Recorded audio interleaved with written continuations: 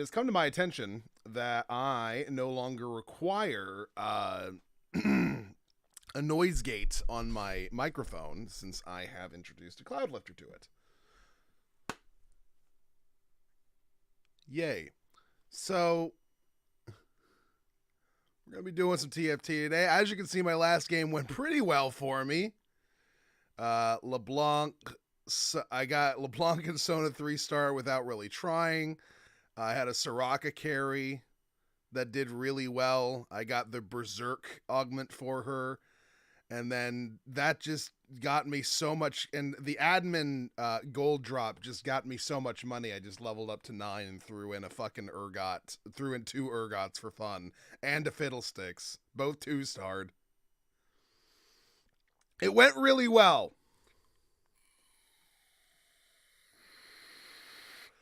All right. Let's get this bread, son. Mm-mm.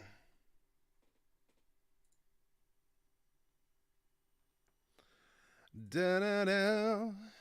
Da-da-da. So, in refilling my vape, I have realized that my grip strength has been lessening. So I have, for Christmas, ordered myself some grip trainers to get that back so I don't feel as weak in the hands as I am right now. I used to have a really good grip. I used to be able to give a really good massage as a result of that grip.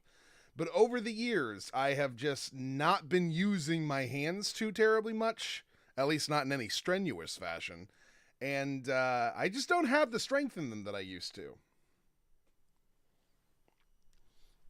I actually noticed this about a year back when I would just start like picking up cups, and I would use the normal amount of grip that I would use on them, and they would end up like dropping.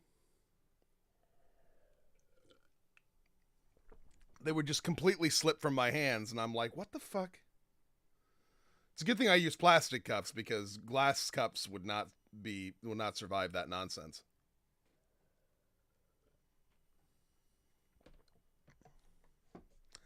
And then that would be a big problem for me. All right, let's get started here. Grab this thing. There are 2 camps right now in TFT. There's the casters, which focuses on LeBlanc carry with an admin with Soraka using Heart. Which also goes into Spellslinger with Annie. That is one of the big ones that like I feel like half the people I go up against do, and as such, it's pointless for me to do it. And the other is any sort of like AD steroid that you can get using Duelists or Anima Squad. Ace also works, but it only works with particular augments. Like, for instance, getting a Mech Prime crown and slapping it on a Misfortune.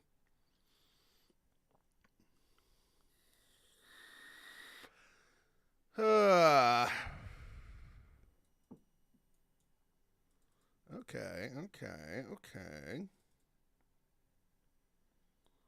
I've already got 2 of my supers.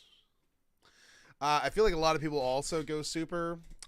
Laser Core is another strong one a lot of people use. What's up, crowd? Did you get clickbaited into watching again because you saw TFT and thought it was Team Fortress 2 once more?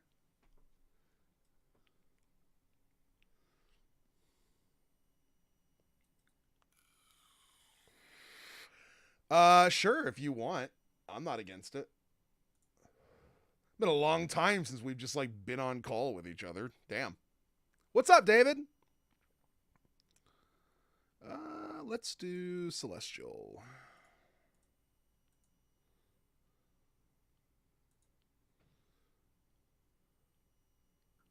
I don't even know what your name is on Discord anymore. Are you? I don't think you're Crowd anymore. Oh yeah, you're Dr. Bedlam. What is Yep. up, bud? This is Crowd. What's up, dude? All right, let me just figure out this sound so it's all nice and balanced. One of the most educational YouTubers that I know. Right, I'm just gonna have to stand really close to my mic. Screw it. There we go.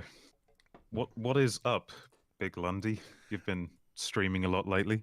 I have been trying to be more consistent with that. I mean, if this is something I'm gonna be doing, then it'd probably be a good idea for me to be more consistent. I see. I see. God damn, it's been years. I know, right? Since we've actually talked. I know, right? I'm trying to figure out how long it was. It would have had to have been like when Skep came back for a while. Like, remember when he made that minute that was a minute long? Yeah, that was earlier this year, I'm pretty sure. Oh wait, it was early. Oh yeah, wait, yeah. So that it would have been the year before. It would have been during the pandemic. Yeah, I'm pretty sure. I don't even remember what we talked about. I think we just talked about shit from the past and crazy looking people. Yeah, that Matt sounds had about found. right. That sounds about right. Oh man. So what has, well, actually, real quick, let me respond to David in chat here. Nothing much, just enjoying my day off, getting caught up on streams, watching Team 2's intro session. Oh yeah, that one was fucking awesome. I don't know if you're aware, Crowd, of the fact that I do tabletop gaming stuff. It's kind of like my main income right now is running games for people. Yeah, you're a dungeon master, I assume. Yeah. Dude, this sounds so fucking sexual when you say it for some reason. I don't know why. The dungeon master will see you now. After you pay so much money to my OnlyFans. Oh man. I've been doing that and voice acting stuff, which has been going okay, but I'm still waiting for a more consistent sort of deal. Yeah, I imagine so. I'd love to give voice acting a go, but I can only do one voice. Well, So the thing it's is, kinda that's like- actually fine. Like, in terms of audiobooks and such, that's exactly what they're looking for. They just want, like, a distinct, calm, and like, good voice that people will like listening to. They don't want, like, character voices, you know? Well, you should see the audience retention on my videos. That shit falls off so quickly. True, but you also don't upload very often. Oh yeah, that's true. Which doesn't work very well for the algorithm, so... Yeah, that's a good point. But yeah, one of the things I'm trying to learn a lot about is audience retention, because my god, there's actually an art to it, and the algorithm will punish you very severely if you can't keep your audience continuously watching the video from end to end. Like, I get a 50% fall off in the first 30 seconds, and then by the end, 10% still watching. 10%. Damn. Yeah. So, yeah, you have to... I think you're right, actually. I might have to be a bit more of a meme lord. Yeah. Really going into the meme edits will keep people going. Crisp, slightly RP accent in English also sees you able to play basically any generic pulp action bad guy. That's true. You can actually play just about any generic action bad guy with your accent. Easy. I certainly love the trope of the bad guy always being British. Yeah. You know, I loved it in Lord of the Rings. I loved it in Star Wars. This is what I love. It used to be Russians back in like the 90s, and then it became Muslims for a little while, and now they're all British. Yeah. One day they're just gonna come up with a character and it's like a British Muslim, but his name's like Mohammedovsky. Yeah. He's a communist. With a Russian accent. He's a Chechenian, basically. Yeah. Yeah, like the enemy will just be a Chechenian. Oh, shit. Oh, man. Yeah, I might give it a go someday. I'll have to get a better mic because this one's for instruments, which is Yeah, why I.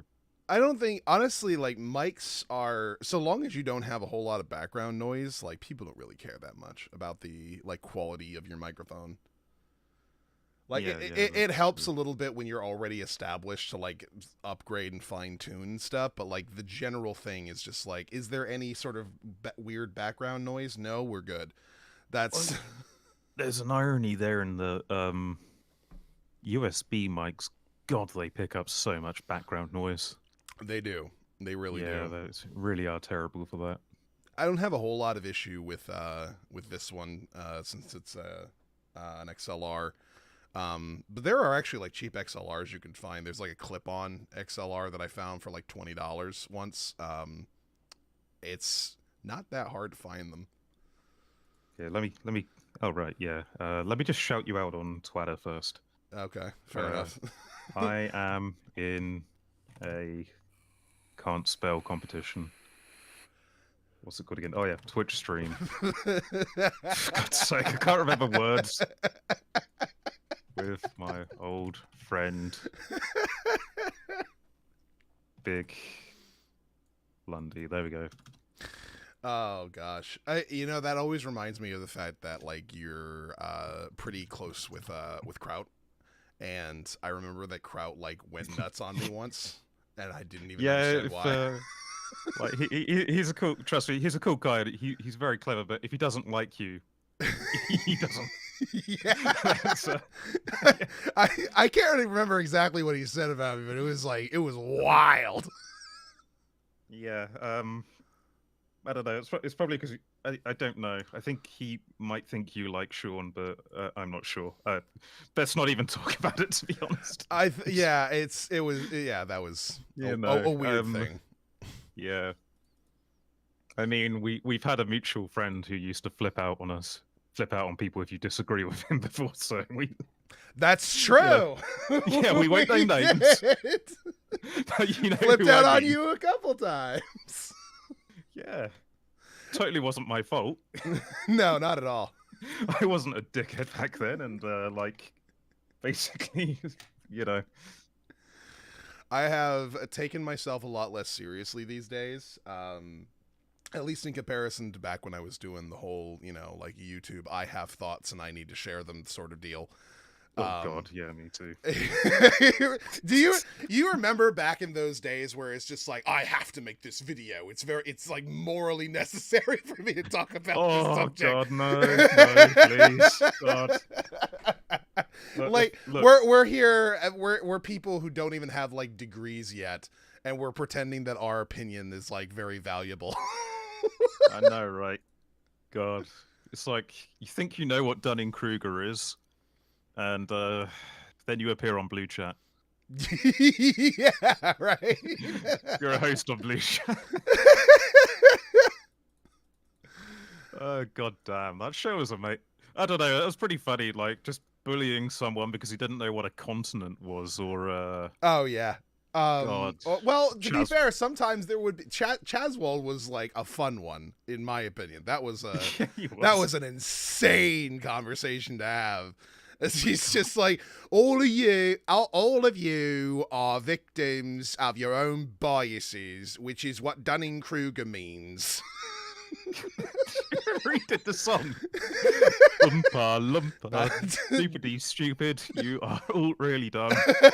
At the end, why would you sing the Oompa Loompa at the end of a video attacking people? I don't know. He keeps saying that like it's all a joke. I'm a comedian. Yeah, that old excuse.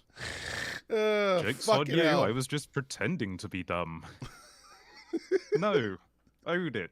I was dumb. Say it. I was dumb. I said dumb thing. So like I don't know, you're probably not in any way tuned into like the current like Twitch culture or the people in it or anything along those lines. Oh, it's so toxic, and the community I'm a part of at the moment has like a very strict do not engage kind of policy with people like that. Yeah.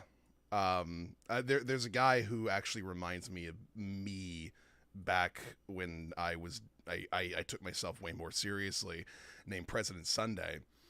And he is very much who I was. He's the kind of guy who will insist on saying sentences in the longest possible way using the most possible words. Oh god, yeah. You son of a bitch. Now I remember. You remember that? You remember that part about me? Yeah, now I remember. I used to do that thing that I was so confused as to why people would call me a pseudo intellectual. I was like, why are people calling me this? I don't understand. And then like 2 years later, I go back and listen to my videos and how long it would take me to say a single thing. Yeah. trying to fit in as many $2 words as I can. My ass itches. There appears to be an irritation of the epidermal layers of my posterior, good fellows.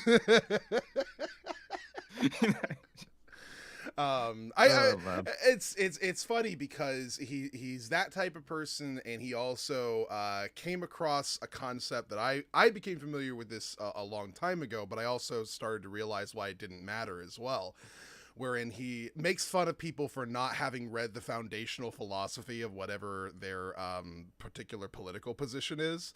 It's like, well, have you even read the people who are responsible for having proliferated your particular political philosophy? And like, I had come across that. It's like, yeah, people don't understand, but then eventually you're just like, actually, who gives a fuck if they have?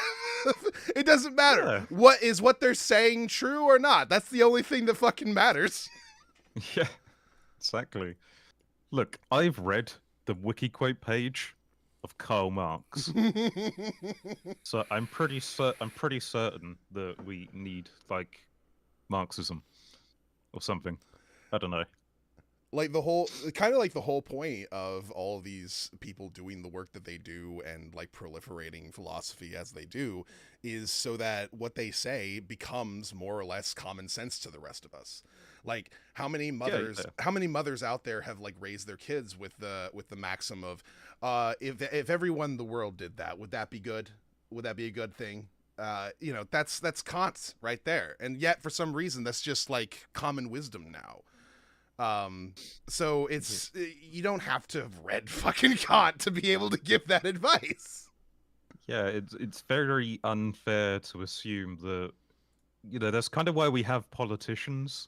And look, for example, not everyone has the time after like a really hard day's work to sit down and read like a book on metaethics. Oh, absolutely. Absolutely. And that's the other big thing that I came to realize as I got older, where I'm just like, I'm a loser.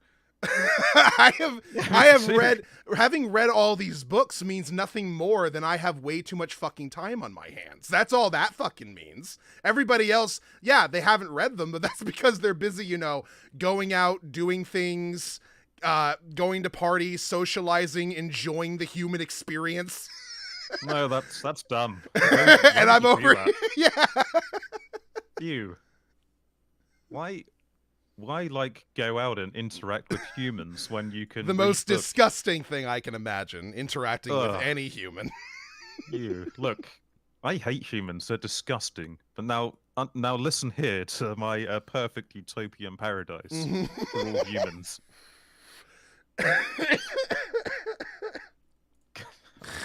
Oh, fucking hell. Dear. Yeah, I think that, like, oh my god, I must make this video at all costs. It's so important to, like, the future of the human species thing.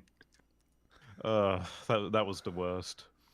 Although, we did make a few good bangers because of that mindset. For sure. It's not that it's ever been like necessarily a waste of time or anything along those lines. I don't think. It's just the mindset that you acknowledge afterwards, where you're just like, I was kind of obnoxious thinking about it.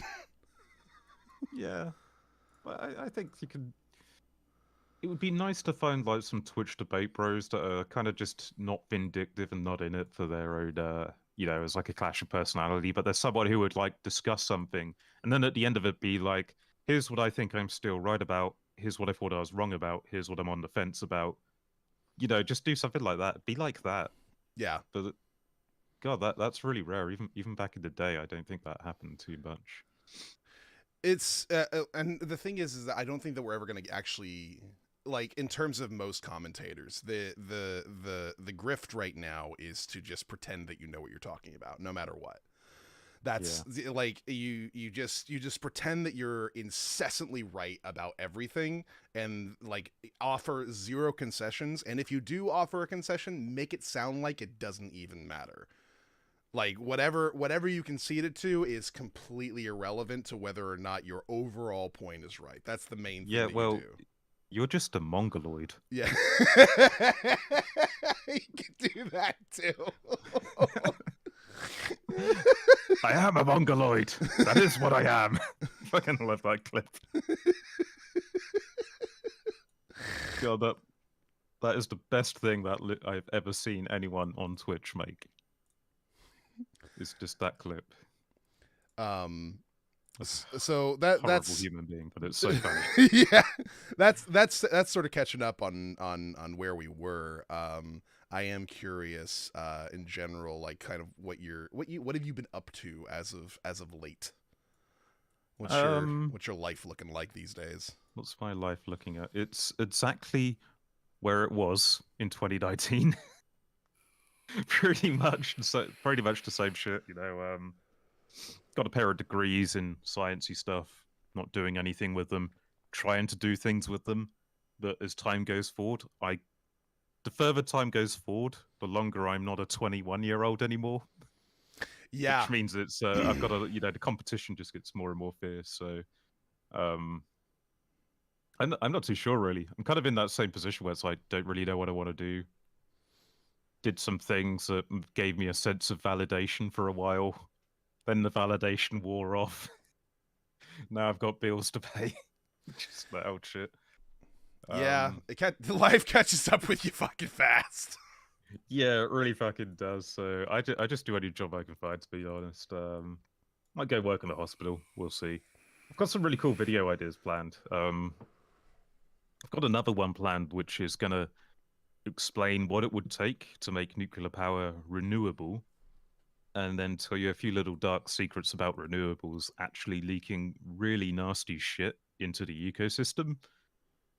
Chemicals which are kind of, well, they're not as bad as nuclear waste, but there's one building. If there's one building making nuclear waste, there's about 1,000 wind turbines making the almost as bad waste.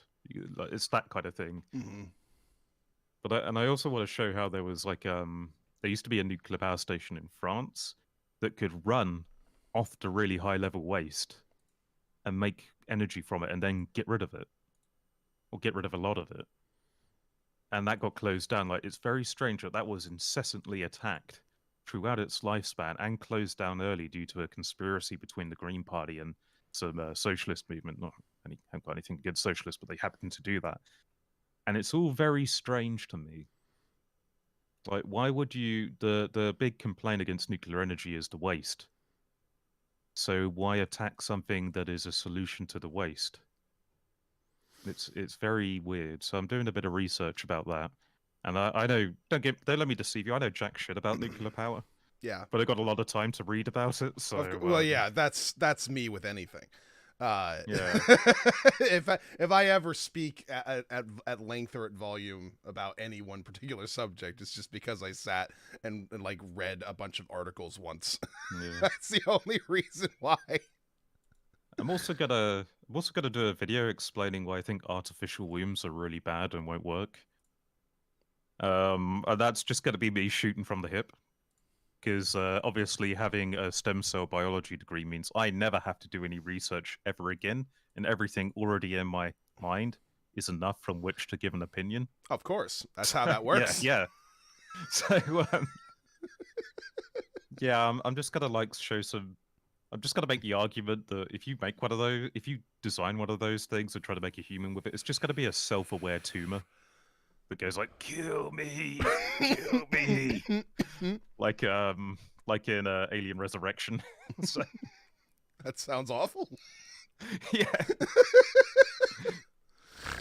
Uh, Who knows? Maybe I'm spreading misinformation. Maybe it's true. um, my understanding of sort of the main sort of thrust, I guess, of people who stand against nuclear power has always been that um, either a well, okay, so as far as public concern is always concerned, is that it's always about like just being scared of it, just not understanding it, and it being a weird thing, nuclear being a scary word, and that being more or Mhm. less enough for your average person to be like, I'm not gonna go into that shit. And then that's kind of like played off of in terms of the sort of industries which benefit from not proliferating nuclear power. Um, Yeah, but there's but then I'm kind of talking shit right now because I actually don't know who are the main competitors against nuclear power. interesting. It's a tough one. I would say it's probably just fossil fuels, and to an extent, it's also renewable. Um, so the thing about a nuclear power station is there's a few good videos on this. One by a radiology professor, where it shows that like a nuclear power station is insanely expensive to build. Really, we're talking tens of billions sometimes, maybe about 7, 8 billion on average, which is an insane amount of money. Mm-hmm. But the kicker is they're cheap to run. So once you've built it, the cheapness of them to run and the cost of electricity wholesale will kind of mitigate for it, but it will take a good maybe 20 years to pay itself off. But after that point, in the next few years, it will make more money than any other energy generation system has made in that 20-year period that it wasn't making money. So it's like the longer you can make it last then as a building and maintain it, the more insane amounts of money you make, but it's a long time before you get the money back and you get loads of money back. So, say a power station lasts 60 years, 20 of it, you're not going to see a dime, but the next 40 years, you'll be rolling in loads of money. So, I guess because like oil companies will make money instantly, and that once they've been running for long enough, they kind of usurp the fossil fuel industry as well through the sheer amount of electricity and cheap electricity they generate. It kind of makes them a super long-term competitor. So the longer they can sort of throw off nuclear, maybe it's better for them. Some people think that maybe anti-nuclear movements are funded by oil companies, and I'm sure you've seen those idiots who like sit on the road to protest oil in this country. I've seen a couple Does of them. make you, Yeah, yeah. yeah, it does make you wonder if there's something shifty going on there. Some sort of like astroturfed thing. Yeah, just like the groups that like to get it sidetrack onto this, but like the groups that just sit on the road with their signs, they just piss people off and they don't make a difference. Yeah. And it seems like a very good way to make environmentalists look like a bunch of assholes. You know what I mean?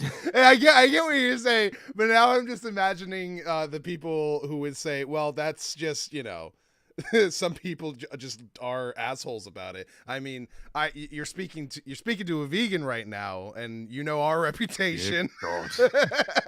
Oh, sorry, I've got to go. Look at the time. Dude, I always get like here's the thing that bothers me about like vegans are assholes in that discourse. I can accept the fact that there are a lot of people who don't present themselves well in terms of that whole argument, and I do my best to try and be a much more reasonable person whenever I'm engaging with anybody like that.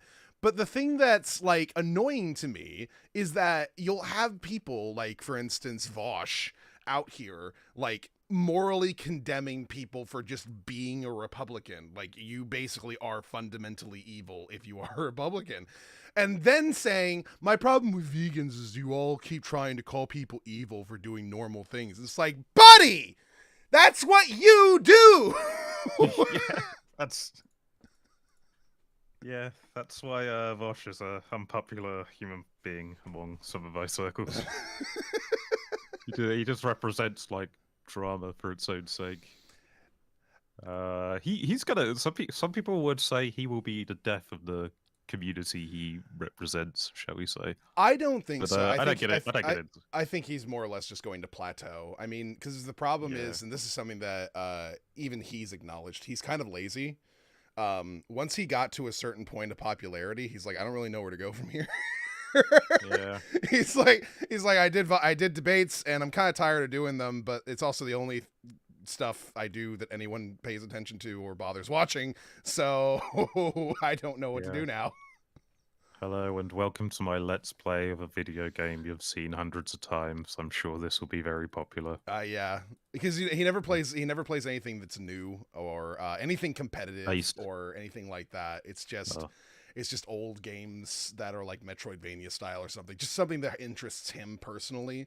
Like his streams are very much vanity based. Um, oh, it's not gonna go well for him. Like you got to be able to strike a balance between like a game that you're interested in and a game that people will actually fucking watch you play. yeah. Damn, if I ever do game streams, I'm gonna like do Doki Doki Literature Club, That's so which old is hat at this point, though. yeah. I still have no idea what it's about. I just remember a bunch of people in one of the old servers being like, "Crowd, you need to play this game," and I'm like, "What is this anime?" And I know there's something horrible that's gonna happen into it. I know there's some fucked up thing that will happen because it's so obvious, but I just haven't got around to playing it. And the weird thing is, whenever I mention it, I start getting adverts for it. Yeah. Wait for Doki Doki? Yeah, That's so weird because it's an indie game. I know. I once got a Doki. In fact, if I go on Twitter now, if there's still ads on here, I bet right now I'll get a Doki Doki Literature Club ad. Actually, I'm not That's even gonna look. I'm not even gonna say. I'm not even gonna double check on that one. Yeah, I'm not gonna. It'll frighten Just me. believe me, okay? Just take my word for it. I've uh, never spreaded misinformation on the internet. You can trust me. in terms of the sort of making people look crazy, David says I think the UK public is just so thoroughly brain poisoned by Oh yeah. by most neolib policy that any form of collective action or protest is very easy to smear, especially if it causes inconveniences to the everyday running of things, which any successfully organized protest movement kind of needs to do. that is that is true in the sense of both the I don't know if that's just a UK thing, but I know over here in the United States, if any protests are actually happening, if they're going to be effective, they need to get attention on them. And the way they get attention on them is to disrupt the day to day, to actually be a disruption, be in people's faces, and be something that people pay attention to. And the main problem with that then becomes, why are you being such like obnoxious assholes about the things that you're doing? Why can't you just be normal? Don't block roadways, don't do Just join a anything. union. Yeah. Just join a trade union, man. Christ. Well, that's the case for even things which are not going to be union based, like Black Lives Matter, for instance. That's not you're not going to get like a union head, and if you do, honestly, that ends up actually becoming a worse thing because the actual like Black Lives Matter organization, the actual like group, is actually like not good. Like Oh, is that the one where the leader of it like bought a bunch of real estate? yeah. Yeah, you could have used that money to build like really big panel apartment blocks and then end homelessness for like a bunch of poor black white people or whatever. But But instead, you no, just decided no, to just go landlord. yeah, you just decided to become a landlord. Yeah. Dear, I don't you just love I is it yeah. capitalism? I don't even know anymore. It is on a level of capitalism. Here's the funny thing. I actually have a really good friend. Liberal feminism. That's what I'm gonna call it. Yeah, that too. Uh, I've actually got like a really good friend who does a lot of stuff for me in a way in which I will never be able to repay him back for. He's just a really solid dude, and his dream is to essentially be like the most supportive landlord he can possibly be. He really wants to get into real estate, but he also wants to just house people that he like thinks need help and then like charge them like basically the bare minimum. Like is Yeah, kind of his goal. Yeah, I understand that. If I, won the lottery, I'd try to do the same thing. Like, obviously, you're gonna have a. I'd do what I said actually. Build just big, massive, bloody concrete panel apartments Yeah. and put people in it. It's not going to solve the mental health issues or anything that lead to homelessness, but at least gets rid of the landlord's aspect. Like any money they make, they keep, and are out of the bloody cold. Yeah.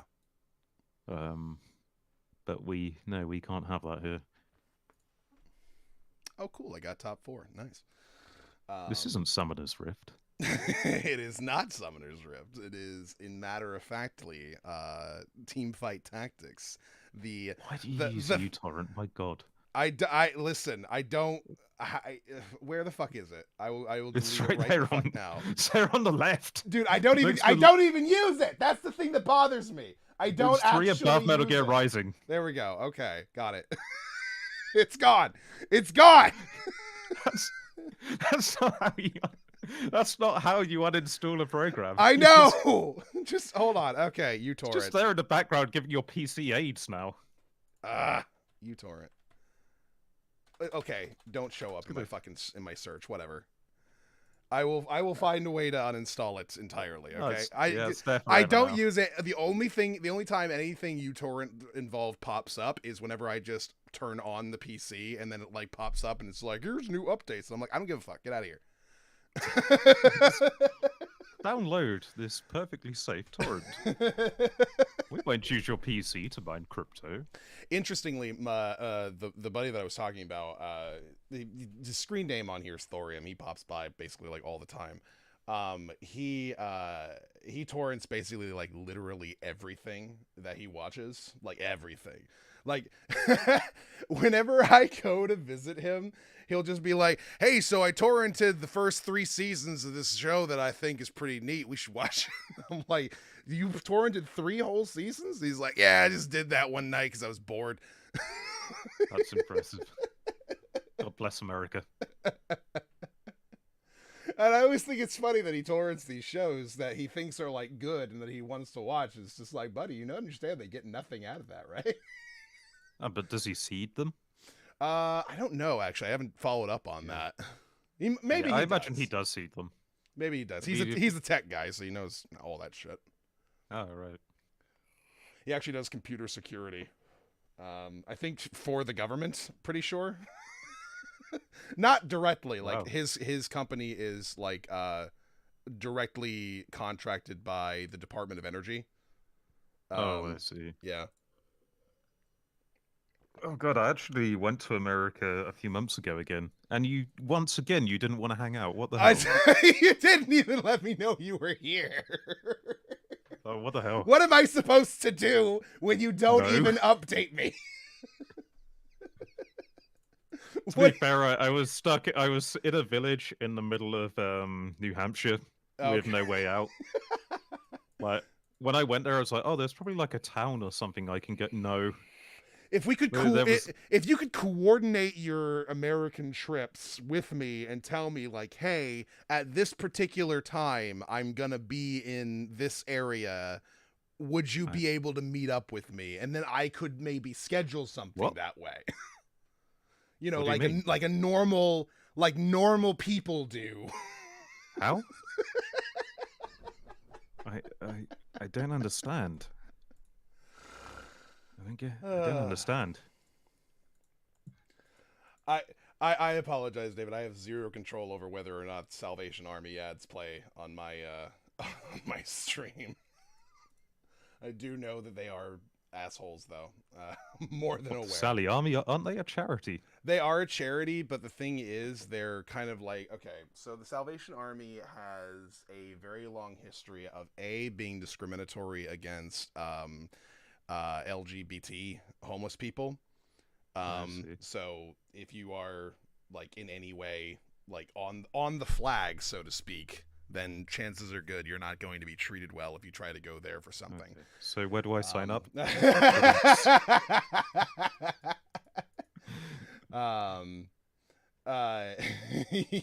So yeah, the sorry, that was just spicy. No, it's fine. Listen, I do a podcast with fucking Napalm and shit, and he like it goes way fucking crazy. By the way, I have found a sentence that has allowed me to determine whether or not how to engage with a person and whether or not I'm going to get along with them on a day-to-day. If you do not laugh, snort, or chuckle or anything at the sentence, then we're probably not compatible. And the sentence is this. I saw a video of a guy streaming himself yelling konnichiwa at a Chinese man. Yeah. If that alone doesn't make you like just give a bit of a snort, I don't know. You don't have a soul, as far as I'm concerned. It immediately reminded me of when you said it. What first came to mind was the really shitty English dub of Shenmue, where that guy with the dreadlocks is like, to learn about Chinese people, find Chinese. Or there's an old man and he goes, many years ago, Rio, I was a Chinese. Now I am Japanese. It's just amazing. Have you ever seen the Shenmue anime? No, I only just discovered it existed literally 2 days ago. Oh, and really? I don't know where to watch it. Fuck. Yeah, I'm gonna watch it when I find where to watch it. It's not paying. It's not bad. It's okay. I mean, it's basically what you would expect from a Shenmue anime. Like, they kind of just play it straight for the most part, and it's just like polished, really. It's like somebody who was a fan of Shenmue, but like unironically, it was like, oh, I want to make this into a serious show. That's kind of what they did. Yeah. So it ends up becoming like I guess a passable anime would be how I would describe it. When I played the games, I liked them just because for the purpose of it's like pushing the Dreamcast to the limit. Like, oh, this looks so good for what it's on, and there was fun to be had as well. Like, I sort of really appreciated that this game was running on a Dreamcast, and it had its own like charm to it in other ways and everything. But it's not something I'd call myself like a massive fan of. I think it's good and I think it's fun. But I'm not so crazed I'd be someone who gives thousands of dollars to have Shenmue 3 made, which I've heard negative things about, if I'm honest. Yeah. I haven't played it, so. I don't know. I haven't. Fuck. The thing is I haven't really like delved into that too much. So I'm without any sort of clue. I am deathly without clues. It's very simple. Japanese man, father killed in front of him, get revenge. Find magical I guess object. that makes sense. Sure. Yeah, that's the whole premise. It's not that complicated, to be honest. True, I guess. Yeah. I don't know. Maybe I'm just slow. It's One Punch Man, but it's a revenge. It's a revenge epic. Oh wait, so he's like absurdly overpowered in terms of being able to fight people too? See? Well, yeah, he's a 19-year-old boy who mercilessly beats the shit out of like sailors and maritime workers. Like 2 or 3 at a time. He is basically One Punch Man. Oh fuck. I know that. So it sounds like a normal anime plot as far as I'm concerned. Or at least that's how the most sophisticated plots as far as I can tell. It's fine. Listen, I am a firm believer in the philosophy of trash anime. I'm not sure if you're familiar with what that means. The philosophy. Oh gosh. Yes, trash anime. Can I live my life this way? Yes. You can live your life. You can live your life by the philosophy that there is a difference between anime that sucks and anime that's trash. And this works in all media as well. Books, TV shows, movies, everything. There are things which are bad and there are things which are trash. Trash is its own, I guess, unique art form, wherein it's almost like it's so bad it's good. It's not even just that. That is, I would say, a genre of trash. If that makes sense. What I would say is that trash is basically just shows which are bad in an enjoyable way. Which can mean Yeah, that they're exploring something which is uncomfortable, but they do it in a way that's entertaining. It can mean that they are just engaging in a form of storytelling, which or a new form of art, like I don't know, cell shading or something, and experimenting with it. And it's not good, but they're trying really hard, and you can tell. It adds a certain charm to it because you know that. I yeah, can't yeah, I that can't makes like sense. explain the whole concept in like a very condensed format, but yeah, that's the basic idea. Yeah, no, I think I get it. I think I get it. Like I just watched a horror movie called House on the Haunted Hill, the remake from 1999, Yeah, and the premise is fantastic. It actually inspired one of the greatest like video game levels ever made, Robbing the Cradle, which is from the Thief series. Like, and the concept of the video game level is you have an orphanage which was an insane asylum at the same time and then abandoned. And like so much fucking misery happened in this building that it became the building itself became self-aware. And if you go in it, you're in a world of trouble, basically. Like the building will try to not let you leave, and it can even like animate the corpses of the insane asylum patients, turning them into like puppets to try and attack you and shit. that sounds So fun, it actually. Yeah, it's really, really good. It is honestly one of the best and scariest levels ever made. But the movie is pretty damn cheesy because it has the same thing. But what it is like there's a party going on in this abandoned building that was an orphanage. No, an insane asylum. And the people who are having the party were called to the party, but they don't know who invited them. And it turns out the building did it because their ancestors were the staff of this place and did all kinds of fucked up experiments on the patients there. So like that already sounds like an amazing movie. But then when you actually watch it, oh, there's so much cheese and bad acting. Bad acting can be enjoyable. I think Yeah, so. yeah, it was. So I enjoyed it. Like the cheese was good. David is trying to kind of like codify this in a way that's a little bit easier for me to explain in the future at the very least, which is that if a show is good, that means it has broad appeal. Whereas if it's trash, it's like I love this, but I would not like recommend this to a general audience. Yeah, I gotcha. Yeah, yeah, that makes sense. But I would still recommend trashy things to people. In fact, I True, do it all but the that's time. just because that's your personality. Yeah, yeah. I recommend trash. Unless it's toxic trash. Like, you don't see me say, like, oh my god, you need to play League of Legends.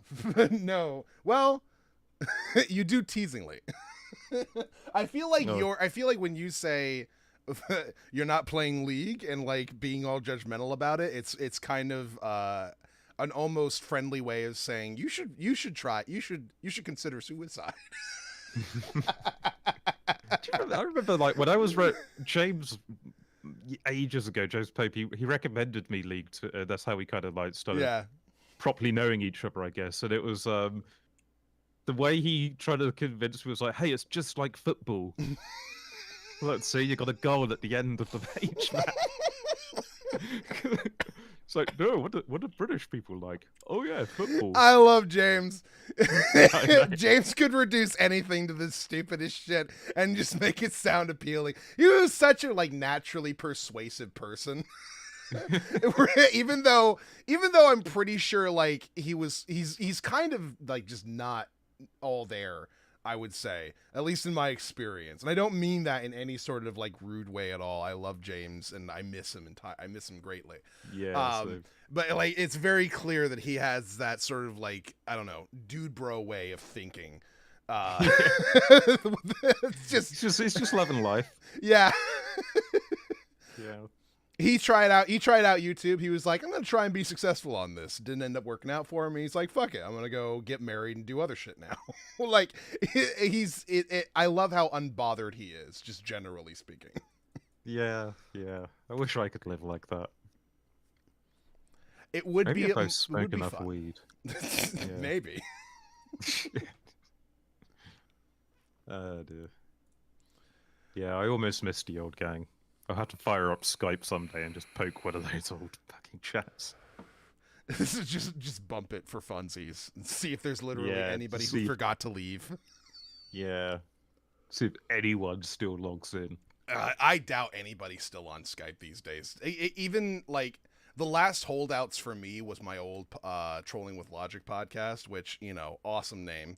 That rings a bell. Trolling with Logic. We had a podcast where we actually would originally it was us discussing various different sort of internet atheist drama shit, and then that ended up evolving into media criticism, which then ended up evolving into trying to be like actually I don't know, somewhat academic, where we would like bring authors on and like interview them and shit. I interviewed philosophers. That's not a thing that I should have been able to do. Who the fuck am I? It didn't make any sense. I was just a person who now all of a sudden had an opinion that mattered for some fucking reason. I was very upset going into it that I am a person who is now being relied upon to read a book that has been sent to me a week before an interview with like Dr. Massimo Pigliucci. He wrote this book about Aristotle, and we need you to ask questions about him because none of the rest of us know anything about philosophy. And I'm like, fuck, okay, sure. And how dare you make me read a book? Oh my god. well, the thing is that I'm such like Especially in a week. I don't know if you've ever had this experience in your time being like in academia or anything along those lines, where you just like have a come to Jesus moment where you realize how fucking stupid you actually are. Like, yeah, that's been the last 10 years. That's been me every What? time I engage with anybody who's like more intelligent than me. One of my lecturers low-key implied, you don't belong here, you don't know what you're doing. No. I was like, you got this calculation wrong, and if you would have used all that chemical, you would have bankrupted the university. Oh no. Yeah, bitch, that's why I did it. Fuck you. Fuck you and fuck this course. I had my experience with that was, it started off when I was like, I don't know, I want to say I was 21, 22. I wasn't. It was fairly early into the Skype days, where I had a conversation. I was talking with Clean Shore, I want to say, at the time, and we were just having a normal conversation, and we were talking about elections, and I thought of something. I don't remember exactly what it was at this point, but I remember Clean Shore being very unimpressed with my analysis of things. But he didn't like say too much. He just said, I don't really know why you guys think that. Do you mind if I bring somebody into the call who I think might be a little bit better for this conversation? And we were like, sure. And then he brought in like a professor friend of his that was like incredibly well educated. And he came in and immediately like dissected everything that I was saying, to the point that made me feel like I'm the biggest idiot in the room. And it was a very bad feeling to experience. I didn't enjoy that in the slightest. Oh, man. And the thing is, he wasn't even really trying. He was just saying, could you further explain this concept real quick that you're talking about? Because I don't quite get it. That would be the extent of what he would say, and then I would try and realize I can't, and then I'm like, fuck, I'm stupid. Oh no. Yeah. Can you imagine if this guy like actually wanted to make you feel insignificant, like consciously used his full power on someone? Oh yeah. I'd be professors Lock are yourself professors away. have so much power that they don't even know. Yeah. In terms of being an educated person. And then that sort of a thing also gives you more perspective on the fact that the vast majority of people don't engage like well with just arguments in general. Um Mm. it's the whole having a conversation with a professor is just like leagues different from having a conversation with anybody online about anything. Like a professor will listen to you and they will try to understand you and they will try to help parse out what your point is before they engage with it, and try to give you the best possible interpretation of what it is that you're trying to say before they say why it is that they either agree or don't agree. Like they're the best kinds of people to talk to because they listen to you, which you're not used to when most of your engagement is online. You're used to people saying "fuck you, you're a fucking moron." So Based. You should have said that to the professor. yeah, Like you could have fought back with just the sheer power of internet debate, bro. yeah, for sure. And that would have broken him. He just said, "Yeah, you're a dumbass," and You're fucking stupid. yeah, you're just dumb. Oh man. Just you get no bitches. So what's the point of being a professor? Just defeating a professor with the power of internet memes. That's an old story that you could post on the internet and people would believe you. Come gather around, Zoomers and Gen Zers. I'm gonna tell you a time way back in 2011 when I defeated a professor with memes. He was trying to talk all this shit and I didn't understand what he was saying because he was being all bullshitty, like professors are, these liberal Then I fucking depicted him. brainwashers. Then I depicted him as a soy jack, and he just collapsed on the ground having a fit. Yeah. So I won the debate by default. Soy Jack. I posted a meme where I made him the ugly person and me the attractive person, and he cried.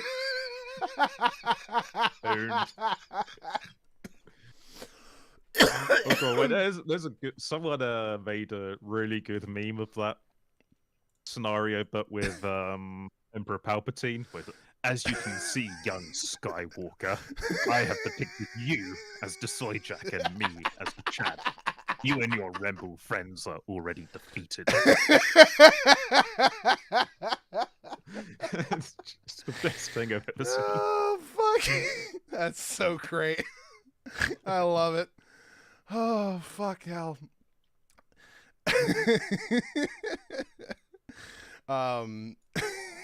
So sorry, just to shift things a little bit here.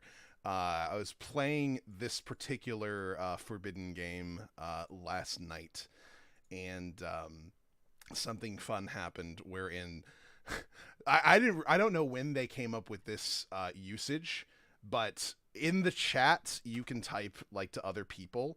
Like in TFT, it's by default. Like in League, you have to shift enter, but like in TFT, since you're all individual people doing your own thing, any chat you do is automatically seen by everybody.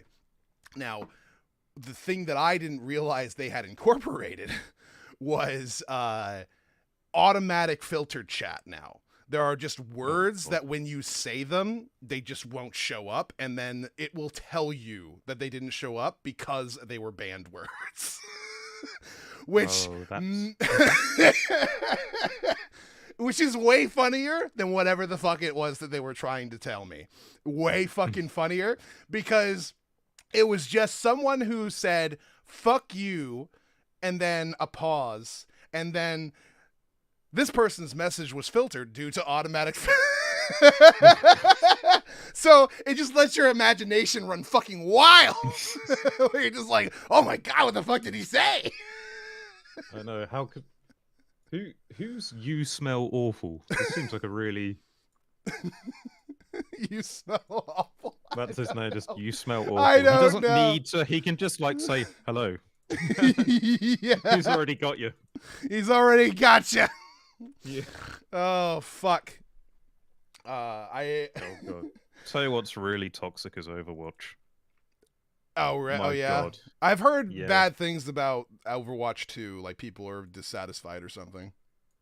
Yeah, it's growing on me, to be honest. It's growing on me. I'm starting to like it. Like as a tank main, um, and also My as a brother. tank main and a Rhine main, there's now not much left that can stop my ultimate from just knocking over the entire enemy team. And I can just swing my hammer like 3 times while they're on the ground and kill them all. It's kind of funny. So overpowered. Because now there's one tank instead of two per team. Well, I more or less entirely identify with you being a tank main. That makes me happy because that is also what I am. So good on you for choosing the right team in the world. Yeah. I play a bit of heal. I play a lot of healer as well, but when I play healer, it's usually Brigida, who is basically just a mini tank that happens to do healing. Like you have a little shield, you have a mace. Every time you damage someone, you give out like an aurora that heals everyone around you. And if you just obviously you have the same amount of health as like a regular healer, so you're quite squishy. But because you have the shield, you can sort of like keep rising and lowering it and then dishing out a bit of damage. And yeah, you can you're basically like a mini tank. It's so much fun. Yeah, I'd call That's myself a she's tank the mate. one with the shield that she like bashes people with, right? Yeah, that used to be so broke because you could stun people out of their ultimates. Um, I don't think it was broke personally, but they're really trying to get rid of stuns in the game as a whole because everything had a stun, Mm-hmm. and it was a little bit boring. So now it just does extra damage. But yeah, great game. In terms of toxicity, just it's always everyone's fault except yours, you know? That kind of Oh, of mentality. course, of course. That's every Yeah, team game. yeah. Like every game's like, oh my god, I love your British accent, or hey, fuck you, crowd. It's your fault we lost. Why didn't you heal me? Because you're a DPS going off having your little side adventure and not sticking with the tank. It's Overwatch. You stick together. You benefit from each other's abilities by being near each other. Stop playing Overwatch like it's Call of fucking Duty. Yeah, exactly. Dear. Such a terrible game. Terrible community, you should say. Terrible community. It's the more accurate Well, way to do the it. worst thing is I can't even play on the NA servers anymore.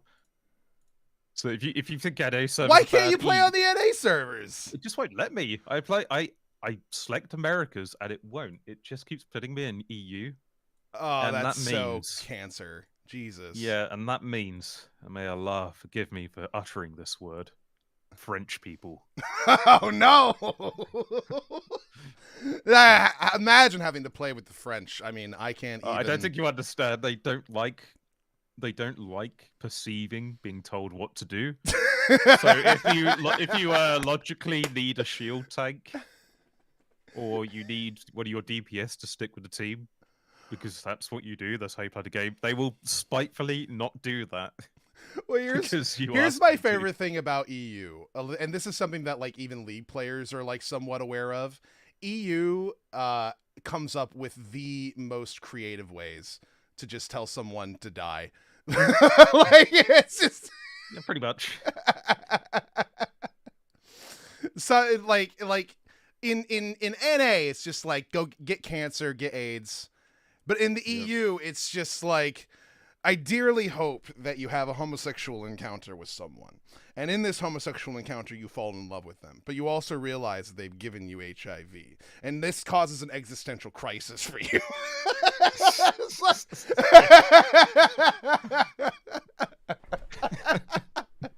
Oh dear. As you realize that they never actually cared for you or your well being.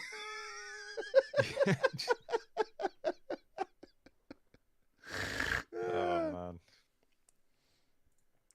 Yeah. That happens a lot on EU. I miss being the one who dishes out the clever insults on NA. Not the one receiving them. Yeah. But when you play with French people, you gotta handle that now. That's just a Yeah, that's a part of your existence. You play with the French, you will have to deal with the fact that you're gonna get insulted all the time.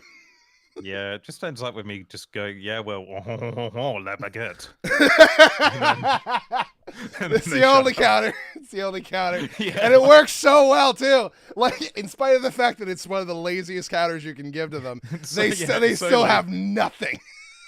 unlike an American go, it's Tuesday, innit? Like, la baguette shuts them down instantly. Yeah. Like, nobody talks your language. Go away. The American versus British memes are the best fucking content that I've ever fucking seen.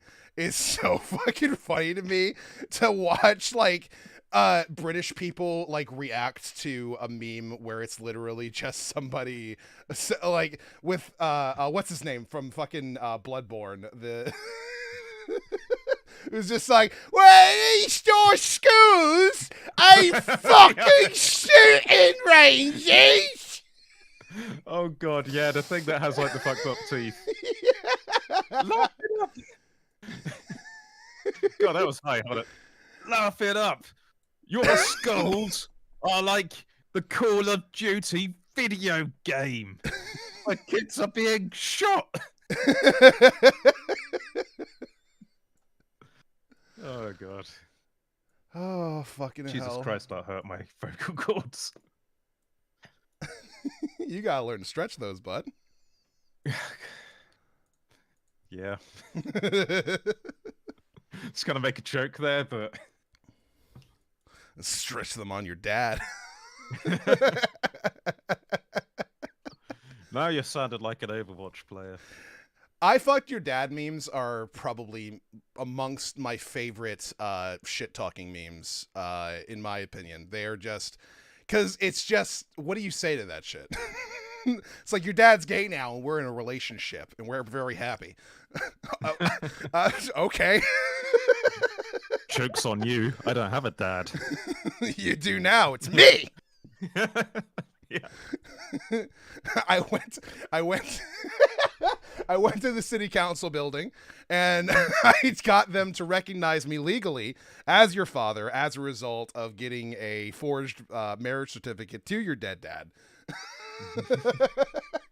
Or I hired a detective to find your dad. He says he doesn't miss you. But he loves me. Yeah, he treats me more like a son than he did you. Granted, a son that he has sex with, so you actually probably ended up winning out in the end on that one. But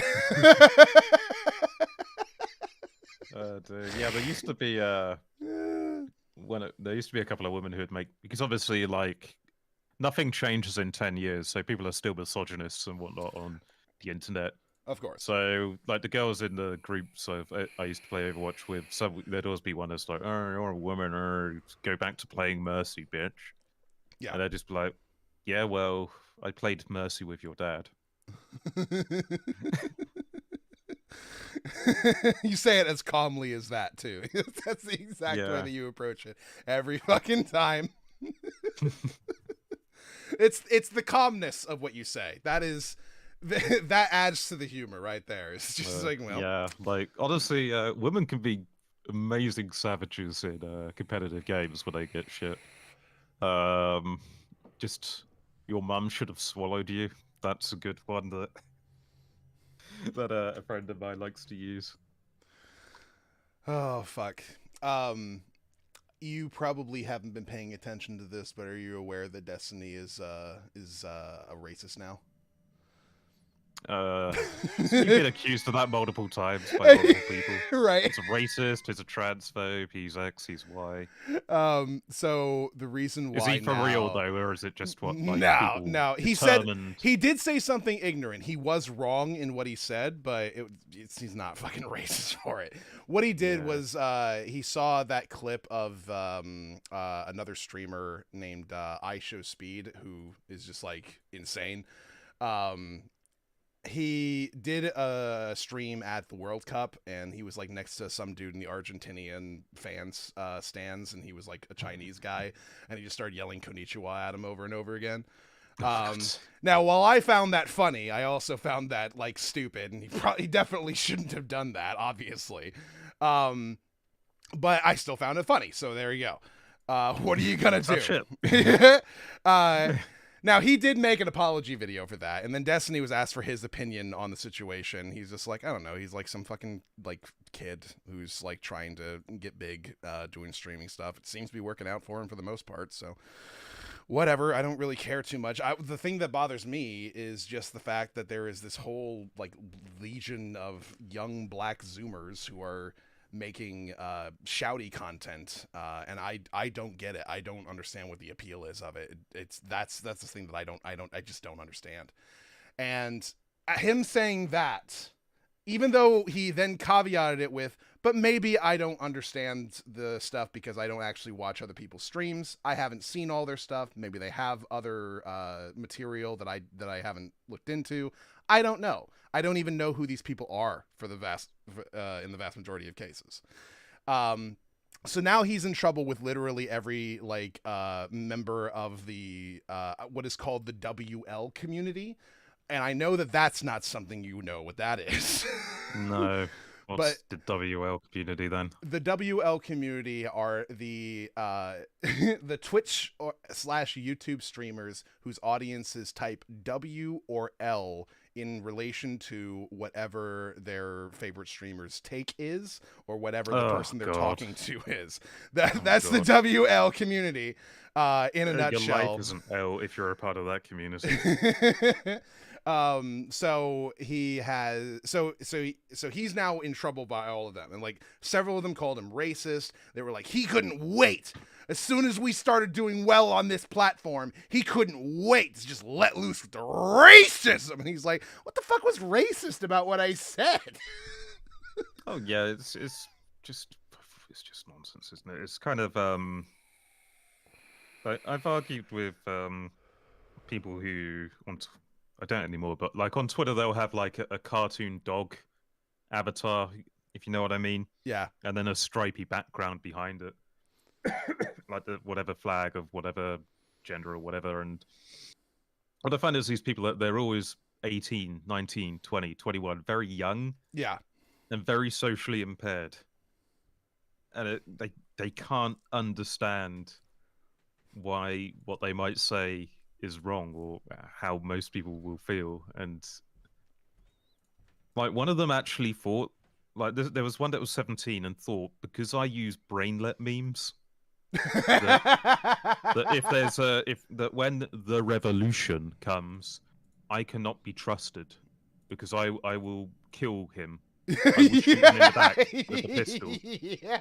That's his conclusion, because I defend and will use Wojak memes to insult people's intelligence.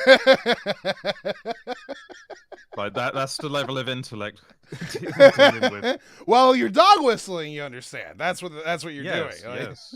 Oh, then there's the classic genital preferences are transphobic, blah blah that. Yeah. That was a classic one.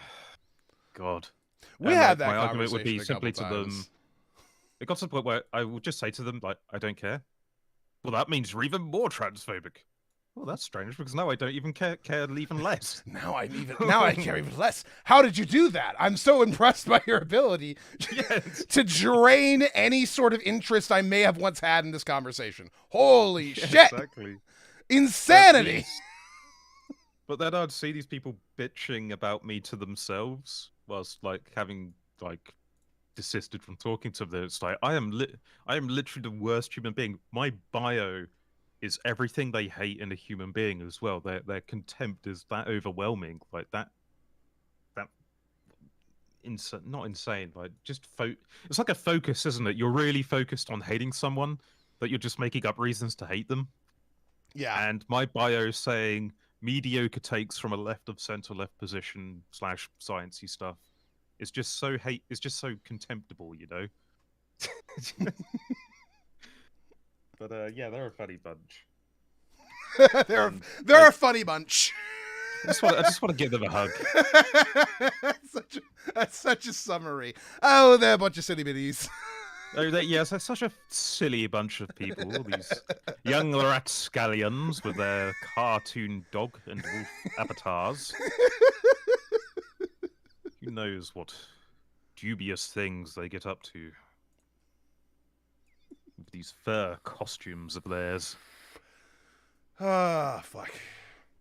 Ah, god damn it! I got top 4 again, but I'm not getting any higher than 4. Fuck. There's Whatever happened to Summoner's Rift? I mean, it's still around. People are still doing it. It's just I think right now the issue people are having is that the tank meta is back in style. Like tanks are unkillable right now or some shit like that. I don't know. Something like that. Yeah. I remember you used to get NASA's players who just wouldn't play the fucking game. They would just farm minions all game. That's an ancient meme at this point. Yeah. It's NASA's players that just don't actually play and just like for the entire fucking game just do nothing but top lane and just farm and it's just like, well, eventually I'll get to their nexus and kill it, or my team will die. One of the two. Yeah, that's like the 39th minute, and then they can just one shot everything on the map. It's like, okay, now I can play the game. I always loved like the fact that Nasus is like had convinced themselves into believing that like they just weren't a champion until like 40 minutes into the game. So like when you would ask them like, "Hey, could you help us? Could you help us with Baron?" They're just like, "Can't. Don't have 1,000 stacks yet." It's like you understand that you're effective at least as a body before that point, right? And they're like, "Nope." God, what sucked for me was when they got rid of the speed boost on the Ghost Blade. Oh the attack speed, because I used to buy that Blade of the Ruined King, and then I would just stack a shit ton of crit chance and attack speed, and just run people down with like because you love Master Yi. That was like your big thing, Yi and Pantheon. Yeah, you could just suck so much health out of people and put it onto your own that nothing could kill you. Yeah. At least for like the 3-second duration of the Blade of the Ruined King. If you didn't kill them by that, then you're in a bit serious trouble. But Pantheon with the Baker skin.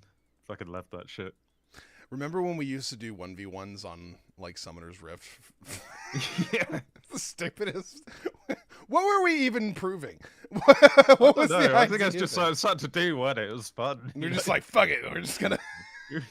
And we did it on the wrong map, and we'd start making up a bunch of like random rules, like you can't back or whatever the fuck. Yeah. It's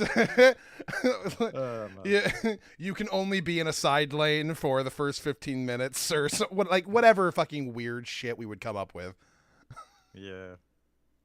Oh man, them were the days. We had a lot of fun. An innocent time. Yeah. An innocent time. I'm not sure about that. Yeah, I don't know about all that. We were definitely pieces of shit. For sure. That is a fact. Oh man. Oh fuck. God, I'm trying to remember different names from back then. I mean there's a lot of like weird memes. Remember Sea Beach? Oh yeah, Beach. He has not been on Twitter in ages. Yeah. About half a year. He kind of got consumed by like, I don't know. Would it be apathy or like, it's like an aggressive form of apathy. Like, I don't care about either of you. I hope you die. Like, I don't know how to put that. Like, how does one explain that? Yeah, but then you have a guy there in that case, like, who's pretty much had everything taken from him. So he's very bitter. He's got reasons to be bitter, but it also ends up affecting all of his personal relationships. Yeah. Yeah, he sort of put a lot of that behind him, I think, in the end. He just hasn't been about on Twitter much. I'm also remembering Grey Knight. I know you didn't have a good time. He used to have like a Huggy Bear voice, but then he was the most horrible human playing. Yeah. Well, he was just an absurd person in every way. Yeah, just like, hello. I am a very soft-speaking person You're a fucking moron if you don't play this character exactly how I say in League of Legends, even though we're playing casually. God damn you. Die. And it's not even that he would yell it. He would just be like, I just don't understand why you're a fucking idiot. I'm not understanding why you have decided actively to be the stupidest person in the world. I just don't get it. Like, Can you imagine if he was born English? yeah, it would be Well, like probably make people it'd be kill 10 times themselves. more obnoxious. Yeah. Oh fuck. He actually him and I got into like a bunch of spats, and then we like ended up just not talking for a while. And I think we once reconnected very briefly on a League streamer. We were I was watching a League streamer and I realized that he was a mod in that streamer's chat, and I was like, what the fuck? Grey Knight? And I had to double check. I was like, is that actual Grey Knight? Is that actually him? So I messaged him on Twitch and he's like, yeah, it's me. And I'm like, what the fuck? I didn't know you were here.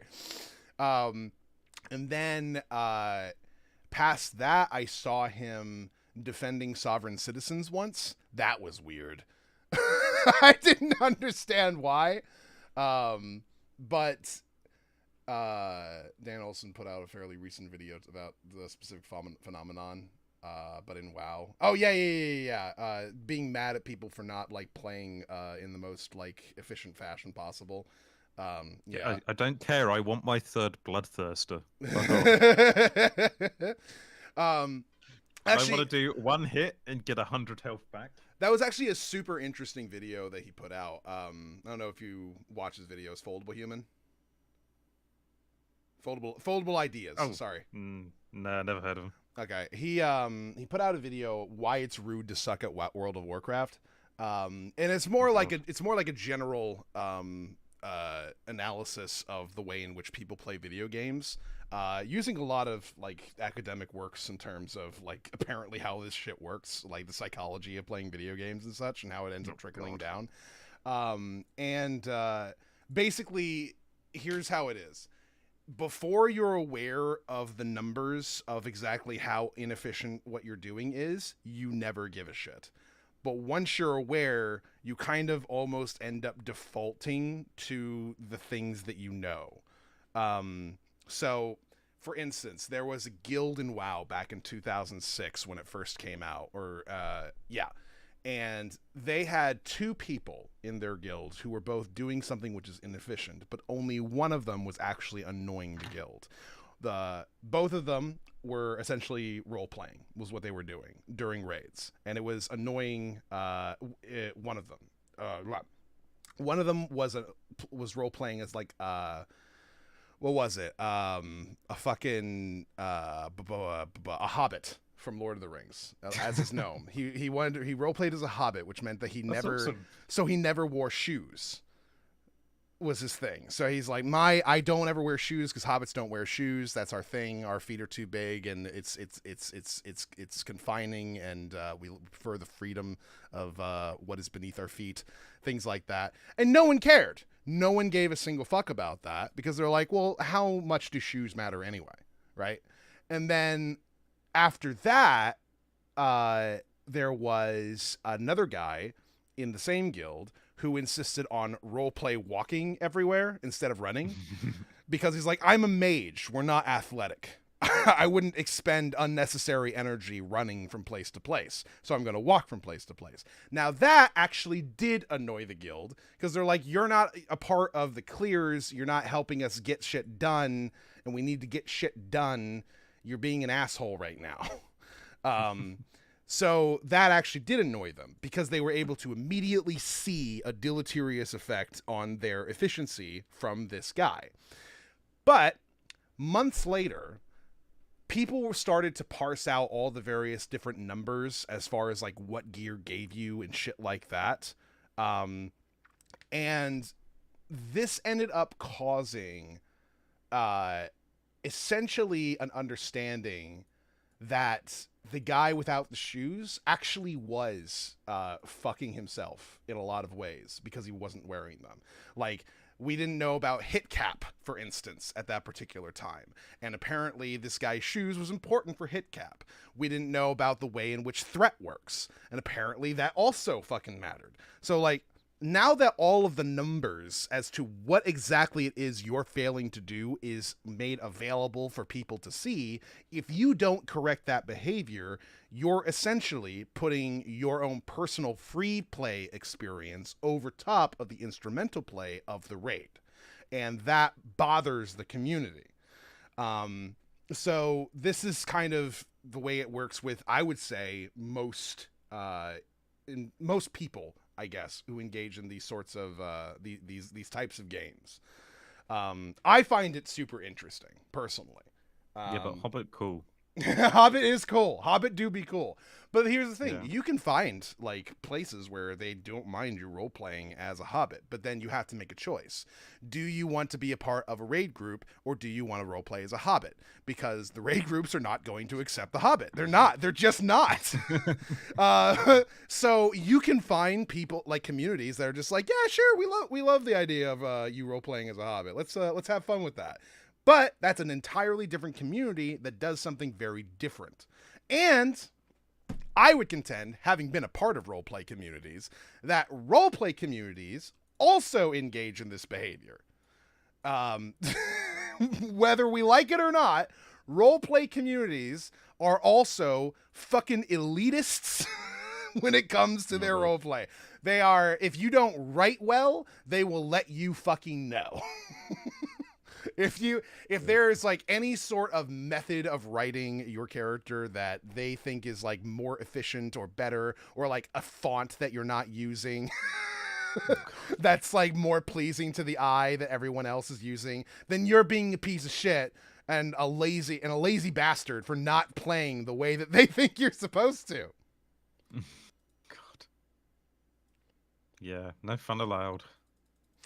And the problem is this is just what defaults. We just end up with this everywhere. There's no getting away from it. That's the sort of fundamental issue, I think, is that there's no escaping people like understanding ways in which are like academically or even just mathematically like better ways to do things, and insisting that everybody else do the exact same thing. I don't know of a single game that has not devolved into that outside of maybe Team Fortress 2. And even then, I'm pretty sure you will get shit talked if you do something like really stupid. In TF2, like there's a meta, and you'll get people who insist on playing it that way, but there's never any real consequence of it because it's like a 12v12. Mm-hmm. One person can't really throw, so yeah, you can get away with it a lot of the time. There might be every now and then there might be some salty arsehole who, if you're memeing, will try to get you banned, and they might succeed, but they usually will not, and instead they'll get kicked. Mm-hmm. Because TF2 it can be a competitive game. It is, but people don't take it that seriously. So if you see a person something I like to do is, you get like a hat that looks like the hats that cops wear in this country, and then I get a sign of a Union Jack on it, and then I just run up to people and say, "You got a license for that gun?" And if they say no, I just press a bind kill button, so I like spontaneously explode. I just like you can just do funny shit like that, and like that is the spirit of the game. So That does sound fun. I like that. I like that a lot. yeah. Like just doing silly shit like that is just like I think why the game is still so popular or has such a dedicated fan base. It sounds right to me. Yeah.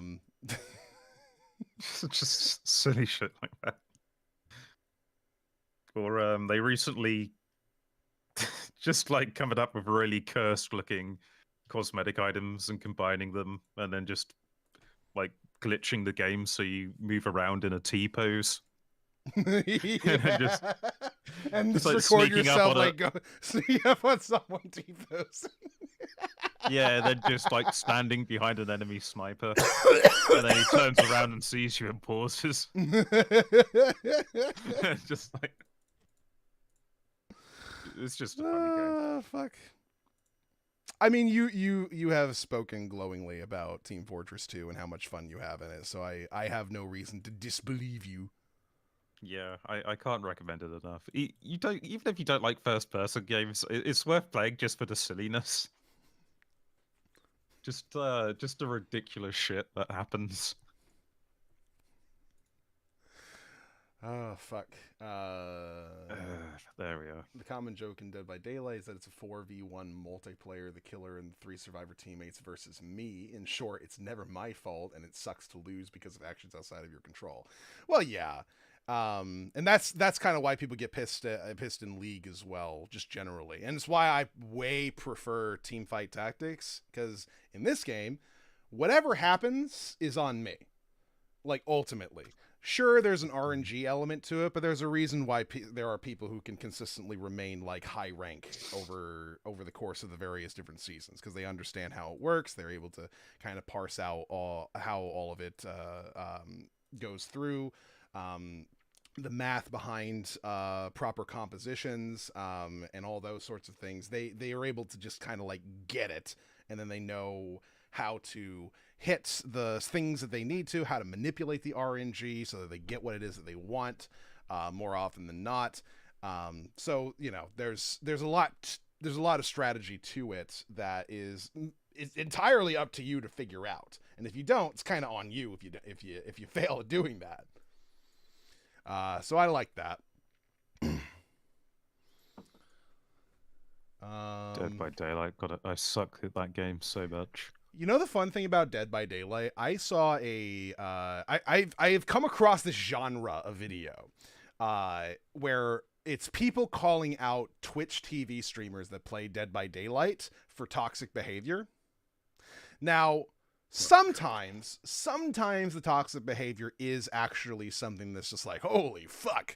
Like, they said something like super fucking racist or some shit, like while streaming, or like something even like troublingly problematic, like where they'll just be like, do you understand that my wife is lucky to have me, because if she wasn't with me, then she'd be in a Middle Eastern country or some shit, and just start going off about the Muslims. Like, sometimes it's like that, but 90% of the time, it's just someone being like, dude, you fucking suck. And then these YouTubers will turn that into this moral crime against nature. As they're just like, you can't be salty in a video game. It's like, dude, what is happening right now? That sounds like some Mr. Repsion tier shit. Oh, like, yeah. I love the fact that 90% of those videos is talking about fucking nothing. It is so funny to me. Christ. I really hate how stuff like that gets loads of views, and then if you try to make something interesting and educational, get fuck all. That's boomer talk. That's boomer talk. You can't say that, because apparently that's interesting enough for people. So it is, by definition, interesting because it's getting a bunch of views. I don't care, then I'm a boomer. I'm a monster chugging, lawnmower riding, Nintendo 64 playing boomer. There was an argument that I had recently as to what is a boomer. And one person was like, well, a boomer is like an old grandpa that doesn't understand how computers work. And then the other person was like, no, a boomer is a millennial, because that's the meme. Is that millennials are old now. That's the whole point of boomer versus zoomer memes. And the other guy's like, no, by definition, a boomer is someone who is old. Yes, no. I think the problem with that is, like, I don't consider 80s kids to be millennials. To be honest, yeah, the stuff they like is too Gen X-y.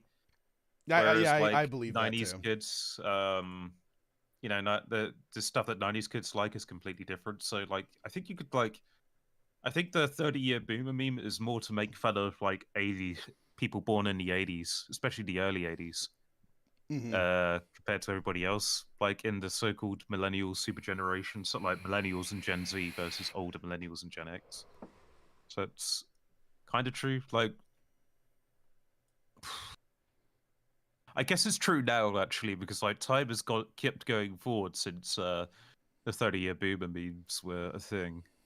So maybe that's starting to be us now. Maybe it was the future. We're gonna Possibly. be we're gonna be here playing Tony Hawk's Pro Skater. Bro, I don't care what any Zoomer says. Tony Hawk's Pro Skater, the OG, was one of the best fucking games that I have ever played in my life. Oh yeah, I had it on In Nokia my N-Gage for some life. reason. I still have it on Nokia N-Gage of all the fucking things. I have no idea why. That seems so fucking random to me. I know, like, imagine someone still owning one of those, but there it is on my shelf, and inside it is either Tomb Raider or Tony Hawk's Pro Skateboarding. And yeah, it was a great game. Played the shit out of that. Oh, fuck. I feel like games were more diverse back then. Maybe they weren't. No, I guess it was like a more diverse. The issue was that there were more companies. Yeah. Like Yeah. there's been a lot of consolidation in terms of who owns what properties at this point, and so that's ruined everything. Thanks, EA. It has in a sense, but the market is like more or less trying to correct itself by establishing the availability and, well, people being a little bit more used to the idea of independently made games. So that's now like a normal thing that people are into. So there's a benefit to that. The increased marketability of indie games is benefiting from the fact that the main AAA game market has been saturated to the point where there's only like maybe 1 to 3 major releases a year. Do you follow New Blood Studios? They make some bangers. I do not. Let me look them up. Yeah, one of the ones I never buy games early access, but there's one I bought called Gloomwood, because it's basically just Resident Evil and Thief merged into one game, and it's fucking fantastic. New Blood Studios, New Blood Interactive, and it looks like a 90s FPS. Is it New Blood Interactive? Yeah, that's them. Okay. Right, they make some really good games. They've even got one that's a bit like. Do you remember 13? No. Kind of looked like a comic book. Oh. You say that like you're disappointed in me now. I feel like I'm being judged. You are. I'm British. True. I can't get away from it. Yep. It's just what we do. So Dusk, Gloomwood, Ultrakill, and Medieval are the and Super. Is it Super Galaxy Squadron? I don't know. I haven't. The only ones I know of are Dusk, Smoking Aces, and was it Smoking Aces or Falling Aces? One of them was a movie. And Gloomwood, yeah, but that's the studio. Okay, they're pretty good. Yeah, more indie games. That's what we need. Shit, I forgot I ordered food. I'll be right back. I gotta go. I'll tell you what. I'll sort off and go do some important stuff that I don't have to do. If you want to fool yourself into believing you're doing something important, sure.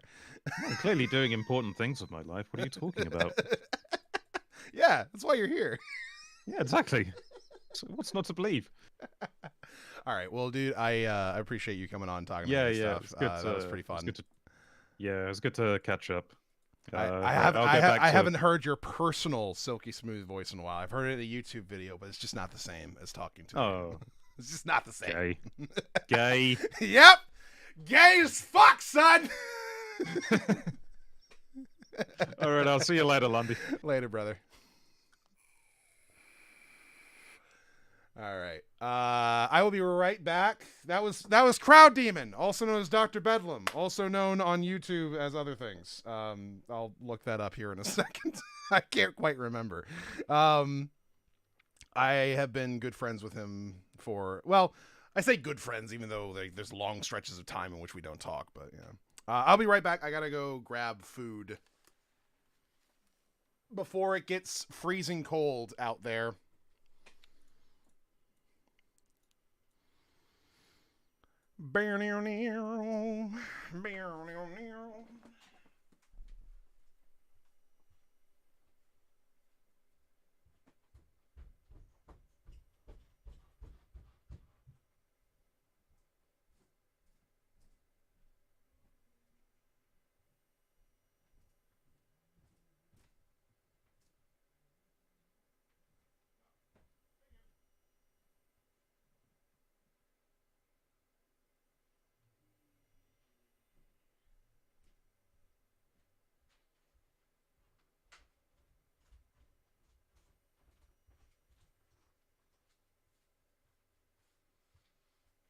My grip weights came in. I'm also losing.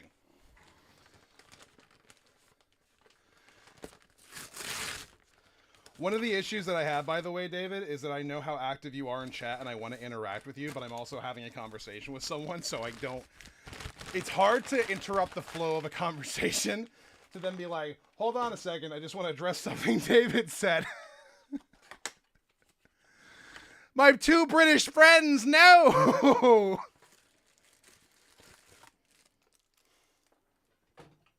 I just want to talk to both of you.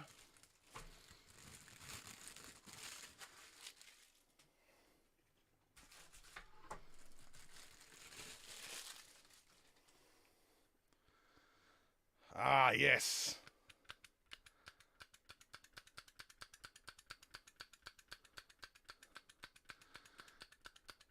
Yes.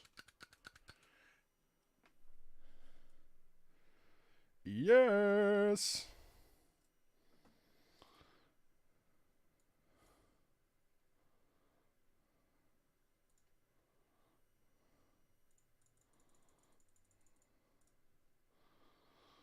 I think we'll go ahead and put a recon in here real quick.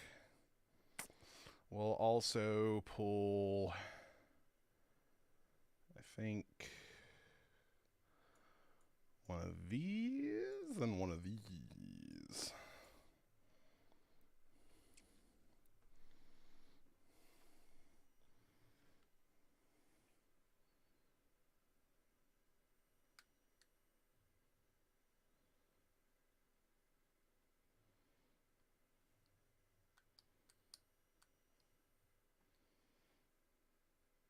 So there's a counter on this thing.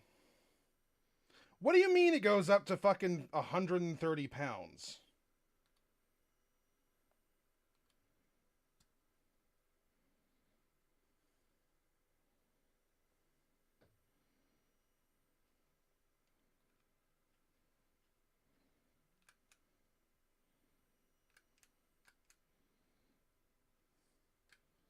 Oh, I lost. Fuck.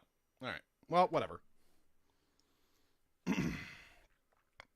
Well, shit. There goes all the points that I just got from my 2 4th places. Ha ha ha. And again, I wasn't thinking terribly hard. I wasn't in full strategy mode. You're saying. Yes. My new chair should be getting here soon then as well, if that's the case, that my grips have arrived. This chair is broken. Just absolutely fucking broken. Both of the armrests are fucked. The lifter doesn't work. It's basically stuck at its lowest position. This is a very uncomfortable chair. I got a regular office chair this time. I'm hoping that that's going to be a much more comfortable experience being at the computer. Likely I'm going to have to put it together myself, so that'll be fun. But thankfully I have a decent amount of experience putting office chairs together now. So shouldn't be too hard. In theory.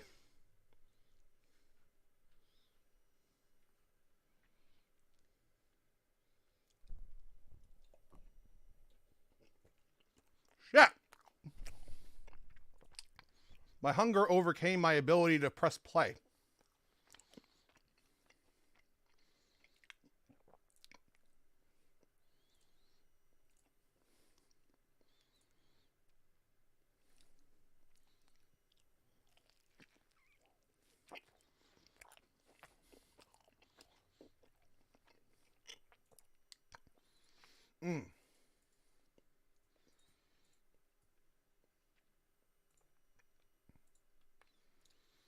Mm.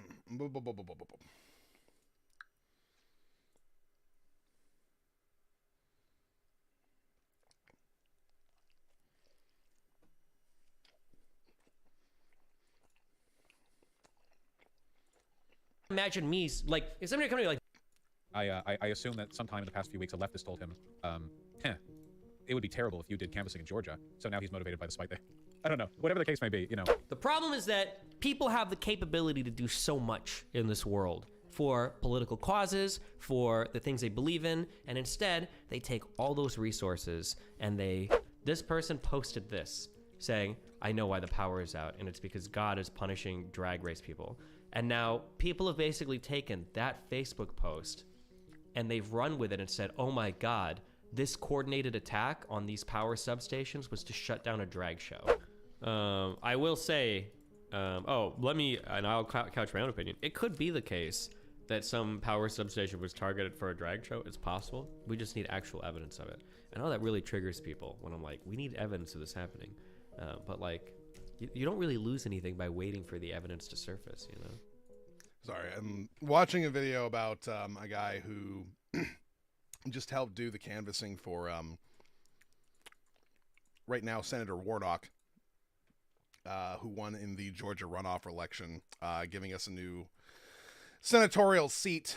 By the way, awesome news on that front. So Christian Walker, son of Herschel Walker, was attacked by another conservative commentator named Elijah Wood for attacking his dad during the election and saying that Republicans turning on each other and criticizing each other is the reason why the Democrats won.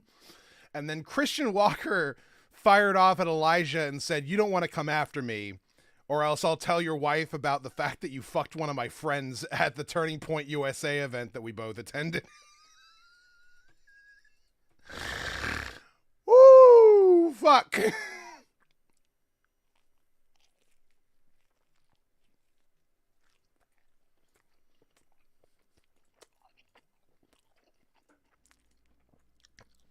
Spicy.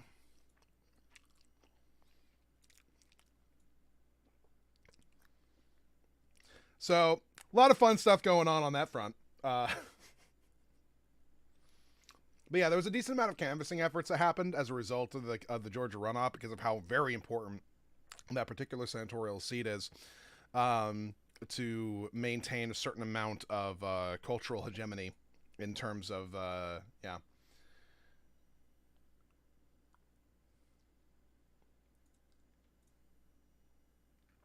Hold on a second. Fuck.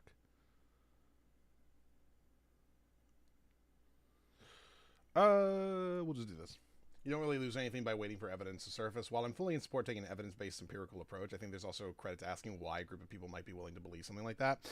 Well, here's the thing. So recently there was a bit of a drama, a bit of a hoop-de-doo about whether or not trans people in the United States are being genocided.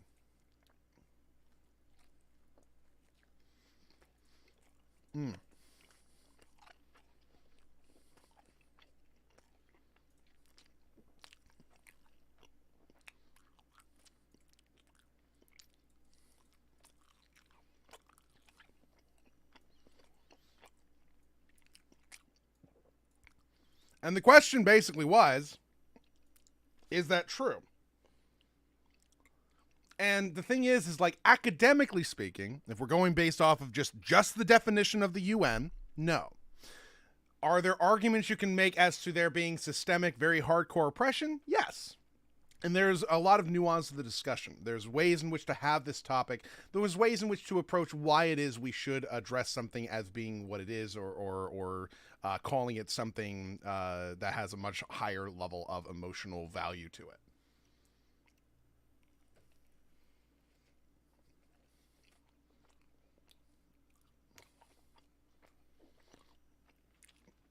But here's the issue. There's a double-edged sword on that, David.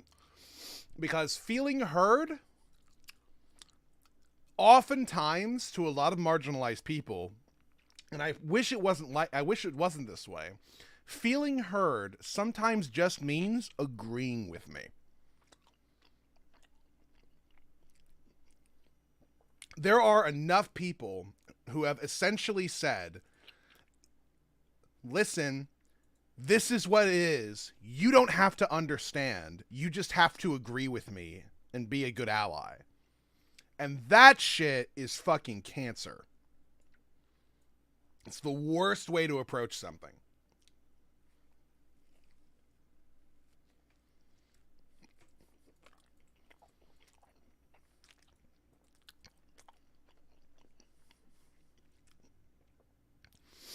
Because I can sufficiently say that I've heard someone when I say, hey, it is the case that LGBTQ people still experience a bit of a double-edged sword of notoriety as a result of the current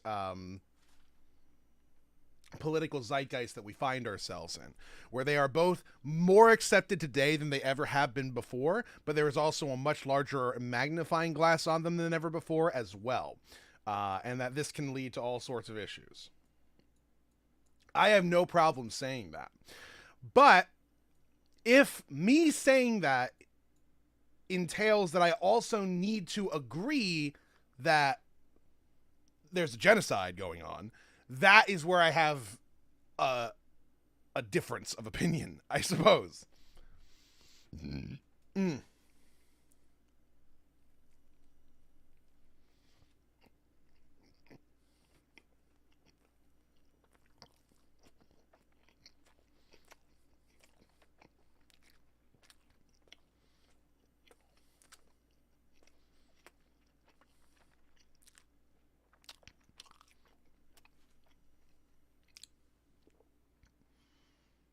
Oh, goodness. Where'd my cup go? I dropped it earlier.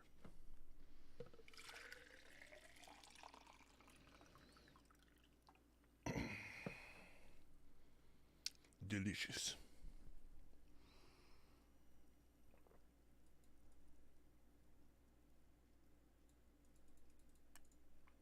Ah, yes.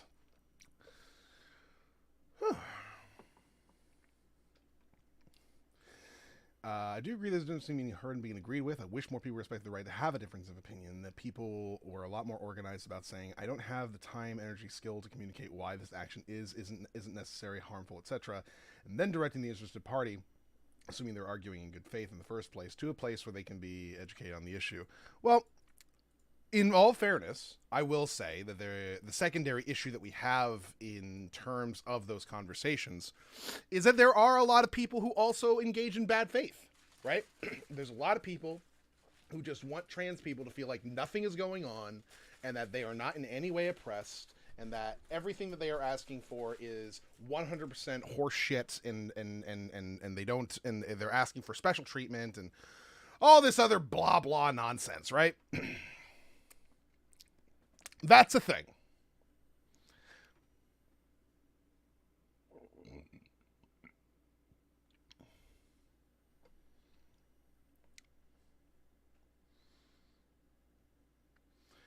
So there is this kind of, it's a feedback loop. At least in my experience, it's a feedback loop wherein people will essentially say something horrible. And then that will color the way in which some people engage in in any given conversation, and then that colors the way in which other people engage in the conversation because of the new way that that person's engaging in the conversation, and then it ends up feeding in and of itself and becoming this horrible thing.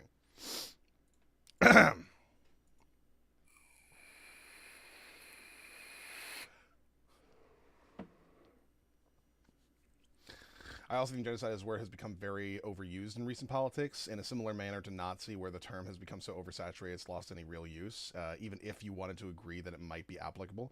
Agreed.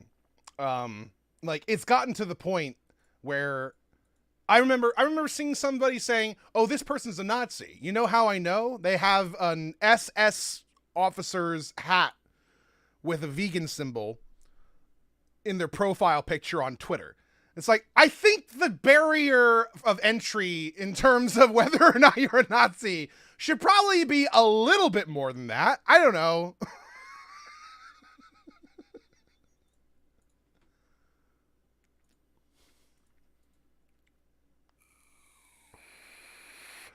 Did they actually say something Nazi-ish? That would be a much better thing to go over here.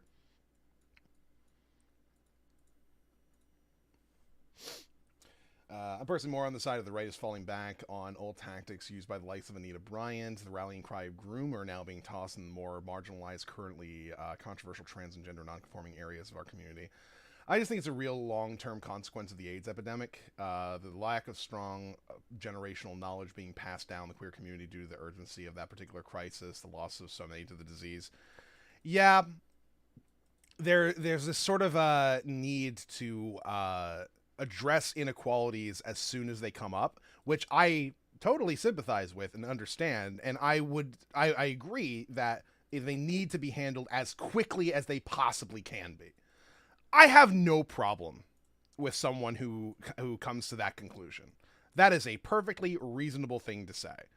That there shouldn't be a timeline on when I get to be treated like a human being, right? Perfectly reasonable. No problem there.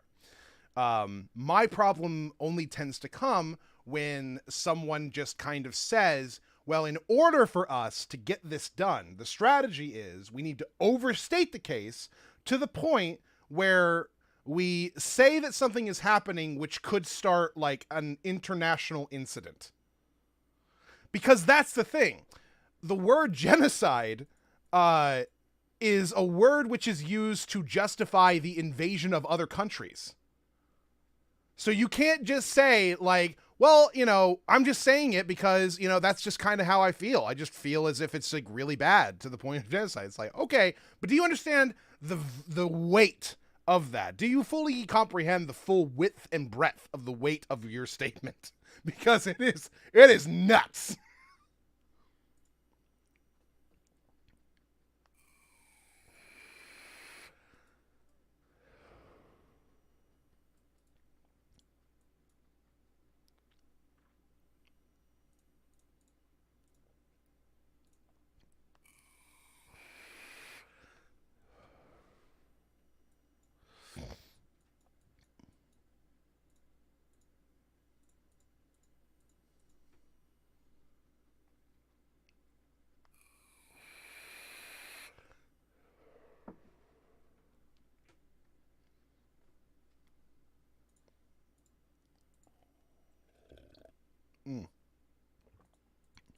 Delicious.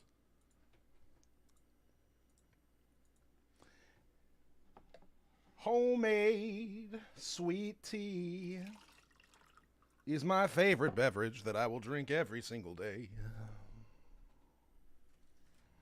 You can't make me stop. If you try, you will fail. 'Cause I'll just make some more.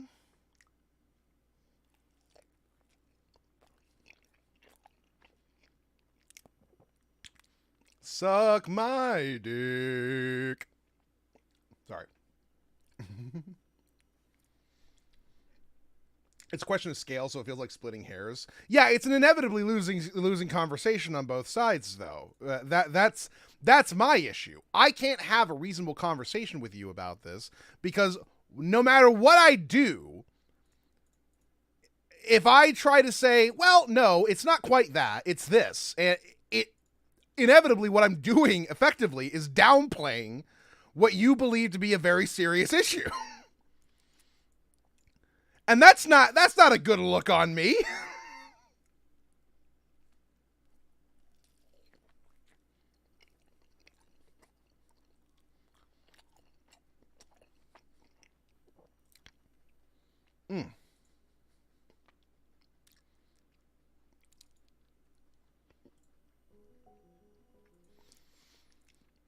Nothing annoys me more in queer spaces than getting tangled up in convoluted discussions over which words to use that do nothing but eat up oxygen in the room and hinder any actual organization of action that could resolve. Yeah. And here's the other fucking, like, just kind of screwed up bit about it, is we get into this problem of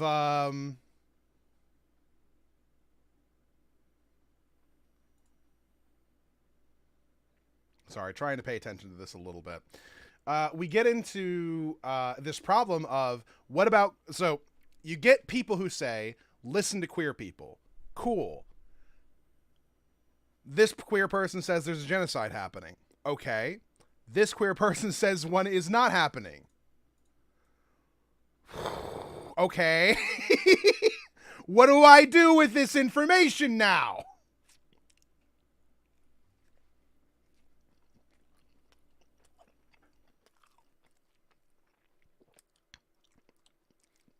Well, don't listen to that one because they're just doomer pilled.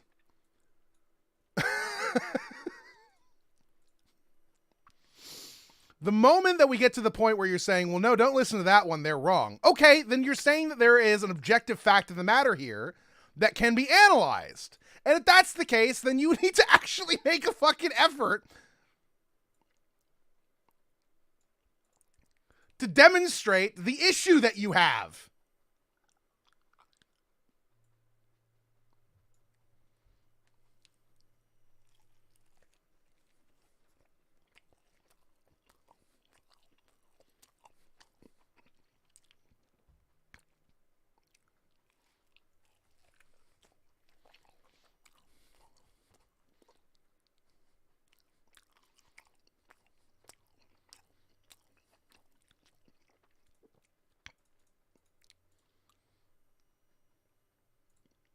I assume you've seen this bullshit.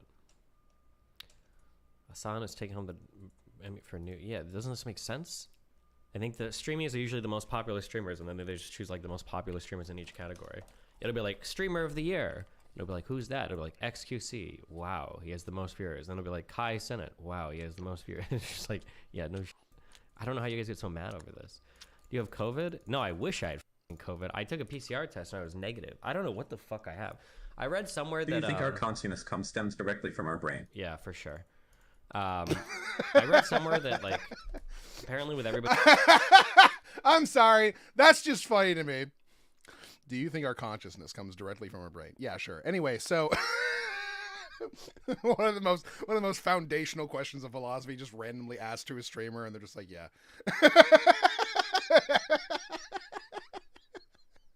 Everybody staying inside. The disease rates for everybody went really low during the lockdown periods, and it might be that like now that everybody's back out again, we're all like recirculating all the old diseases, the old school shit that was hiding away. Maybe I'm just catching up on all of that or something. I'm not sure. Might be flu. I don't know. My body wasn't sore at all. Is your taste fucked? Yeah, but my taste is always fucked. I'm sick. Everything smells and tastes like fucking boogers. There's just like a sick. There's like a. Somebody here must know what I'm talking about. There's like a feeling you get when you're about to get sick before you're actually sick. When you smell it, you're like, oh, it smells like sickness. I can just smell the sickness. Is that? There's like a feeling. I don't get that. Oh, I don't know. I get that feeling. I always know. I could tell driving down. I was like, oh god, but maybe I'm wrong. Maybe it's all in my head. But then I was like, oh no, I got sick. Fuck me. Vosh on you canvassing in Georgia. Canvassing in Georgia. I didn't know that, but good luck to him. I assume that sometime in the past few weeks, a leftist told him, it would be terrible if you did canvassing in Georgia. So now he's motivated by the spite there. I don't know. Whatever the case may be, you know. Race is on the line this time, as opposed to when we were because out it was there, like both of them were. yeah. Ossoff isn't running for re-election. I mean, he's not up for re-election He won right a now, full right? term, yeah. Yeah. No. You know what? If there's a Just runoff, yeah, we'll do it. We'll go again. Whoa! I'll make that. I'll make that commitment to you right now, IRI. Okay. Yeah. If there's a runoff, we'll go. You'll do again. what? If there's a runoff, we'll do another canvassing thing. At least I'll commit to one event, maybe two. One weekend. Yeah, maybe One two, weekend, maybe two. that's Yeah. it. But Damn! You guys heard it here first. Awesome. That's right. I would It's love to go out there breaking and get some news. doors. I wish that his disgusting ear infection killed this brainlet fuck. Jesus Christ.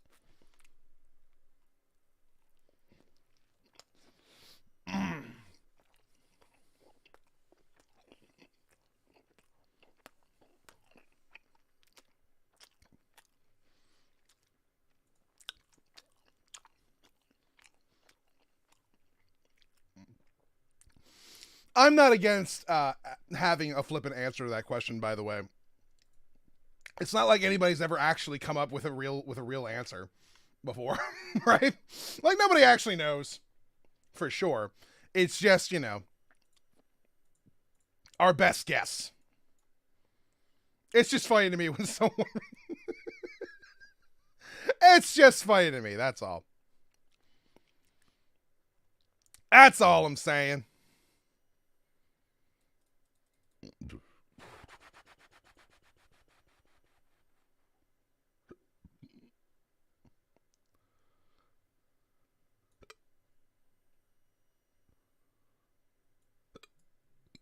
Oh, goodness.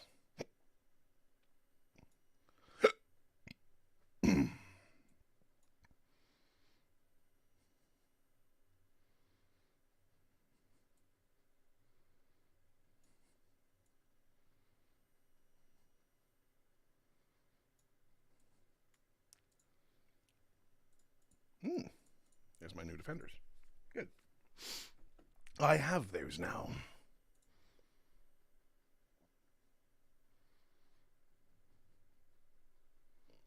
God, I should have gone with battle mages. Increase the ability power of Wukong even more. That's what I should have done, but I didn't do that because I'm a dumb boy. I'm a dummy.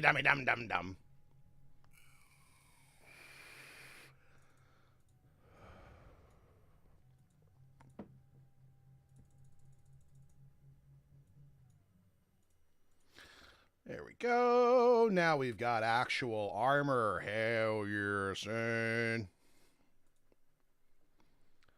It'd be good to level up and also get some Aegises going. That'd be good. If I could get to level 9, though, given my current HP, probably not. I could put a Leona in and like an Echo. Get that prankster bonus.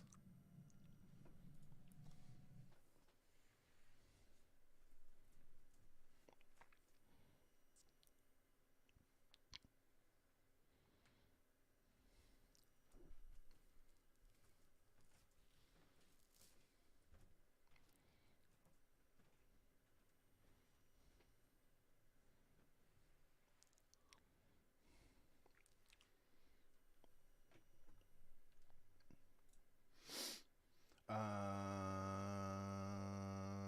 think there's an overemphasis on the importance of the brain, like the notion that you could remove a brain suspended in a vat of liquid and the person would ostensibly still be the same individual, which ignores how relevant our bodies are to our understanding of ourselves. Body chemistry as well. It all just kind of like ends up flowing together. Okay.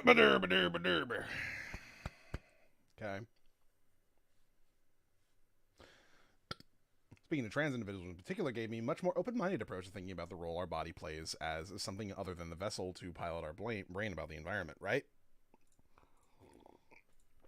Have you ever seen that fucking meme of the person coming to the conclusion that, I almost dropped my fucking drink, the person who came to the conclusion that, I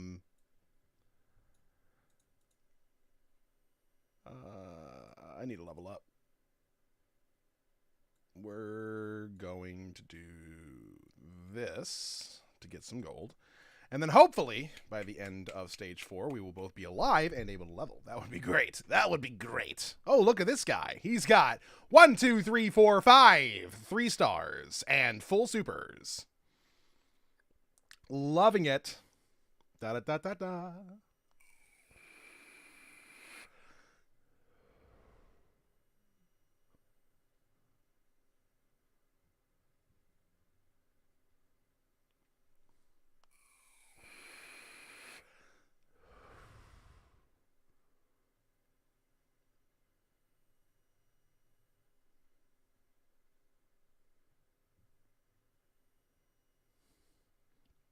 Still almost beat him. Fuck.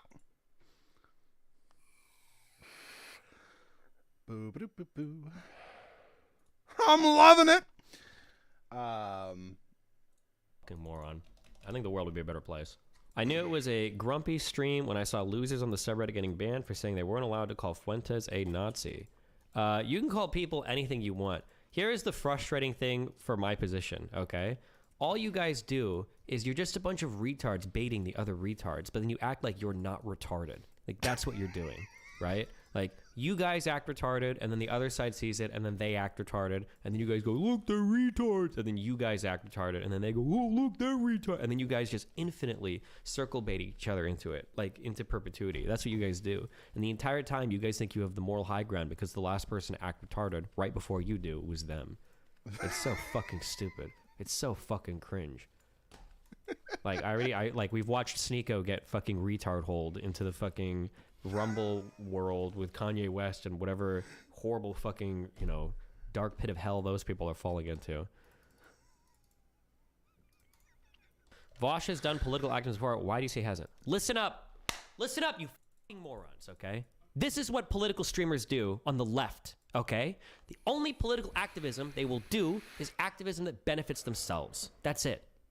So yeah, there is activism they will do, but it's only when it directly serves their financial interests, like the good little capitalist cucks they are, because nobody's more capitalist than a motherfucker in a socialist label, okay? They are the most capitalist motherfucker on the platform. So yeah, well, they actually do things, what do? They do dono drives. Wow. They solicit their fucking audience for money while they sit there and get record high viewership, a number to show how much clout they are, positive coverage all over the internet. They don't even have to leave the comfort of their own house. They don't even donate to their own fundraiser. Wow. Amazing. Oh my God. How selfless. What would the world do without these guys? It's the equivalent to the people singing the fucking songs during the COVID shit on Twitter. It's the same fucking thing. Not that there's anything wrong with dono drives. Like, you can do it. But, dude, it's like the most embarrassing. Like, I can't imagine me, like, if somebody comes to me, like, do you do a lot of political activism? And I'm like, yeah, I've done like 7 donation drives on my stream before. I stream for 24 hours and my fans all donate money. Like, that's political activism to you? Like somebody door knocking or phone banking or doing literally or going to like a fucking city council meeting once in their fucking life. Like, that's more political activism than sitting on your stream and trying to hype your clout up as much as possible. Well, I guess a side effect byproduct of that is donating money to some shit that you don't even give a fuck about. Oh, fuck. And then the, or the political activism they'll do if they can get famous people on their stream. Well, actually, I did things with the senator. Oh, really? With one that nobody's ever heard of before, or just with literally the most popular people you can find on Twitter? Like, it's all clout sharking, dude.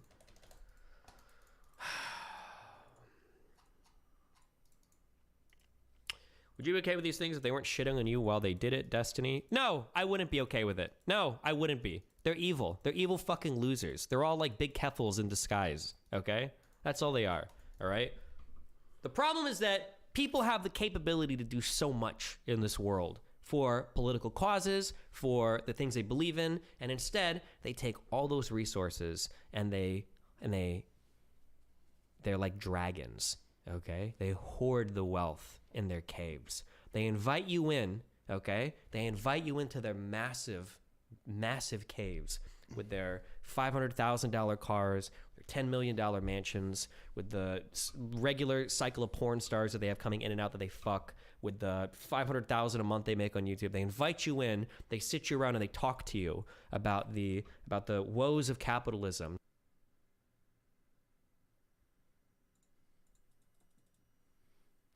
Here's the thing. While that's not while that is true, David, that insincere charity is better than, you know, essentially nothing. To me, it is important to also note. Fuck, I did that wrong. I'm fucked. All right, great. I was supposed to take off the stuff from Wukong and then give it to her, but I fucked up entirely. All right, fair enough, buddy. Twitch streamers are not the 1%. Some of them are. Some of them definitely are. Hassan makes over $1 million a year. He's 1% for sure. Not a question. Some YouTubers are in the 1%. If what we mean by 1% is income, then yes, some of them are. If what we mean by 1% is bourgeois, then maybe not.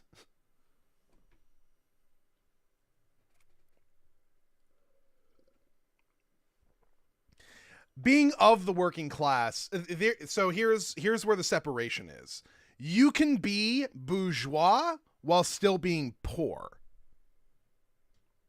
And you can be working class while still being very rich.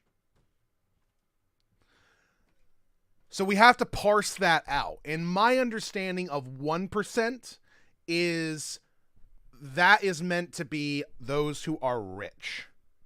The elite classes, the people who can flaunt their wealth, things along those lines. There's a difference between the bougie class and the capitalist class, is my point. Sure, but here's the other thing.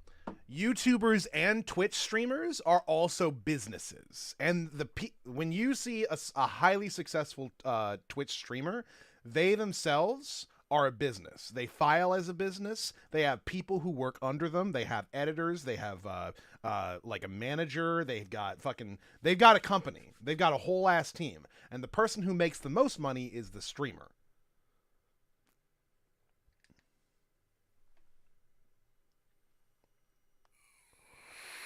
So if we want to talk about whether or not they are part of the 1% because they employ people, then that is also true.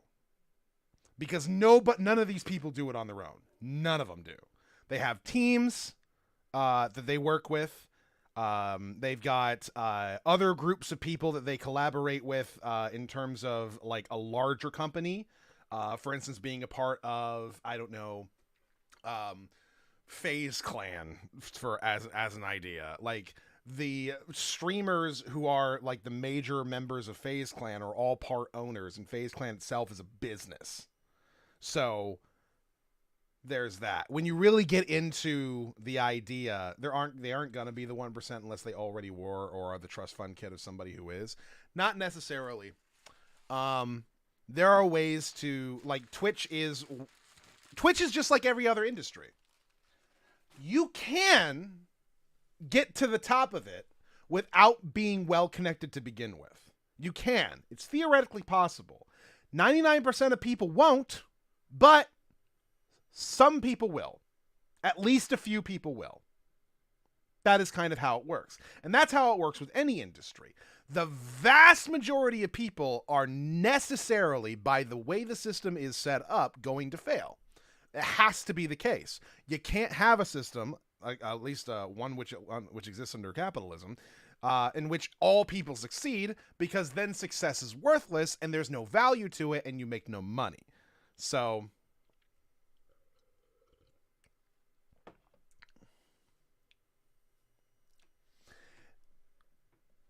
a lot of people don't understand the nuance. They just see people who seem superficially successful and seem motivated by envy more than principle. Here's the thing. I don't particularly mind somebody who is actually like rich or has a lot of money or anything like that. Like, their existence does not bother me.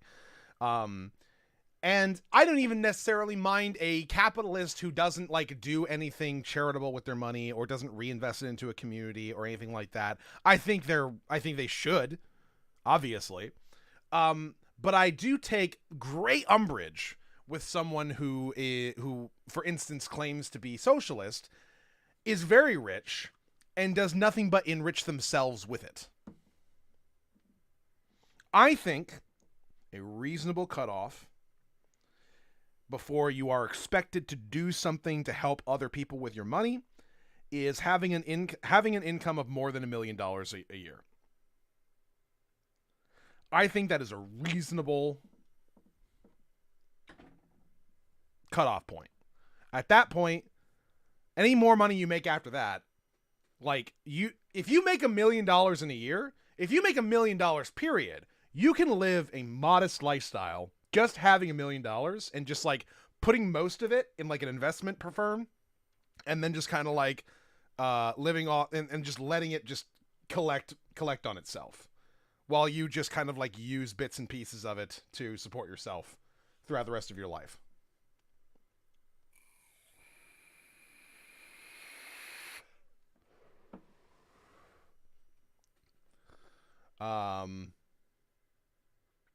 My problem with the capitalist class is that they have transitioned away from investing into things that are valuable, into things that generate them more income.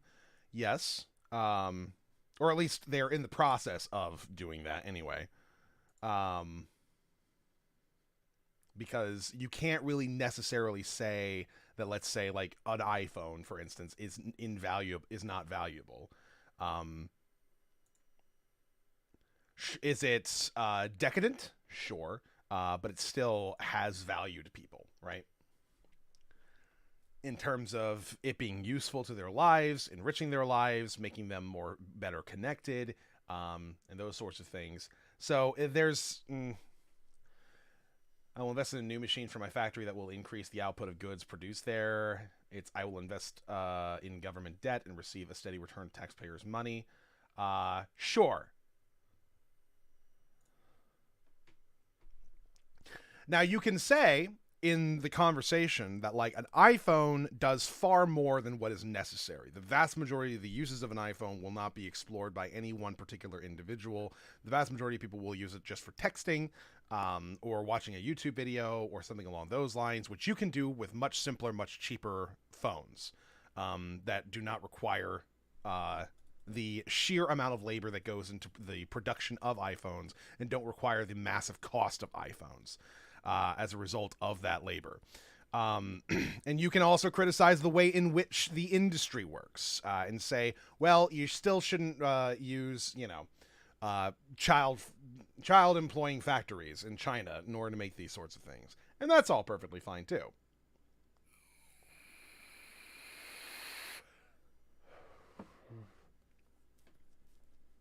But it's very complicated to say that, like, we've transitioned away from making things which are valuable, because that is an incredibly difficult statement to be able to make. Holy shit. Sorry, I'm in recovery mode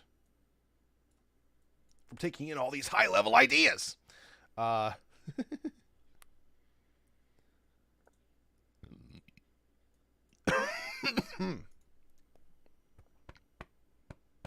Brr. More so from eating Subway, but...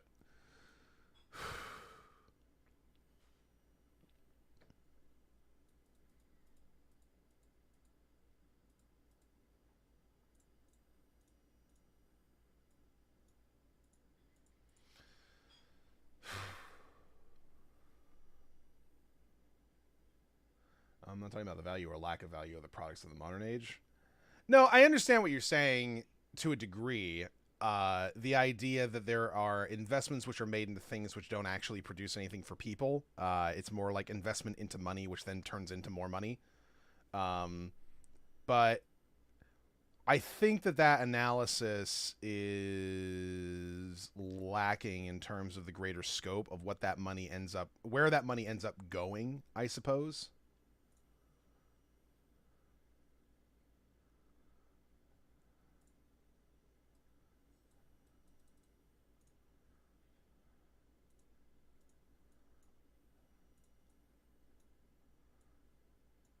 We're going to do that.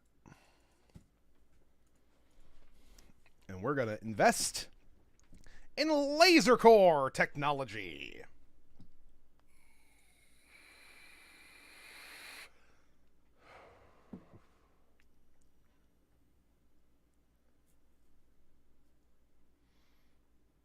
Yeah, okay. I understand Marx's theory as well. We are off on another in another world right now, though. Originally, the reason why this particular individual is railing against people who are doing some sort of more or less online activism that is more made to enrich themselves as opposed to actually producing something is because another person who he knows essentially criticized him for spending $50,000 of his own money to go down and canvass for Warnock in Georgia by saying, oh, he probably only did it because some leftist told him that it would be it'd be really bad if he did that, and he's doing it he's doing it out of spite. And now he's extremely upset because he put all of his money into this because it's very important to him, whereas the person who's criticizing him has not put any of his money into it. What he has done is he's created a Discord server for people to organize their efforts there. And even then, that's something that's more or less been handled by his community as opposed to himself. And most of his other activism is purely just doing charity drives, which doesn't use his own money, doesn't use his own capital, doesn't use anything from him other than his face. And he's like, I really don't like the idea of being criticized by somebody for engaging in what I find to be a valuable thing, because he doesn't do that. He is another political streamer who doesn't actually care about everything that he's talking about. He just does, and every time he does any sort of like activism, as it were, is more or less for attention. In such a way that enriches himself as opposed to something which is good for the sake of it. And that annoys me. Is basically his main point, I would say.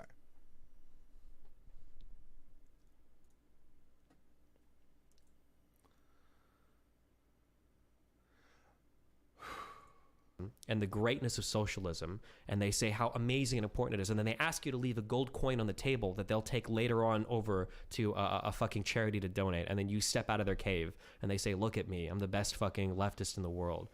They're losers. They don't do anything with their positions. It's so unbelievably fucking cringe to watch like all these right-wing people do so much activism for their causes, okay? These guys are out here blowing up substations, okay? They're out in the real world doing shit. Meanwhile, Antifa on the left over here are dying from fucking infections from their earring piercings, all right? It's not the same. The two sides are not built the same, all right? It's not good.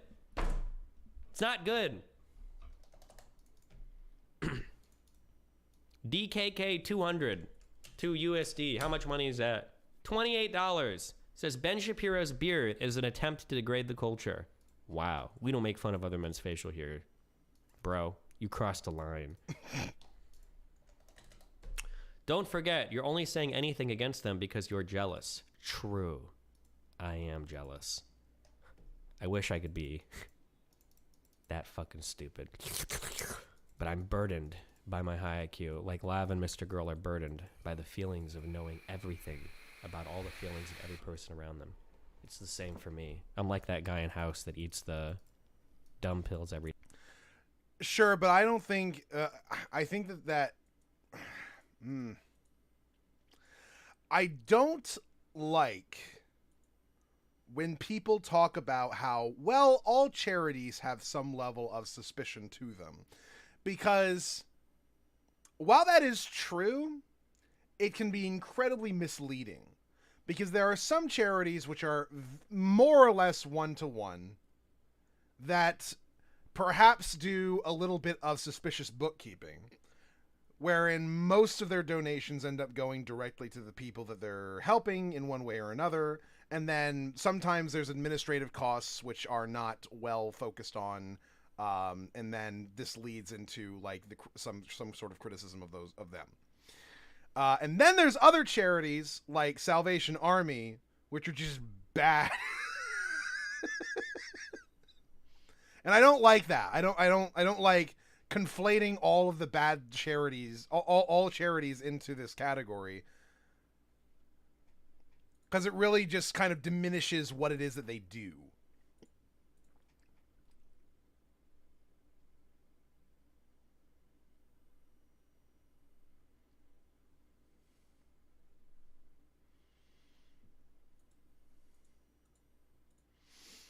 The real big funds that keep charities going all too often come from corporations using the donation to improve their brand image, sometimes even when they are directly in a position to amend the root cause of the problem. Sure, but then that wouldn't be a charitable problem. That wouldn't be the charity's problem. That would be the actual, like, group's problem.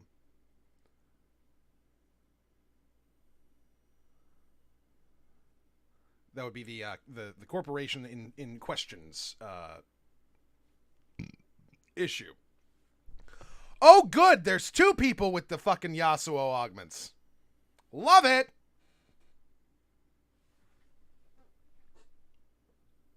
Every day, because he's just so smart. This is a toroidal helicomp. I don't mind if somebody organizes a charity just for clout. I mind when a person who organizes charity just for clout criticizes other people for their activism. Does that make sense?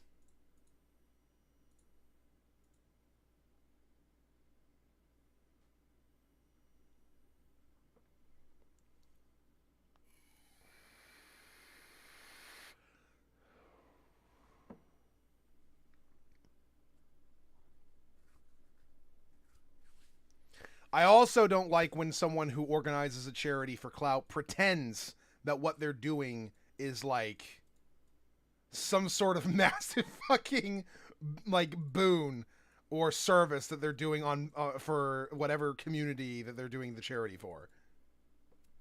Those are two things that annoy the fuck out of me.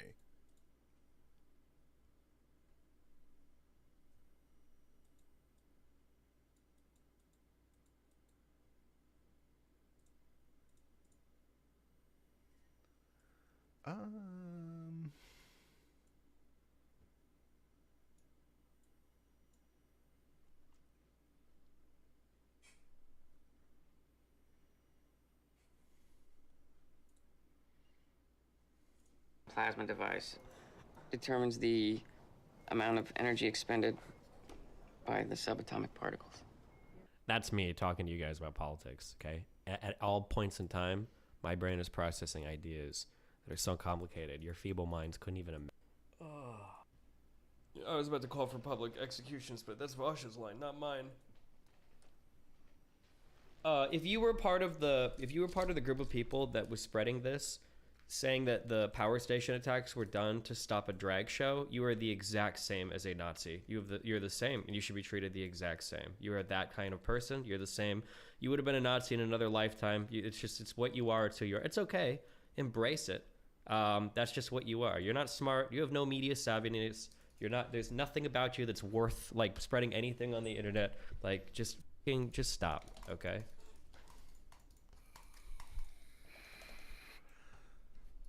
I hate everybody. God, that Twitter news story came out. Oh my God.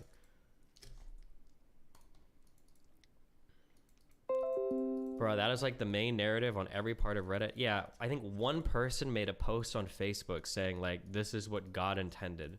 And somehow that literally turned into an organized terror attack happened on a power grid that shut down power for 40,000 people in order to stop one drag show. And it was an attack on trans people. It's like, unless there's been some new information that's come out about it, but has there been any new information or any new leaks, or are we still going by that one fucking Facebook post?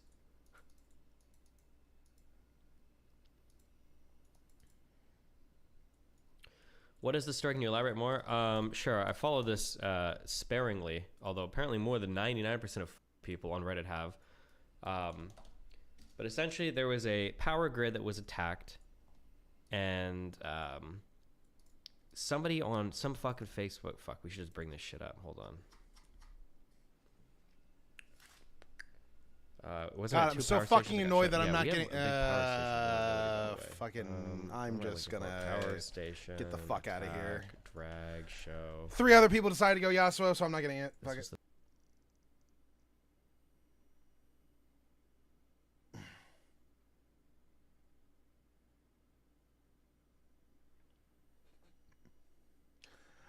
I tend to avoid getting dragged into petty personal squabbles when I can, especially if it's about internet personalities I'm already pretty much oblivious to in the first place. Accusing folks in or sympathetic to the queer community of you'd have been a Nazi if you were in Germany in the 30s seems willfully blind to how hostile the Nazis were to queer folks. Well, no. So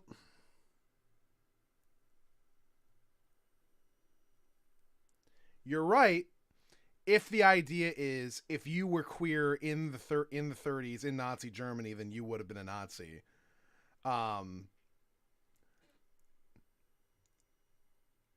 The idea of the average person who was queer being like severely oppressed by them being a Nazi probably wouldn't be the case. What's more being said here, and my understanding of it, is not that if you grew up in 1930s Germany, you'd be a Nazi, but in another world where you yourself were not queer, or or it had whatever experiences you had that led you to being more sympathetic to queer spaces and queer peoples in another world where you were not exposed to that.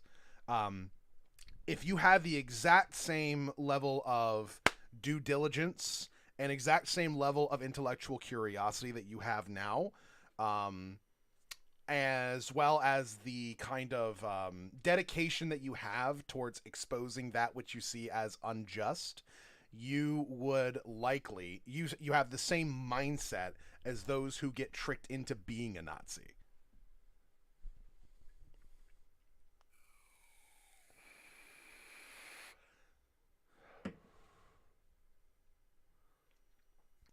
It takes the specifics of you have a cognitive bias that is causing you to believe something that fits your preconceived notions of the world and turns into something that's just wrong. Sure. So the idea here is that I'm sure you're more than familiar with the concept of the banality of evil, right? Wherein being a Nazi is not something which takes someone which needs somebody to essentially be a bad person in order to convince them into that mindset or into that particular philosophy. All it really takes is for somebody to be in the right time and the right place and just kind of go along with the flow, and they'll just be a Nazi. And that this could happen anywhere, but to anyone.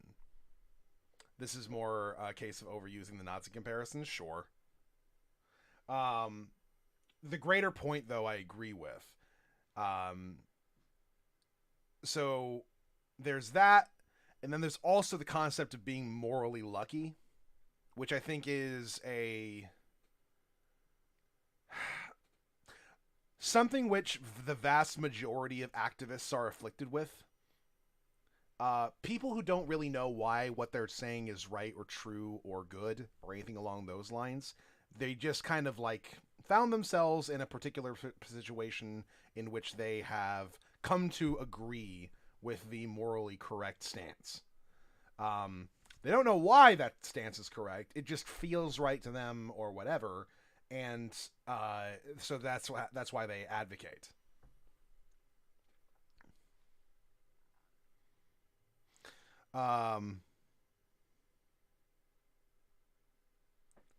And this essentially entails that if you are someone who is just morally lucky and suffer these cognitive biases, then in another world, you could have just as easily been a Nazi. You have no grounding for how you approach the world that would throw you in this sort of epistemic chaos if you didn't have whatever your previous experiences were that led you to be where you are. The notion that German people were tricked into becoming Nazis because they lacked the savviness to be aware seems like a gross oversimplification of the situation. It's just one contributing factor. I don't think you're going to disagree with the notion that if you spend a large period of time growing up in an environment in which a particular mindset, which is both toxic but also normalized, is there, that people tend to adopt that mindset, regardless of the fact that it's a bad one. If you grew up when there were slaves, then you likely are more sympathetic to the idea of slavery. If you grew up in Nazi Germany, you're likely going to be more sympathetic to the Nazis. If you don't take the time to actually investigate what's going on and what the ideas are and actually analyze them and come to a conclusion about them. This seems like a reasonable thing to say. Why that's the case? Multifaceted. There's a lot of different sort of things that happen in a society that can lead one into going along with the flow. A lot of socialization, a lot of psychology behind it. There's loads of reasons why this is the case. But the overall point that if you grow up in a bad environment that preaches a particular ideal, if you are an intellectually incurious person, you likely will then follow along with that ideal, I think is ironclad.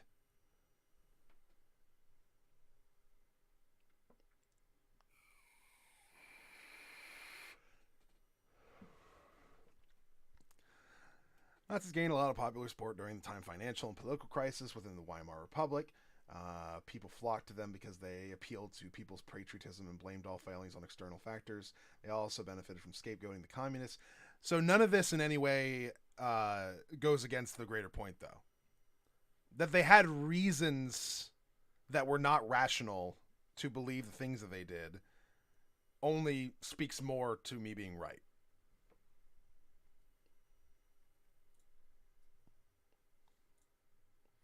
And in fact, anti-Semitism in general was a fairly popular mindset in Europe throughout the early 1900s. It was a very popular thing for people to be anti-Semitic. Who decides what's rational? No person. Just rationality. Rationality in and of itself is a concept in which one's reasoning either falls under or does not. It's definitional.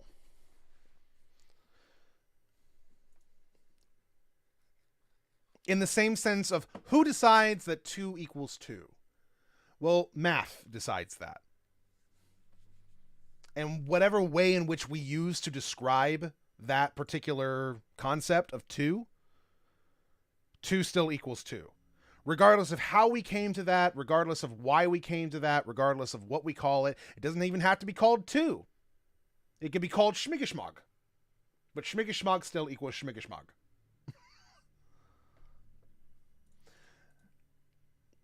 Reasoning can be calculated down to math, and it either adds up or it doesn't.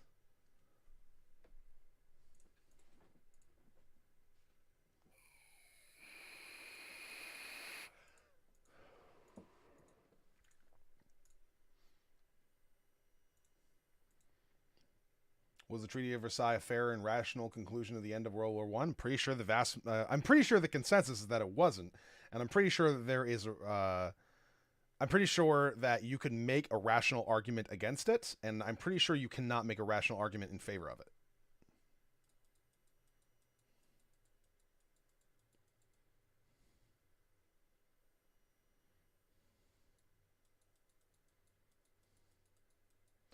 I guess my point is one about presentism in historical discourse. I'm not worried about that.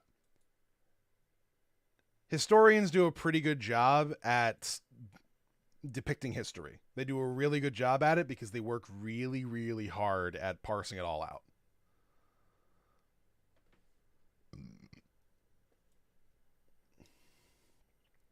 We know the Nazis were evil bastards, so the question of why did people support them is one people have to grapple with. Yeah, and like I'm saying, there's a vast array of reasons why that's the case.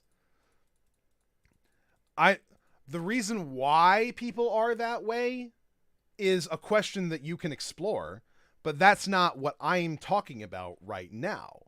What I'm talking about is the fact that if you are a particularly incurious person and you grow up in an environment where people are repeating a particular thing which is bad, then you are a person who is likely going to adopt that particular bad mindset. That is simply the case. Why that's the case is something which can be explored, and that's fine, but that's also not what I'm talking about right now.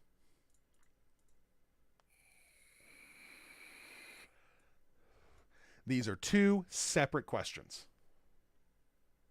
The thread that went viral. It's not even a matter of being curious. Yes, it is. Because if you were curious, reasonable, rational, you wouldn't be a Nazi. Tonight, there are unconfirmed reports coming out of Moore County, North Carolina, of 3 substations being shot up with firearms simultaneously to cut power to a drag show. Reportedly, nearly 40,000 people in Moore County are currently without power. Now, unless something else has been posted,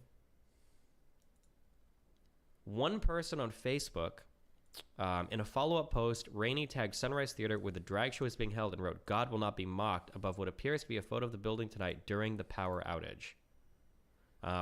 Emily Rainey, a former Army officer who resigned after the Army launched an investigation into her, participation in her Six Pack, posted this about the power outage. The power is out in Moore County. I know why. This person posted this saying, I know why the power is out, and it's because God is punishing drag race people.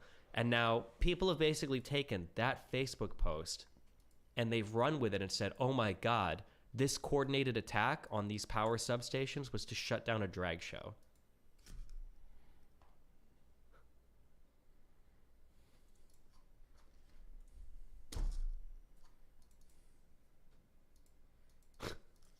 And now, like, the whole fucking internet has run with this narrative. It's like fucking insane. The power station stuff is really worrying. Man, I wish I could remember in... It's a well-known and documented aspect of human nature that everybody needs to keep in their consideration. People are just more willing to accept information that already aligns with their worldview and require a higher level of evidence for information that is outside contradictory. Okay?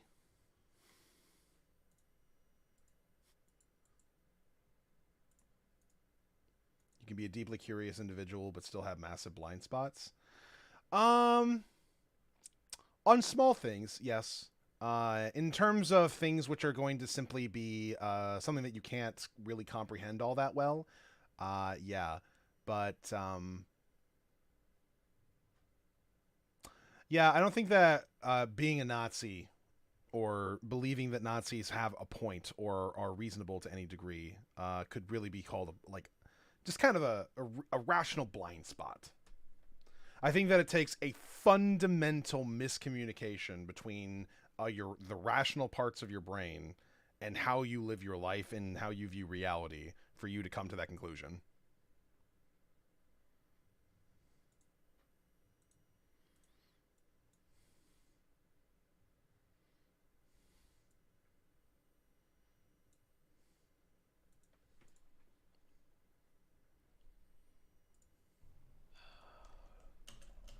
There was a really bad one.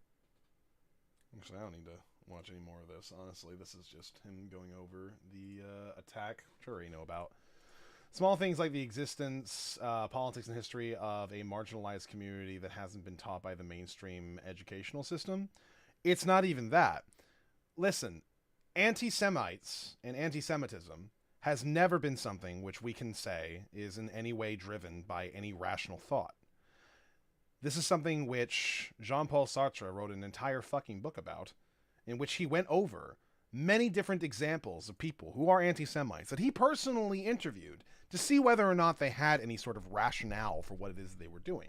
And he found that in 100% of the cases, every single one of them had a fundamental major flaw in their own internal reasoning processes that made them come to those sorts of conclusions.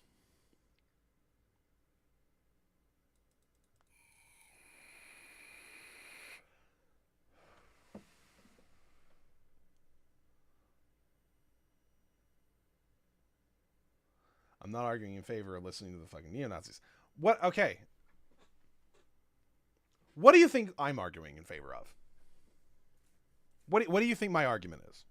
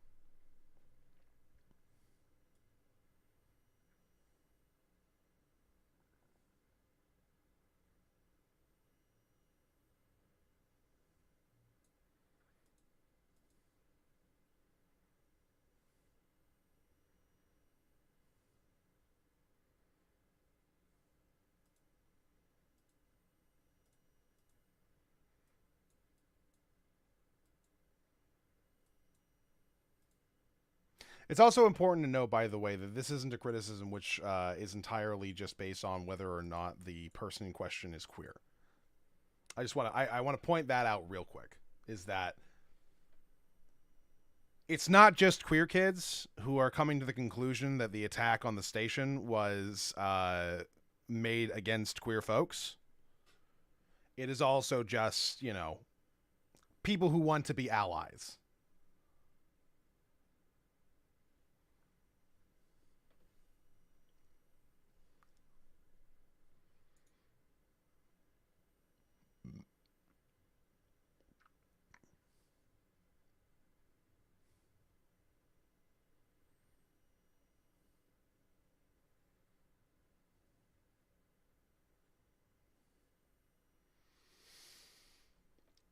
I think that shit crosses the line, especially when I'm aware that I am simply arguing in defense of my kin, my people. Okay.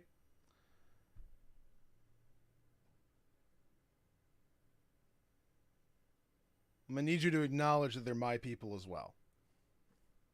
Just real quick.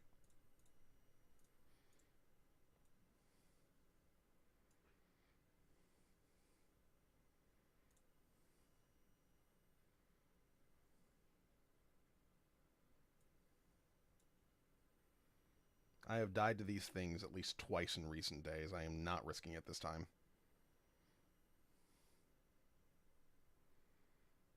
I'm not saying that you're denying that. I am just making sure that we're being reasonable for a moment. Our people, then. There you go.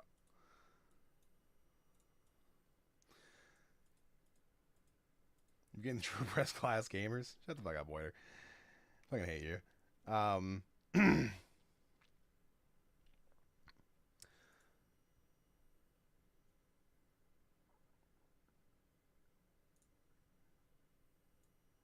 Okay.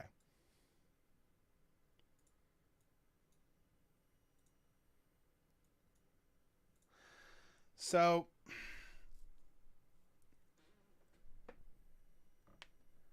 regardless of whether the critique is thrown in a broad spectrum of people making these arguments with the lack of due diligence, it is so okay. Again, what do you think I'm arguing in favor of that you are arguing against?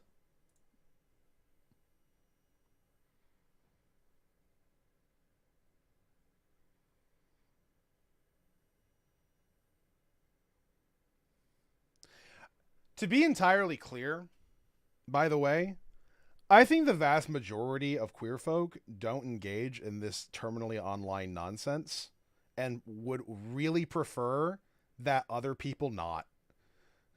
I truly believe that to be the case. I truly believe that the vast majority of people who engage in this particular behavior are not themselves queer.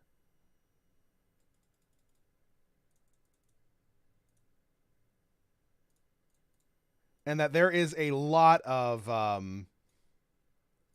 annoyance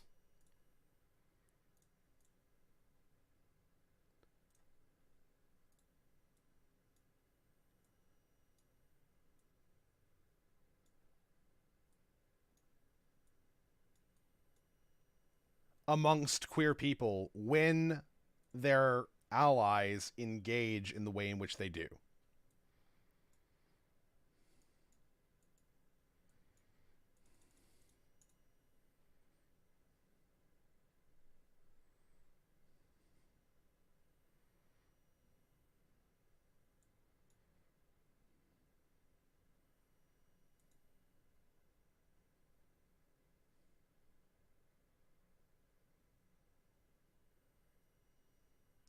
My experience in most queer spaces, just generally in real life, is that the vast majority of queer folks really would just love to grill and just keep getting told no. Many of them don't even really want to engage in politics to any degree. They just kind of have to.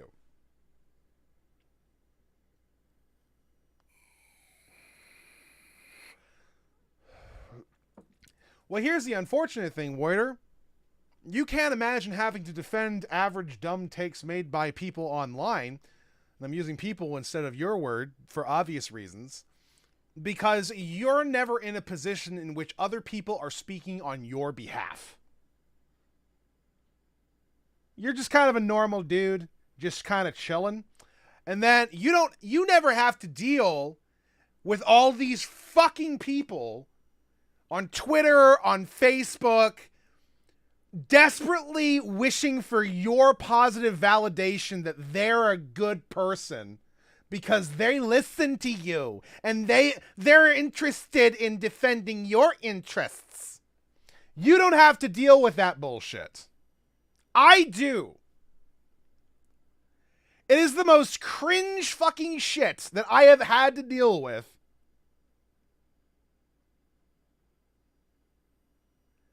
Every single fucking time. Because that becomes a representation of me. I'd prefer it didn't. But I don't have an option now. I just have to accept that this fucking moron over here is now representing me in the public discourse and people like me. And if it is known that I myself am queer, then somebody who is speaking on behalf of the queer community is now making me look like a fucking idiot. And I hate that shit. It actually bothers the shit out of me.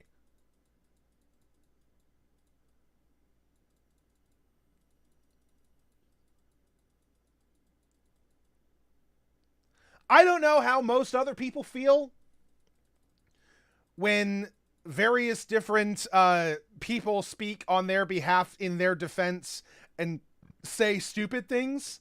I imagine they're probably very bothered by it, and to some degree, generally speaking.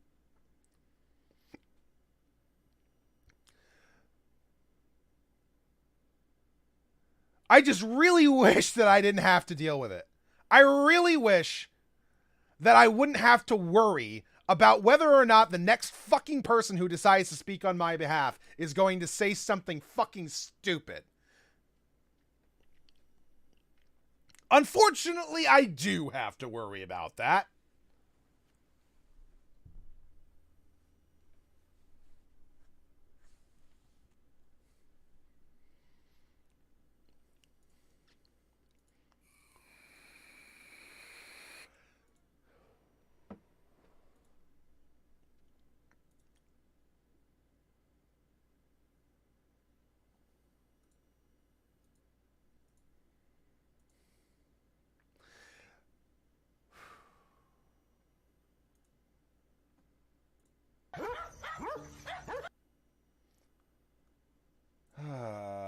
I just want to find... Hold on. I don't need to watch a video. I just need to listen to chill music.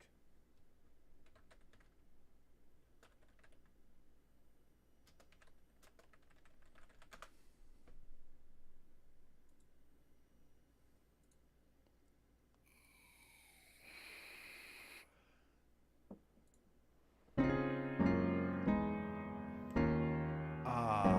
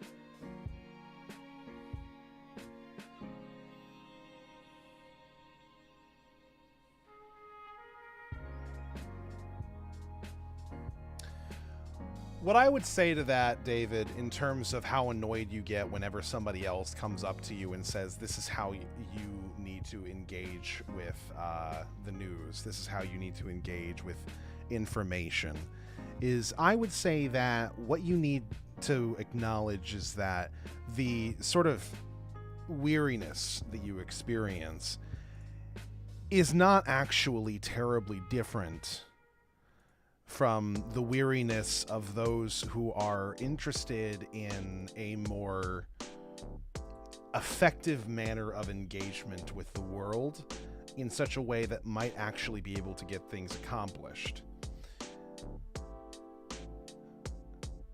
When someone frustratedly says, I can't fucking believe you fucking idiots are sharing this story and acting like this has any sort of actual merit, you're so fucking brain dead. I hate you people. You might as well be, you in another world, you would have been a fucking Nazi for how incredibly incurious you are, how easily you allow your own biases to cloud your interpretation of reality. And I have to deal with this bullshit.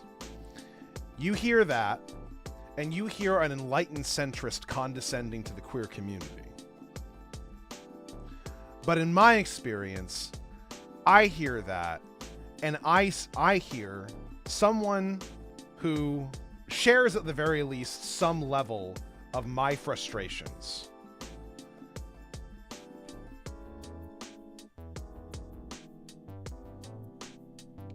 Is it just biases though, Lundy?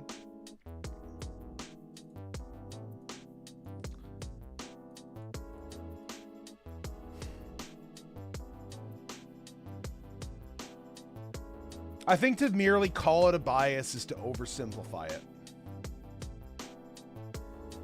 Because what's happening is so multifaceted as well. These biases form as a result of various different conditions that one experiences in their life. To simply say, well, this is just cognitive bias. Okay, but how did that cognitive bias arise?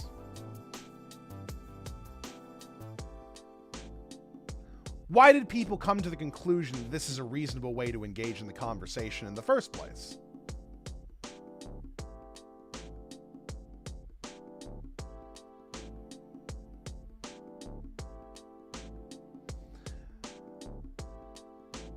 And do you personally believe there isn't a serious push from the political right at the moment to slander queer and especially trans people? I'm pretty sure I said a good while ago in this very stream that not only do I think that that is happening, but I think that this is a result, generally speaking, of the double-edged sword of queer people becoming more recognized in the mainstream.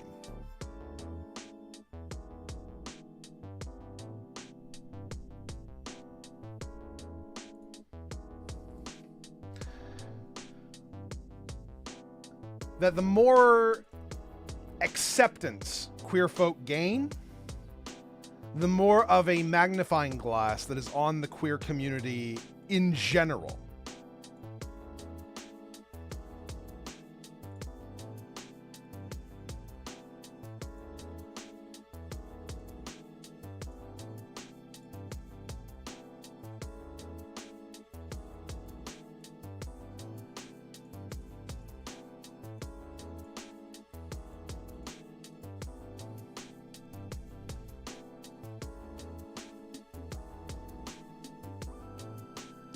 And that this is the reason why the current culture war push is so incredibly focused on queer folks, to try and re-demonize them. A desperate attempt by the political right in America and other countries to re-establish control over the narrative, over the general political zeitgeist that we exist in.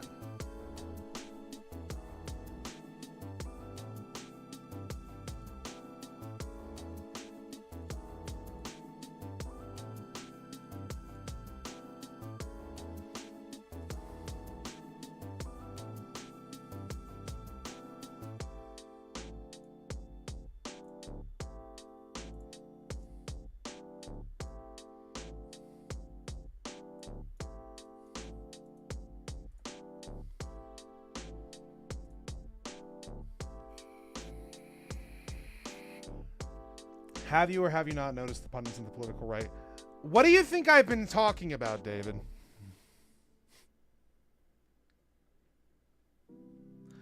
I am quite literally saying yes, while also expanding on the point. That the reason is because queer folk are being more and more accepted in everyday life. Even edgelords on YouTube, who normally would be the same types of people to make anti-SJW compilations, will talk about how someone is being transphobic as a criticism of that person. We have reached an amazing point in our life where that is a thing.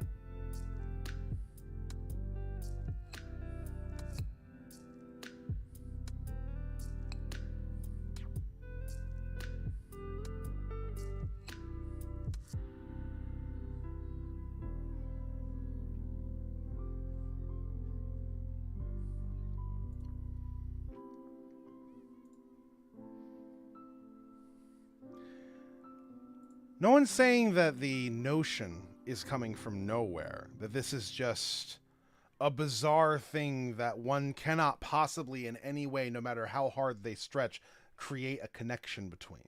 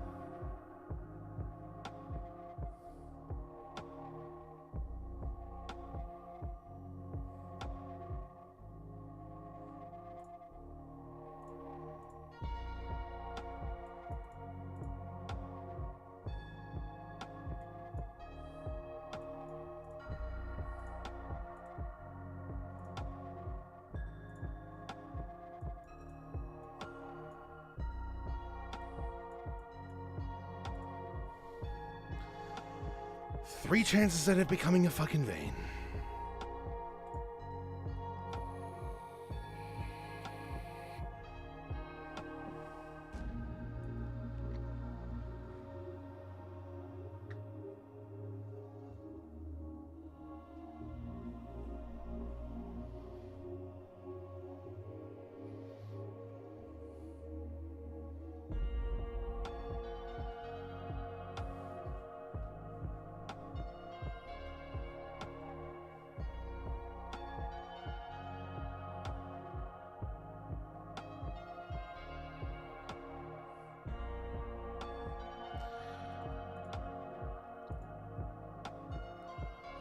What if I don't want to tell people I urge you to...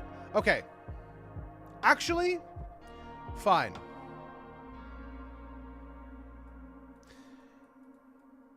Here's the challenge I have to you, David.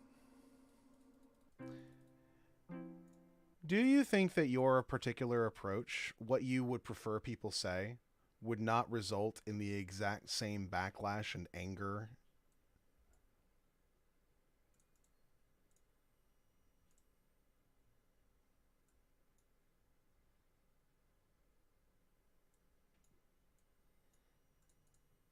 That people have against those who are skeptical of it now? Do you not think that it is not only possible, but also highly likely that the statement, I can see in this political climate how the idea of the power station was attacked to take down a drag show came about, but I have seen no links or citations in the many tweets I've seen circulating the story. I urge people to please be more careful about what information they spread online to avoid spreading bad intel that might cause more harm than good. That might be more palatable to you, but do you not believe that the vast majority of people would treat that as a concession to terrorists, to the people who want to kill them? The vast majority of people who engage in spreading this particular story and truly believe it.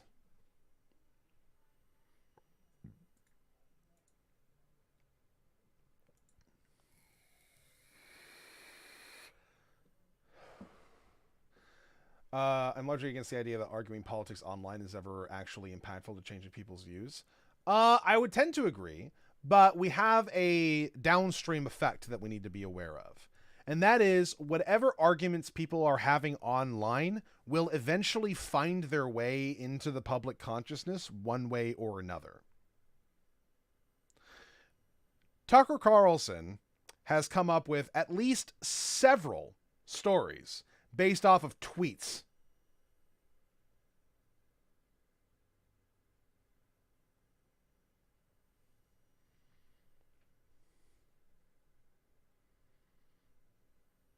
That have successfully frightened the elderly boomers of America.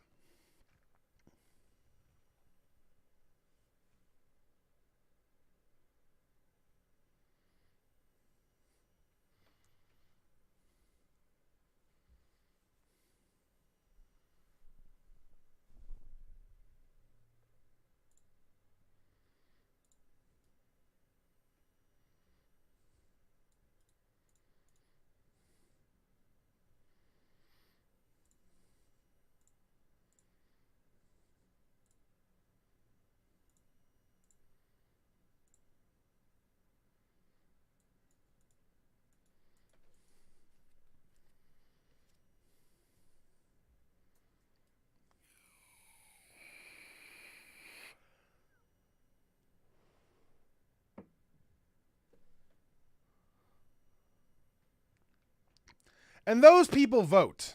So what they think is going on does matter. Whether we like that or not, it does.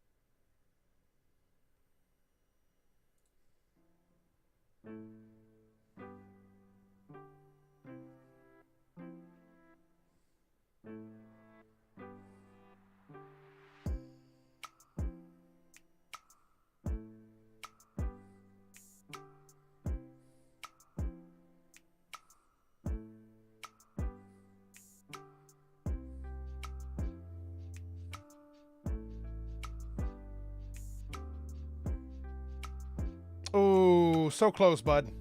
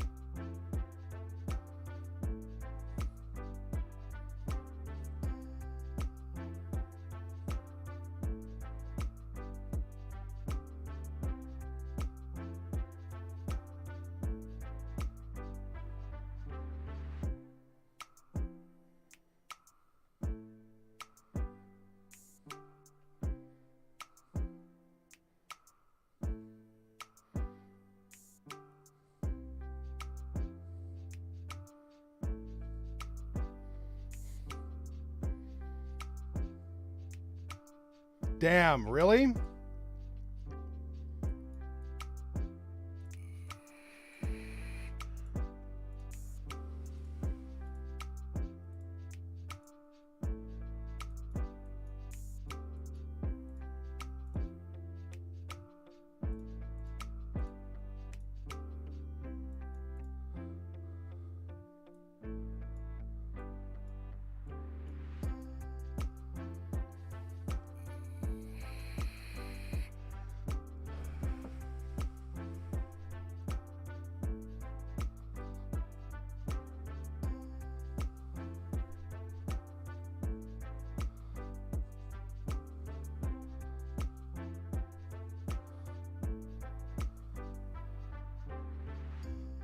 GG, boys! A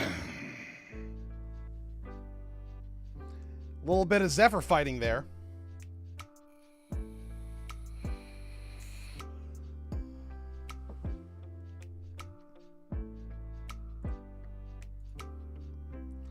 I guess the question there has to come from whether or not you believe that I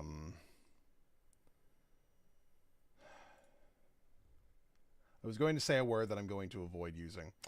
The question there would have to come from whether or not you're interested in actually convincing people who believe in a conspiracy theory as to a power plant being attacked in order to shut down a drag show. Are you trying to convince these people? Or are you trying to proliferate a signal as to how it is you view them?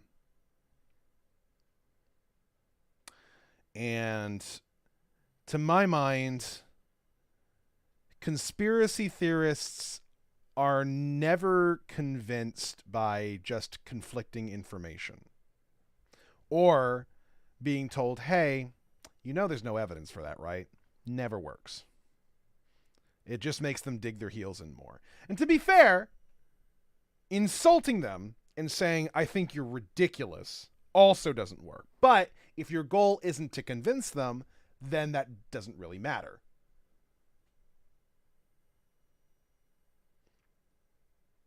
I can see why you feel that way would be a better approach than if you spread this story, then you're an idiot and you would have been a Nazi. Again, the question comes from whether or not you're trying to convince them in some way. And personally speaking, I'm not trying to do that. And I don't necessarily really encourage anybody to try and do that.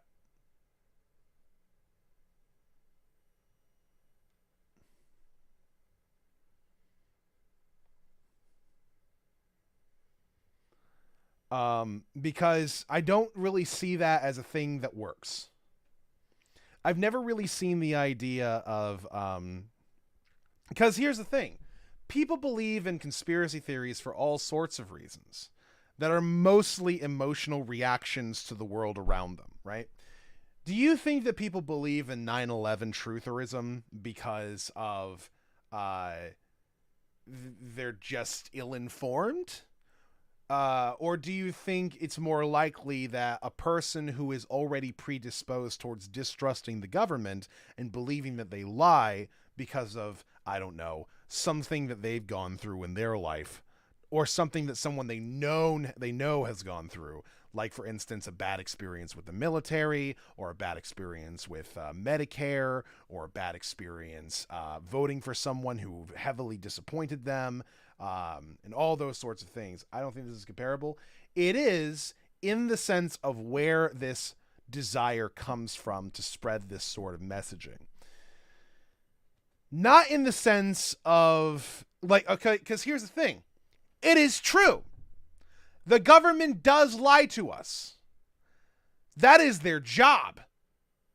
They lie about what it is they're going to do in order to appease the public, while also getting things done in such a way which is only maybe a half measure at best, and oftentimes not even trying to follow through on various promises that are made. 9/11 truthers are diehards. These are folks giving off the cuff reactions to the recent news event. It starts off that way, though. There's a lot of 9/11 Did you know that I was a 9/11 truther? back in like 2004, 2005. I wasn't a truther for very long, but I was for a brief period of time until I was like, oh, wait. And here's the thing. The thing that got me out of it was the increase in skepticism materials, which was made on YouTube. Because I liked to believe myself to be a skeptic.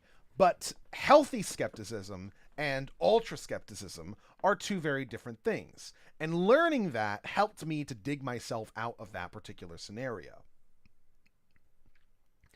The level of commitment is not yet present for long-term effects of conspiratorial thinking that it is not yet present isn't important.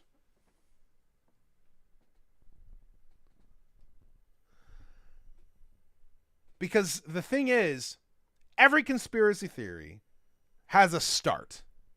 And there is always some people who reactively believe in that conspiracy and then potentially have the ability to reason themselves out of it. However, it always has the potential to proliferate and become just a story that people reference. Here's a conspiracy theory that people currently reference. COVID vaccines. Having poison in them.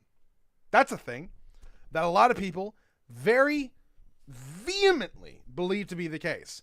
And they will come up with whatever they have. There was a bad batch of vaccines that got shipped out to Japan that they had to throw out. And people use that story, the people who believe in these sorts of conspiracies, they use that story and they were just like, yep, Japan got a bunch of poison vaccines. You see, they're trying to poison the people. Blah, blah, blah. You know, that's what they do.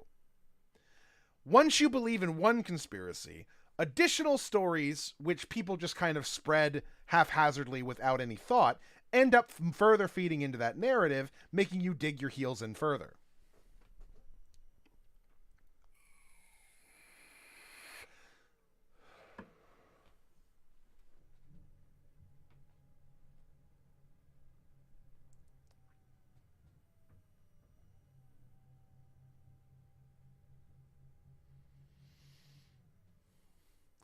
Some people might legit be prompted to look up the facts based on being advised to do so. The ones who see the facts and decide, nah, this is all BS designed to throw me off the scent, are the ones who are going to turn tin hat conspiracy crackpots. Don't do that. Don't dismiss those who dig their heels in and then believe the conspiracy is 100% become conspiracy crackpots who are just like in their own, like, because what that does is it gives the mental image that these are just people off in their own corners who are just kind of like proliferating and be like, as opposed to a sizable force of people who represent a demographic that will then be something which is referenced in the future in terms of political discourse. Don't do that. If somebody becomes a conspiracy crackpot, that does not necessitate that they are going to become irrelevant or that they are not going to be fundamental towards future political discourse. There is a point in time not long ago where Alex Jones and the things that he said became things that the Republican Party said. And we had long since believed that Alex Jones was someone that nobody took seriously.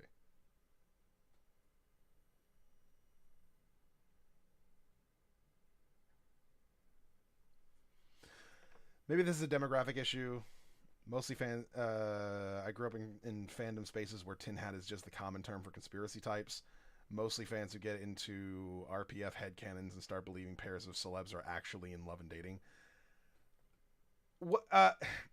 Okay, so maybe in America, conspiracy theorist is a denigrating label that is placed on people in which it is generally seen as a good idea to ignore and think is irrelevant.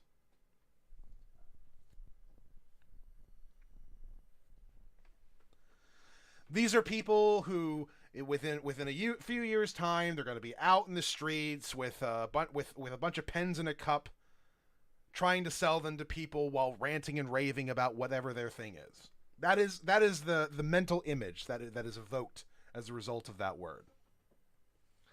But it's not true. Now that we have the internet, people are more connected than ever to those who actually promote conspiracy theories in general. You were fully talking to someone who actually watched the Lone Gunman TV show? Okay. I'm just saying that where I come from, when you say conspiracy crackpot, generally that evokes the image of somebody who is just kind of off on their own, in their own little group, completely irrelevant to the rest of society. They're cute. You observe them from afar and just say, look at how silly these people are, and then you move on.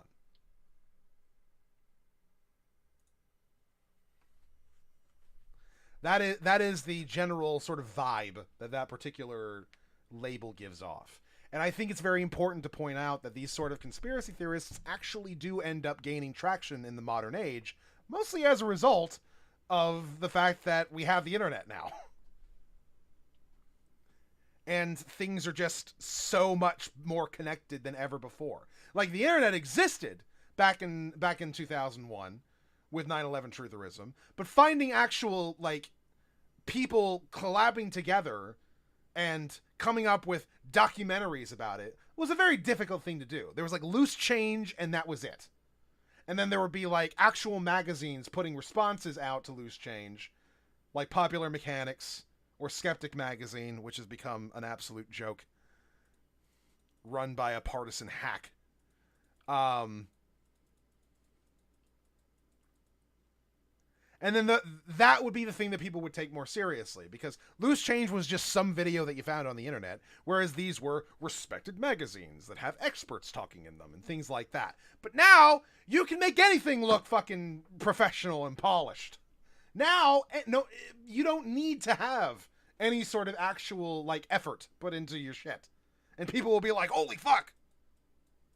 Look at this man as a genius of our time! They make a little TikTok edit with a bunch of serious music in the background as you're ranting about how men are hardwired to want to be polygamous and women are hardwired to settle for men, or whatever fucking stupid shit.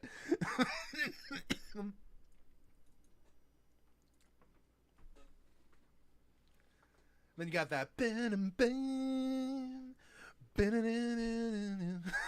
the background as people are like, dude, this guy's spitting facts. It doesn't take much.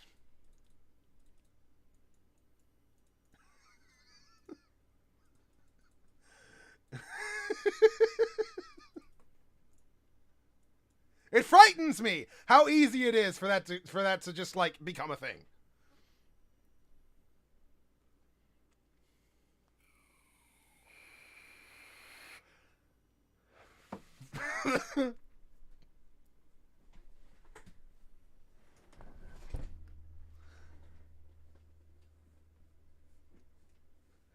They end the TikTok with you with, like, by sliding fucking sunglasses onto your eyes. Some sort of, like, rap song going on in the background.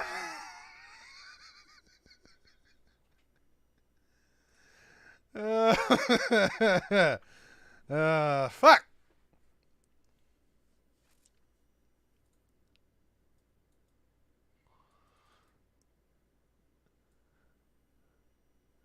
Oh, that fucking guy with the top. Yes, exactly. Oh.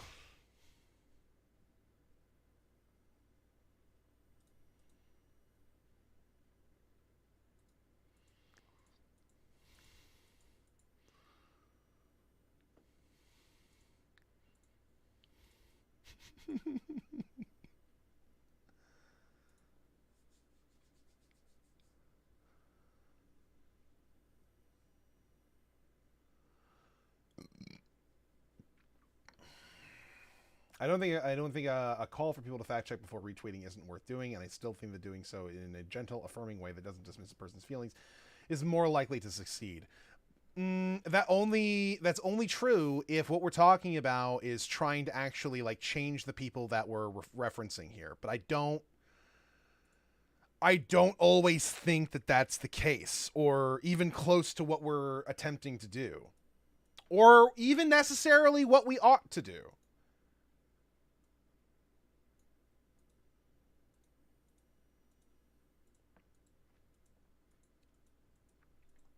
I don't exactly know how to explain it.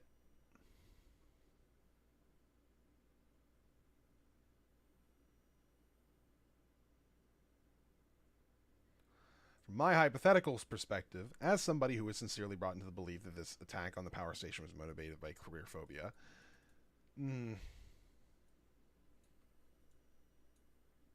seeing somebody say, "Where's the proof that this happened?" is going to make me dismiss them as an enlightened centrist with their head in the sand, not paying attention to issues facing the queer community because there has been a prolonged attack from the political right on the trans community.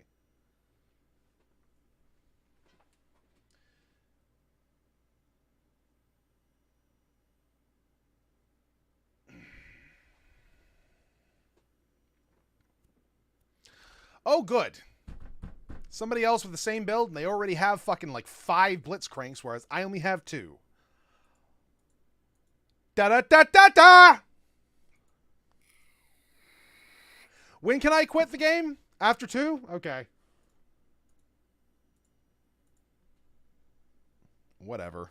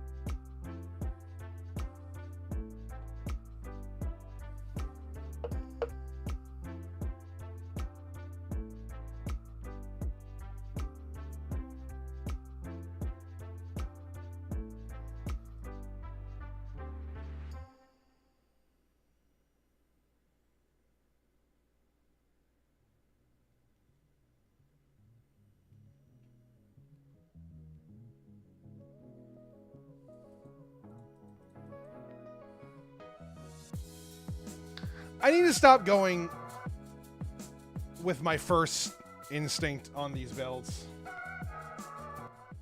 I just need to stop, because there's always somebody else doing it, and there's always somebody else doing the exact same build as me, and they're always like way ahead of me as well. They always have like way more. I just need to stop. I need to stop going with my first instinct and go with my second.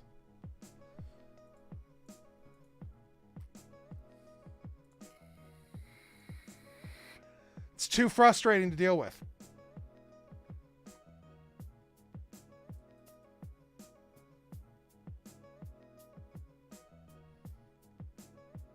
Actually, we'll grab this.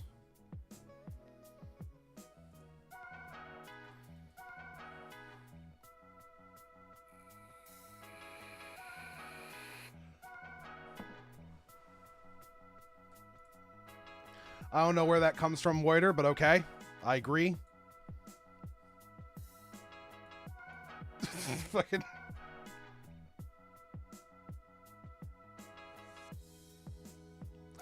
If I was a mall Santa, I would wear lingerie under that shit. Just as a treat for me. Make sure no one ever knows. It's a nice little risky game that I'm playing with myself every day.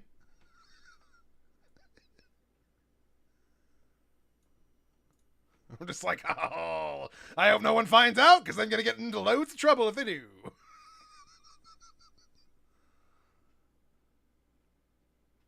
It's like...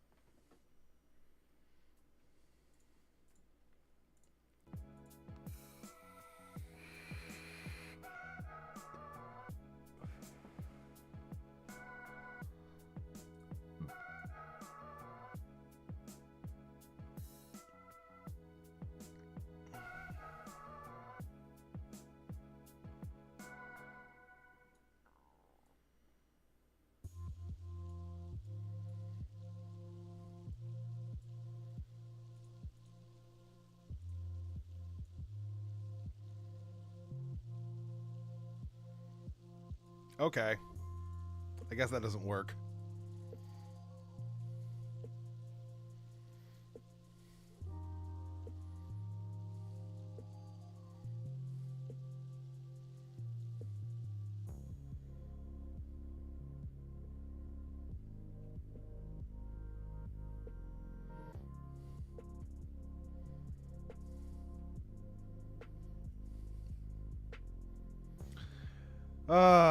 Fuck.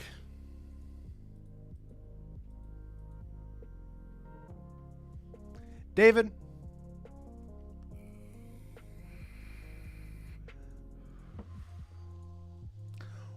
Why won't you just let me love you?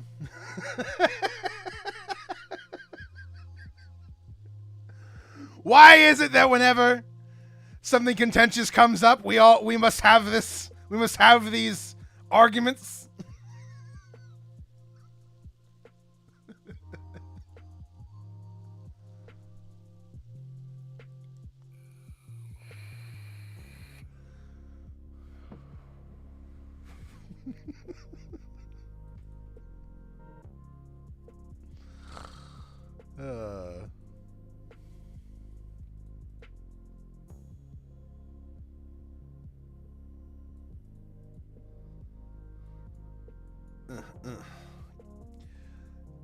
Yeah, bitches. Yeah, bitches. Oh, get the fuck out of here. Yeah. Yeah, bitch, yeah.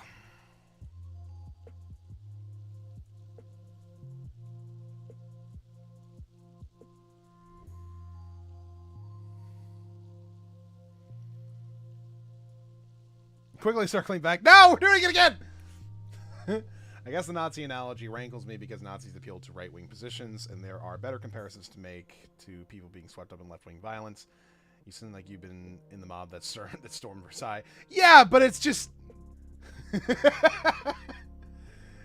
You seem like the type to join Shining Path. Okay, sure, I guess. You seem like the type to believe that glasses make you look smart. I don't know. Whatever. Okay? Also, how the fuck did this guy just straight up get like a bunch of 2-star fucking Anima Squad motherfuckers? Bitch. He just has a full-on squad of them.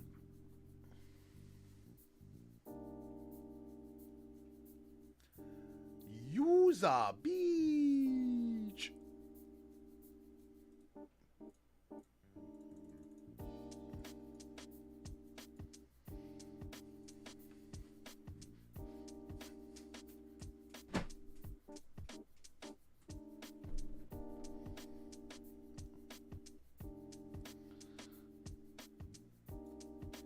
Boom, boom, boom, boom.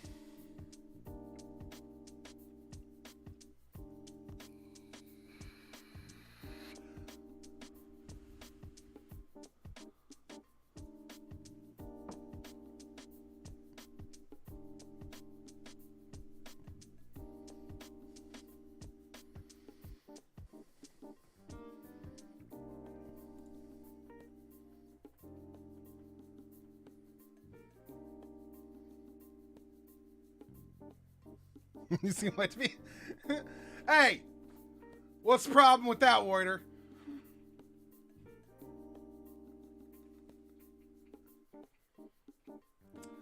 Most internet arguments are off the cuff instead of taking the time to think through and articulate a position, so it's very easy for things to escalate and for people to reach an easy-to-grab comparison rather than something from the back of the old noggin that might be more applicable. Sure. That's why Nazi became an internet stand-in for everything from actual literal neo-Nazis to that bitch Stacy and her clique of friends who bullied me in high school. Speaking of, did you see the TikTok of the nurses being bitches? Did you see that?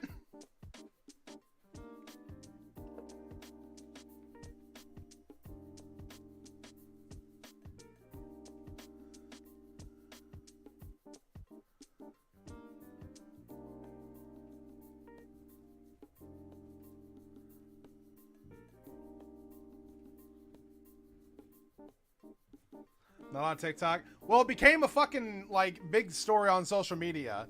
So there was a TikTok of a bunch of nurses talking about their icks.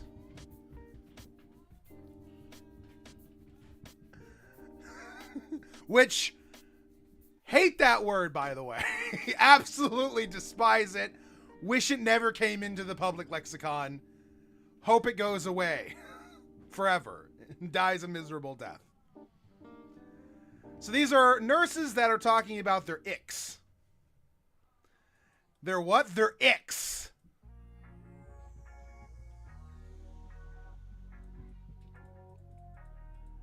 If you don't know what an ick is, it's a thing that personally bothers you. Like ick, that's yucky, yeah. They're icks. And that's now a thing you can own now. You have personal icks.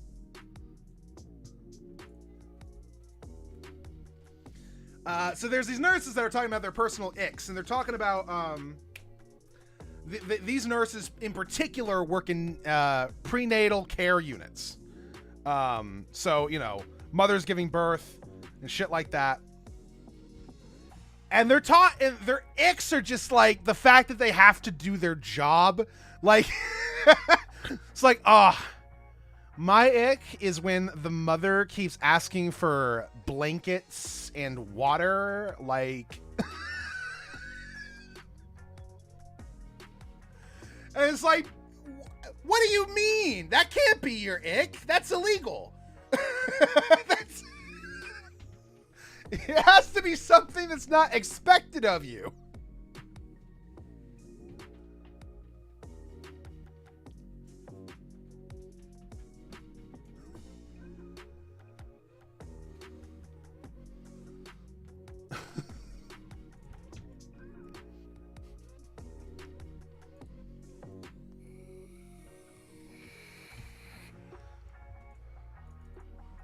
Now, there were a few of them that were perhaps a little bit more reasonable.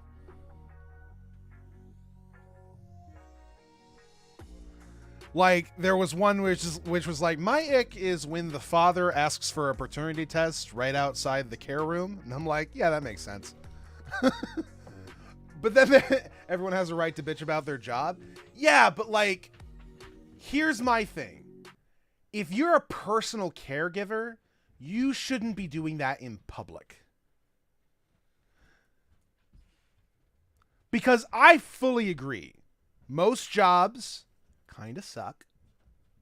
And it's a bitch. I fully understand, sympathize, agree wholeheartedly, full-throatedly.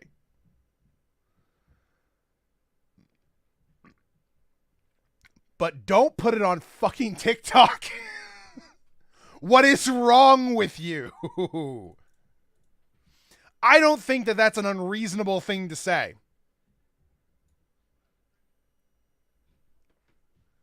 Don't publicly show your ass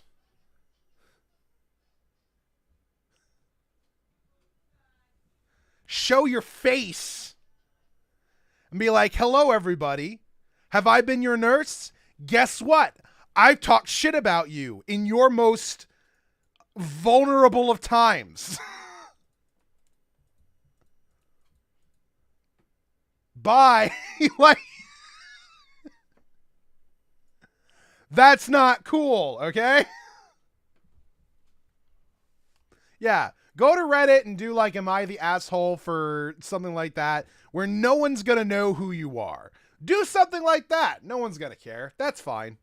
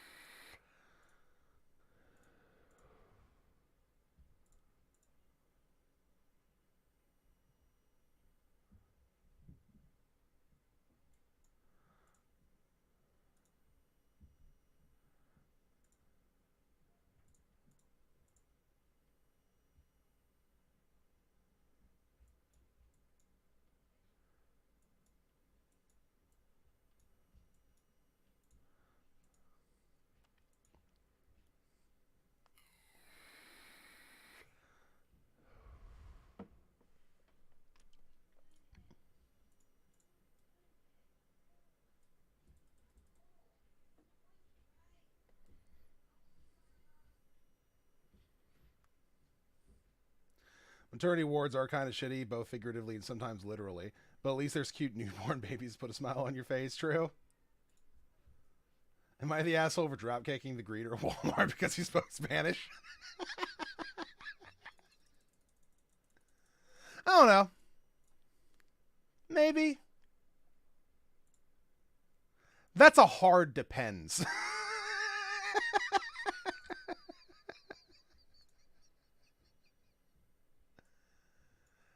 That is a mayhaps, I will say.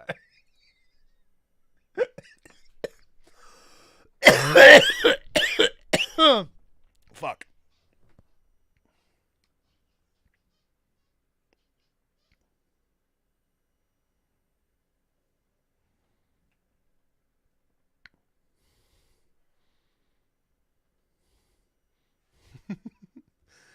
Oh my god, I can't believe why anyone would have one of these fucking sperm goblins. Yes, I am 14 years old.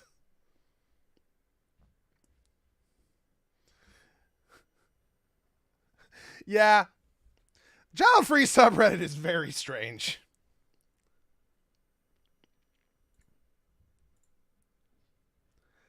It's not that I don't, like, get it on some degree or on some level.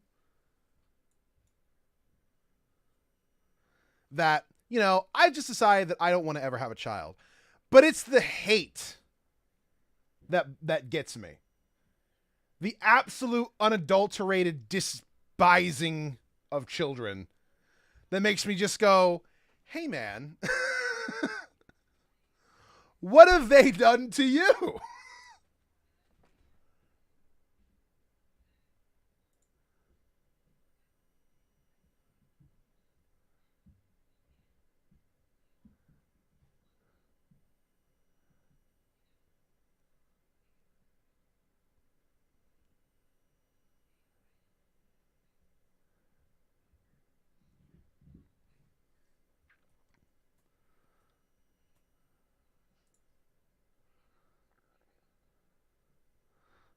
I love reading stories about bad customers. Yeah, I do too on a level because I can you know relate, I suppose, and I kind of like being able to do that. Like, it's just so fucking funny to me. Like,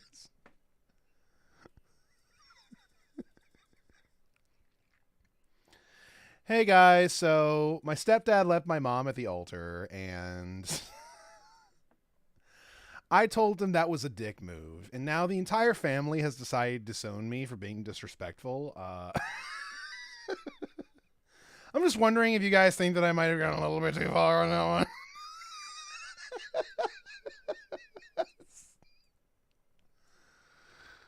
one.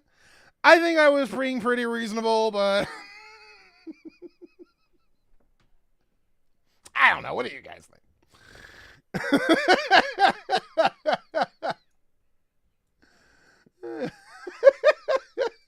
So stupid. Oh, shit.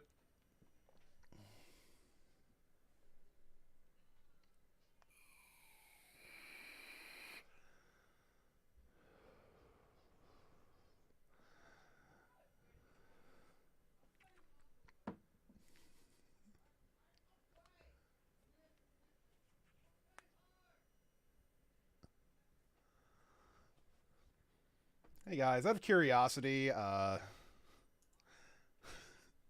disowned my queer son because he told me that I was being homophobic, and personally, I think homophobia is just as bad as calling someone a racist. So, do you guys think I may have gone a tad too far? Maybe even a little bit unreasonable? I don't know.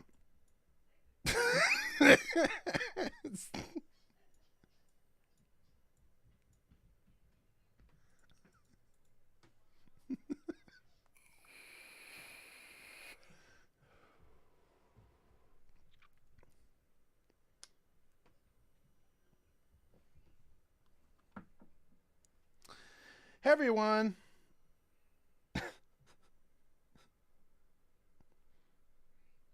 So I found my boyfriend cheating on me, and as some of you might actually know me from a particular news story, here's my picture. It's a mugshot. I decided that it was the last straw, and I decided to castrate him. Now, I have been arrested, and I have been sentenced to 10 years in prison. And personally, I think I was in the right here, but what do you guys think?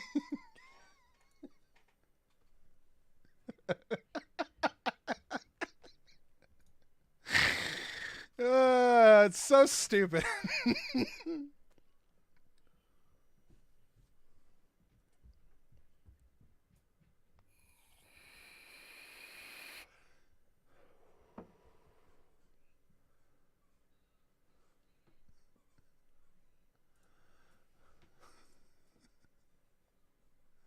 That's a show for stoners. That's true. No, actually, fuck that. Scooby-Doo is a show for everyone. Scooby-Doo is a show about triumph and about good conquering evil. Okay?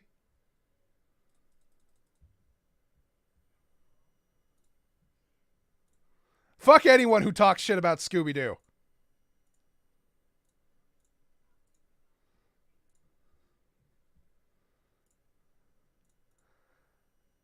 I don't buy into your fucking narratives.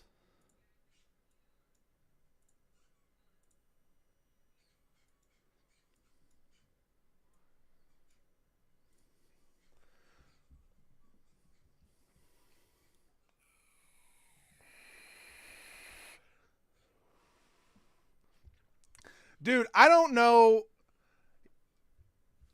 Here's the fun thing about Powerpuff Girls. Every guy watched it, but no guy admitted to watching it. I thought that's probably the funniest bit about Powerpuff Girls. Is all the people who definitely fucking watch Powerpuff Girls, but would never, like, admit to it. Never talk about it. They would just pretend they have no idea what you're talking about. Totally Spies was another one. I watched the fuck out of Totally Spies. That shit was fabulous.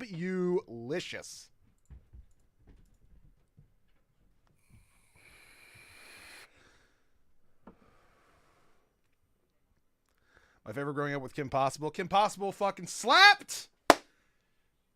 Shigo was quite the crush for me.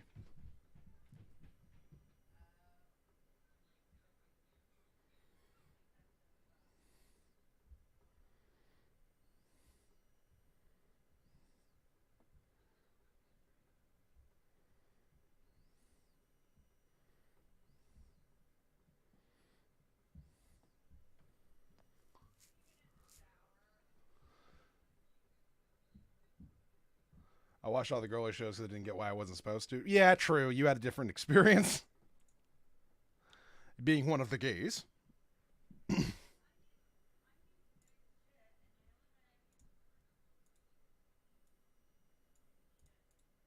One of the gays. Dude, anybody who watched Sabrina the Teenage Witch and Salem wasn't your favorite character, I don't know what is wrong with you psychologically, but it's clearly something. You have something the fuck wrong with you.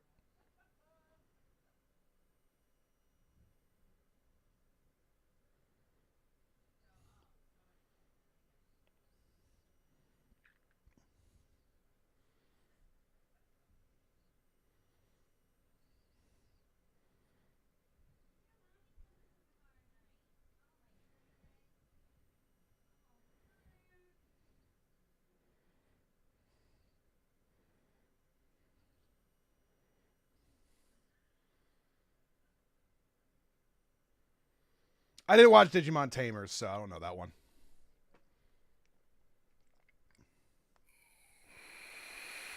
I do know Jade, though.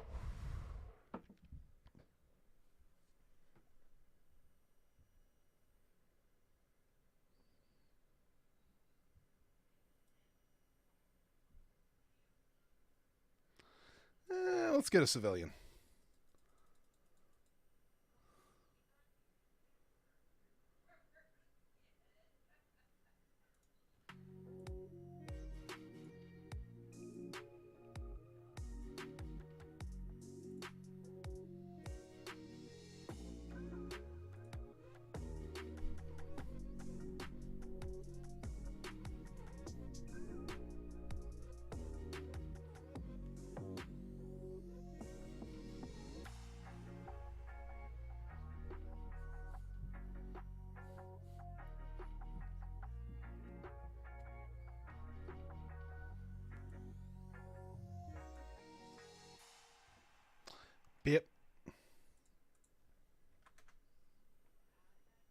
Oh yeah.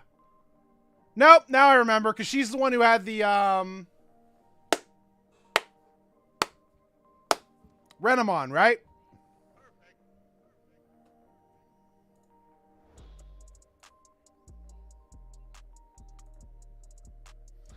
Long ago in a distant land, I, Aku, the Supreme Master of Darkness.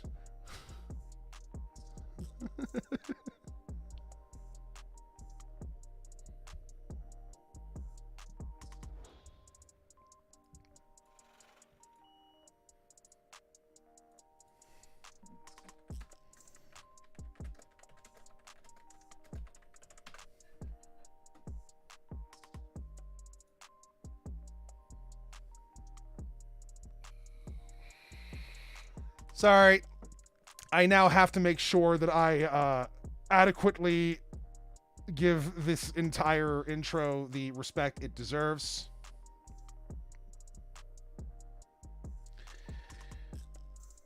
So, for a moment.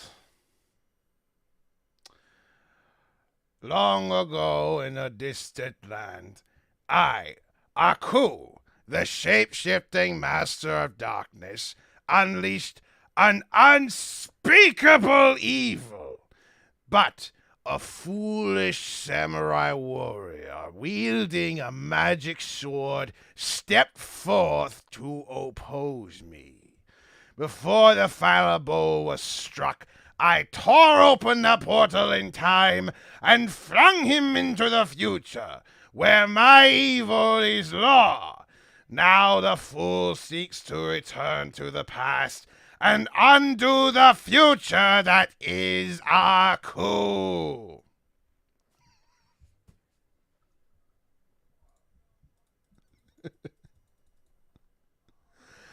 Have to. It's just necessary.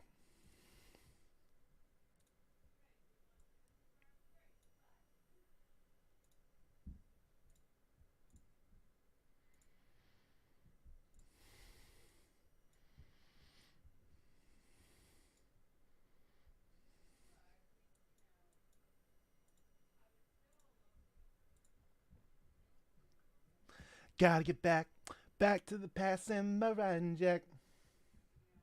What?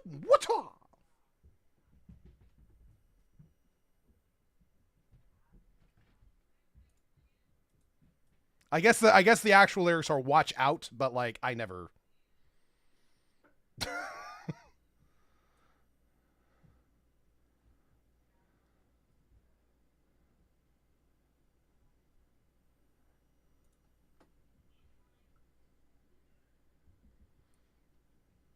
Fun fact, that intro was by Andre 3000 of Outkast. Andre 3000 is one of the most gifted souls of this day and age. Have you ever seen the stories of him just like going out in public and just playing a recorder for people? Like Andre 3000 just hit it, made it big, and was just like, I'm just gonna go be weird for a while and just like share my music with the world.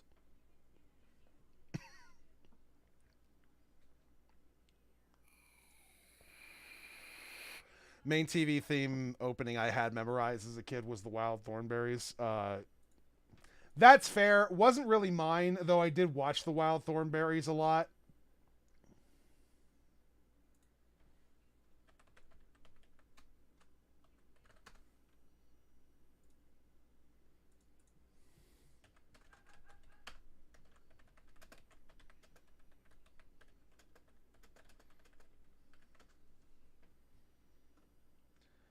For me, it was Rugrats.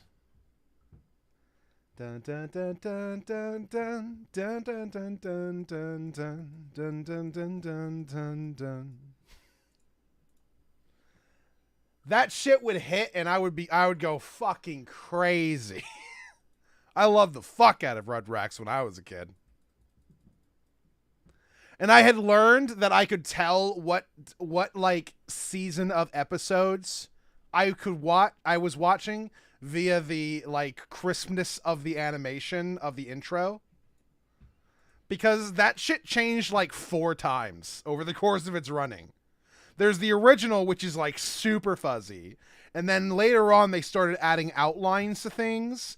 And then it became really crisp. And then they changed it entirely.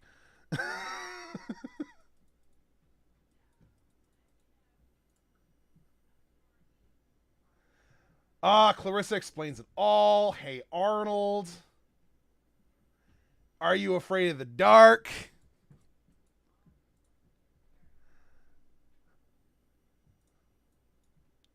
Damn. Legends of the Hidden Temple. Dexter's Lab.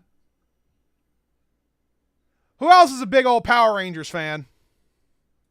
Let's be honest with ourselves now.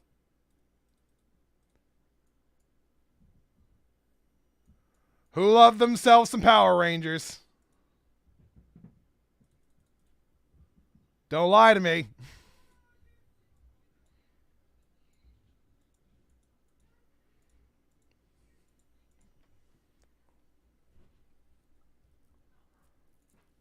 Power Rangers never really penetrated here as far as I know. Never saw the show, the toys, anything. Man, go fuck yourself.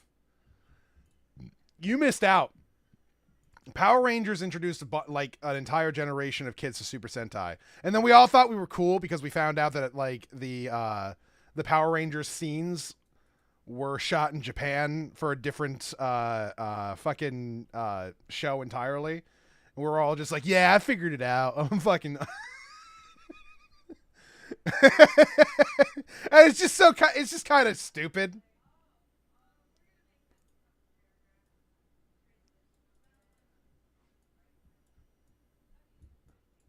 Cuz it's like no shit, dude.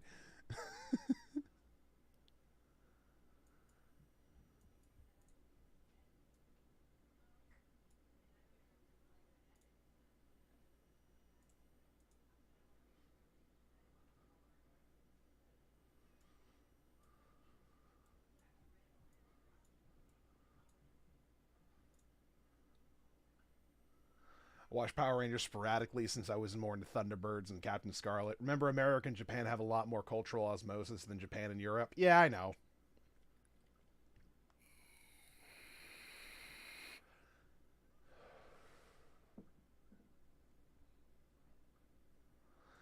Well, yeah, you only need to watch like 2 episodes of Power Rangers before you're just like, okay, I understand what's going on here. Like, it's a pretty simple show. No one would accuse Power Rangers of being like deep.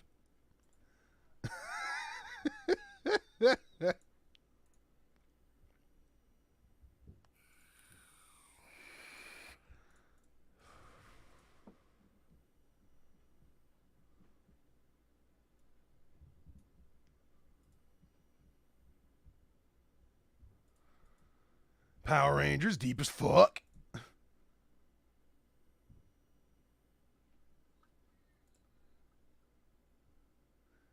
Mainstream anime really boomed in the late 90s, early aughts. I think Pokemon anime was the first one I saw.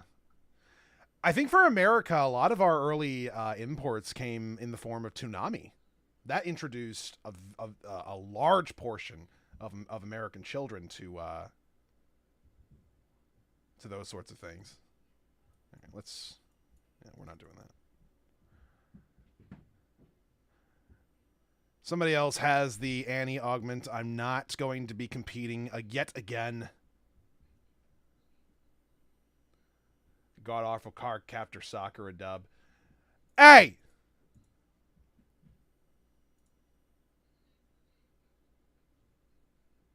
Talking shit? Talking shit about card captor Sakura? I won't have it.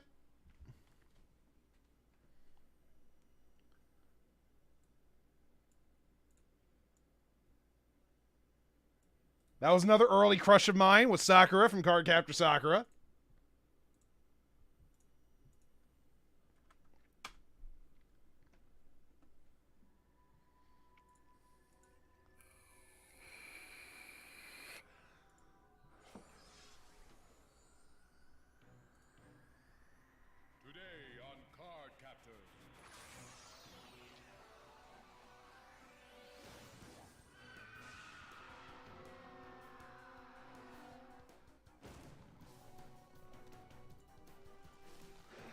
It's like a James Bond theme.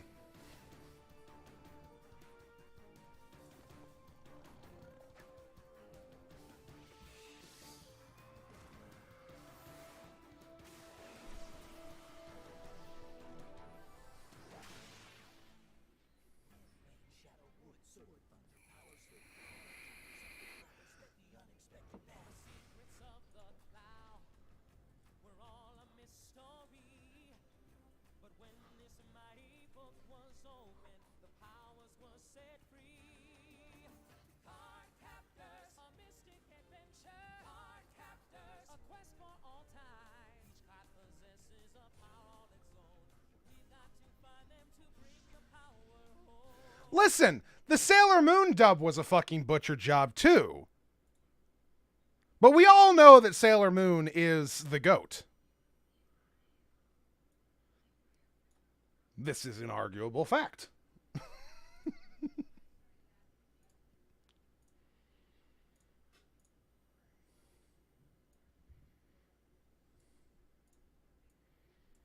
Cut Cactus!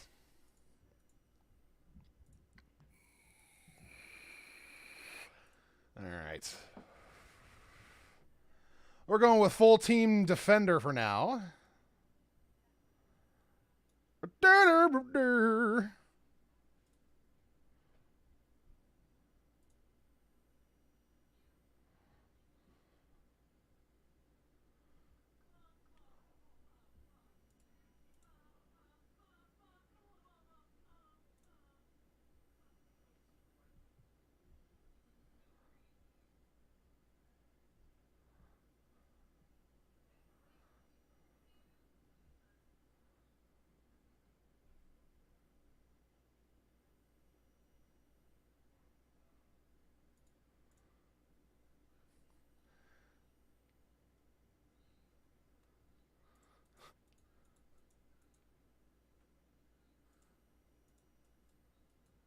Would love to see a terrible 90s dub that tried to turn into a tuxedo mask show featuring this moon girl. Would that be funny as fuck? There's got to be a fan edit. There's got to be a fan edit of that. Gotta be. No fucking way there's not. That's too funny for it not to be a thing that happens.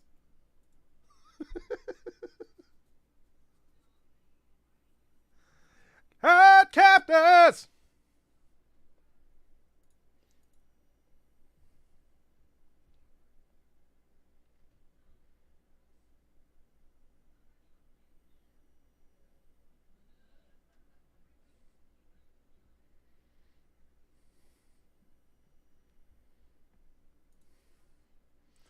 The Germans might dub everything terribly, but at least they got the shows. What was the OVA where the voice actors took the piss? Oh, Ghost Stories. Yeah. Yeah. People still can't agree as to what the story of Ghost Stories is, by the way. Even the actors don't actually know the real story. So, my understanding originally when I first saw she's a ghost and a bitch, right? My first understanding of Ghost Stories as a dub was that it was a bad show that did really badly in Japan. And so desperately, the company sent it over to America and they were like, we need to make our money back. Please do anything you want with this. And then the people got it and they were like, okay, let's be racist as fuck. But that's not actually what happened. Actually, Ghost Stories did really well in Japan. It's just there was no interest in America for it because the interest of Ghost Stories was that it was tied to a more or less because Ghost Stories itself originally was tied to a historical story in Japan that no one in America really gave a fuck about.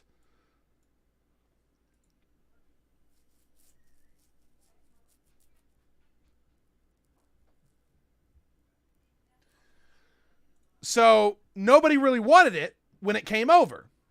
And it did get an original, like, actual serious dub, but nobody watched it because no one cared. It's the Americans that didn't give a shit. If we're being honest, if we're being clear about the situation. The Americans saw it, and they were like, whatever.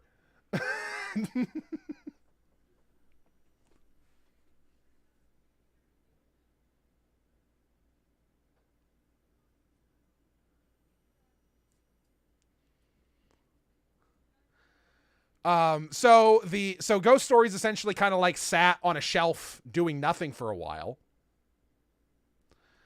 And eventually the studio that ended up doing the more legendary dub that we all know and love today, they got Ghost Stories as a deal.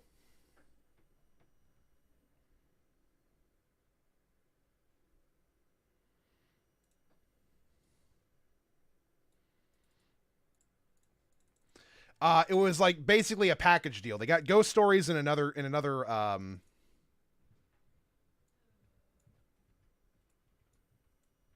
show altogether, and then they just kind of like ran with it. They got it, and because they got it from another American company who dubbed it and then couldn't get any profit out of it, and it became like a part of a deal. It was just kind of like a property that they had on hand. There was no like real agreement as to how it needed to be done. So since they could just do whatever they wanted with it because they kind of got it as a part of a deal to get another show, they said, oh, yeah, fuck it. Let's have some fun with it. Got all the actors down, got them all kind of like tipsy. And then we're like, all right, let's fucking have some fun with the show. And that's how it got made. So Japan thought this show was awesome. Not only did they think the show was awesome, but they just liked, it got a lot of respect, actually, in Japan. Which might be surprising for some people, but yeah. In fact, when it ended, it got its own, like, special fucking, like, ending thing with, like, a send-off and everything of people like, such a shame that the show has to go now. Which, you know, probably wouldn't be the case for a show no one liked, right? Wasn't there that whole thing where Japanese studios would sell their popular anime licenses packaged up with a bunch of their other stuff with less market appeal? So dubbing companies would often have some leftovers that they only accepted in order to get access to the big ticket item. Yes, but that also happened amongst dubbing companies in the US as well. Dubbing companies would do the same package deals. So Ghost Stories, because it was so popular, that actually was the main deal that the original company that got it wanted to use, but no one gave a fuck. So that became the side item in a future deal, which then ended up getting it in the hands of the people who then made the dub. Hey, Vogus.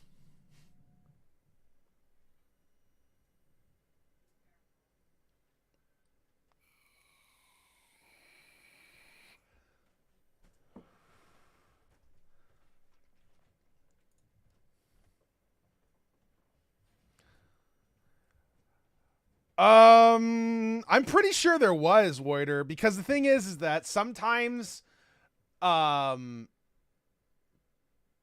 are shows that did really shittily in Japan because they were made with a Western audience in mind. You want to know one such show? Cowboy Bebop.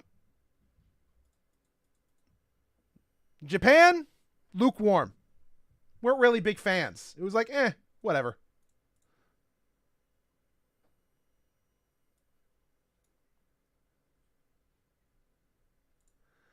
And there's some shows that bomb in the West, but Japan love it. Yeah, because there's differences in sort of like our cultures that cause us to have those sort of differences in expectations and desires and wants and such.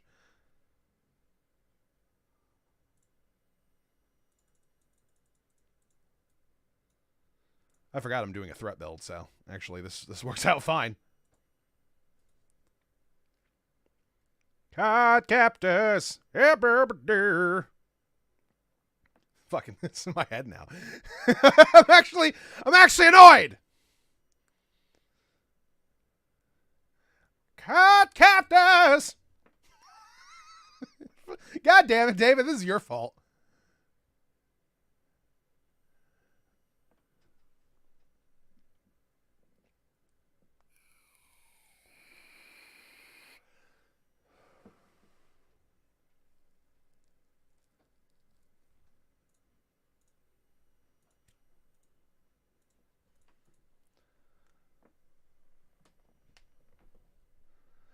push for more authentic dubs only came when the first generation that came to be fans of anime started seeking out fan subs and got earlier access to their favorite material and started realizing how tampered with the dubs were.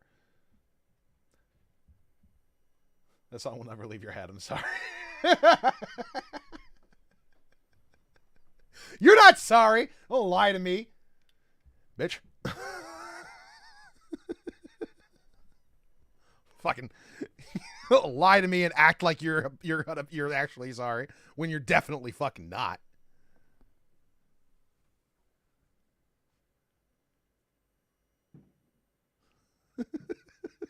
So stupid. Ah.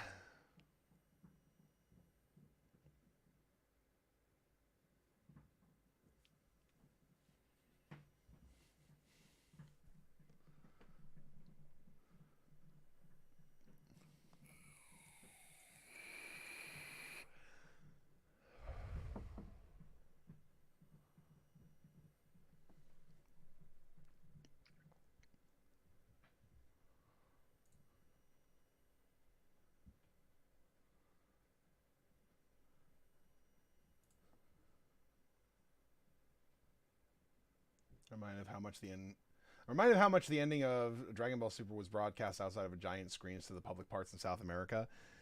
That's the interesting thing. South America also has very like specific tastes in terms of their anime that you might not necessarily guess.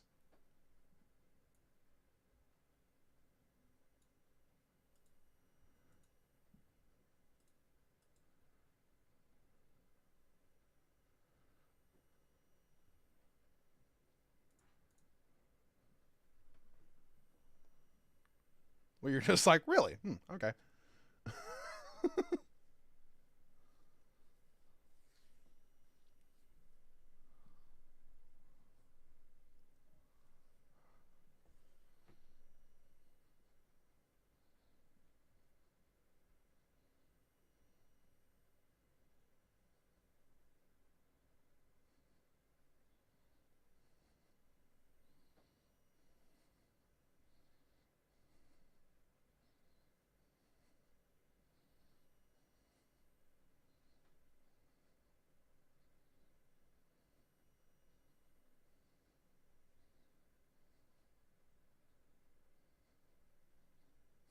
Jesus Christ.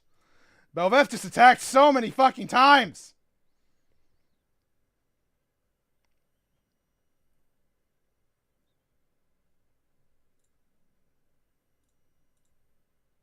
Ooh, Aurelian Soul.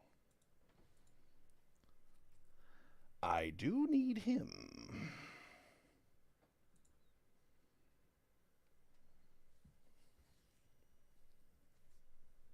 Cat captain, shut out a burr.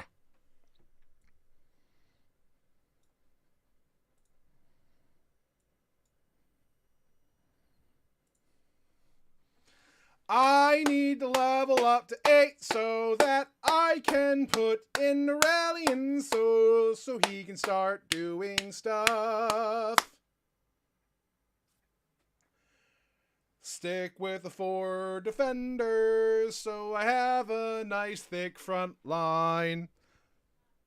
Do it for the children. Why no? I don't know why I'm singing.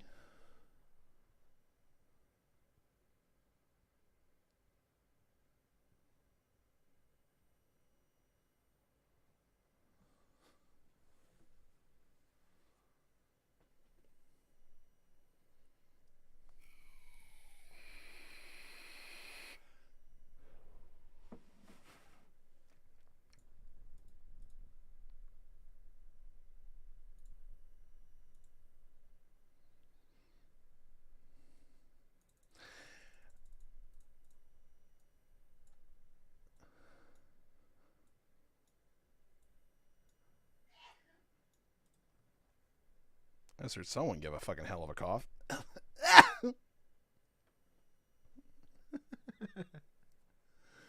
uh,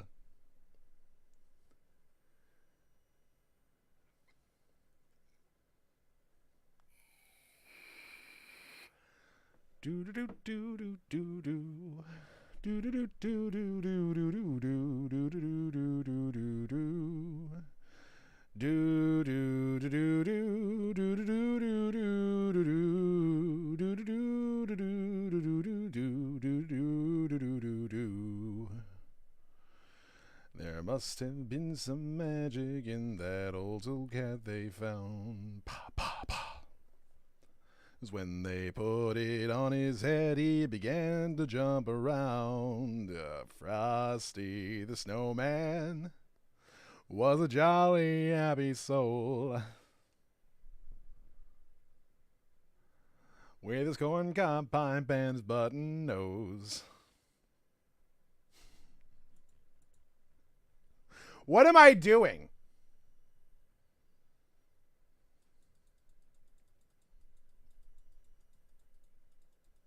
I'm just being a silly Billy.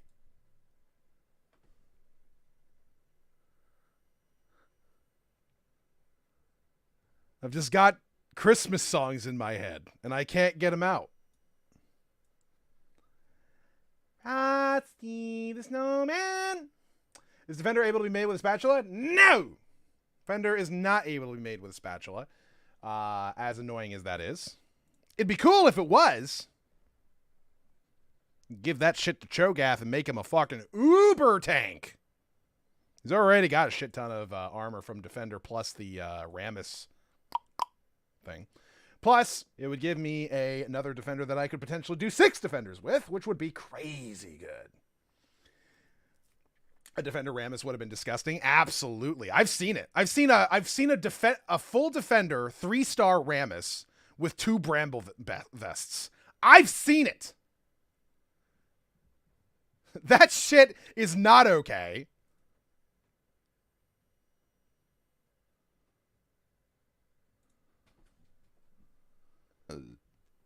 Three-star Defender Rammus, 6 Defender, 2 Bramble vests. I think he did like 1,500 damage a cast. Is there some wild shit? You first lost in a while. I'll go back to lurking. I'm inviting Bad Mojo. No! You are not inviting Bad Mojo. Listen, it's fine. I wasn't even on a win streak. Okay? I got a loss in 4-1. See?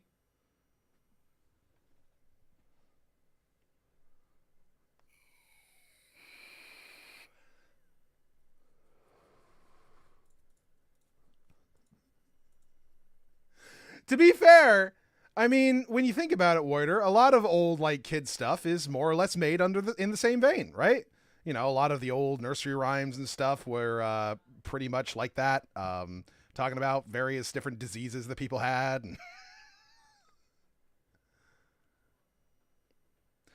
God, who else was the fucking child in school that learned that Ring Around the Rosie was about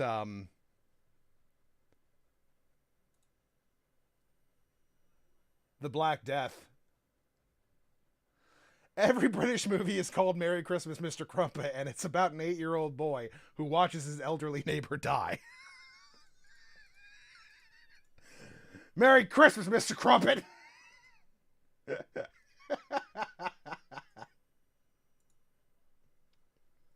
Every American movie is called Speeding Bullet, and it's about an alcoholic misogynist killing 300 foreigners to save an annoying little girl.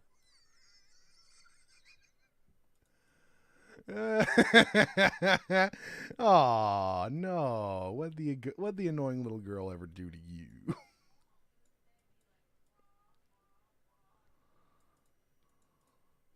Beep. Wasn't trying to 3-star the Cho'Gath, but I got him 3-starred anyway.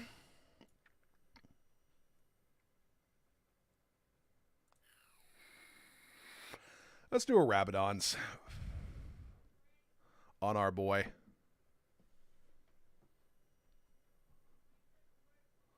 For an extra 70 ability power. Does double damage now. That's good. Casts fairly often. That's one Tongi Cho'Gath. He's a Tongi boy. He's got loads of armor thanks to Defender and the Ramus augment. He's got loads of magic resist because he's fucking Cho'Gath.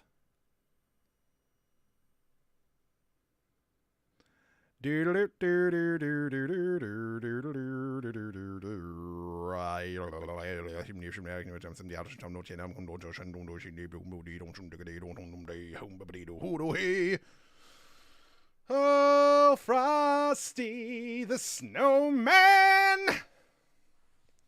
was a jolly happy soul. I can't get it out of my head. Fuck. It's like the South Park fake anime opening they made. Last fighting Rob. It's stupid, but it's in my head, and I can't get it out, and it's frightening me.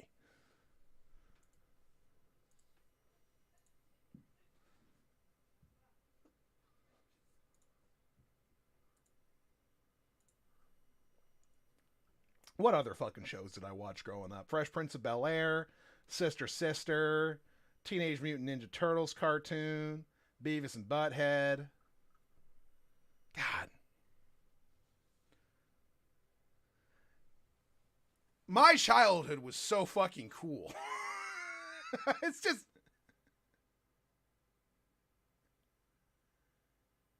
Maybe I shouldn't put it like that, but it just was.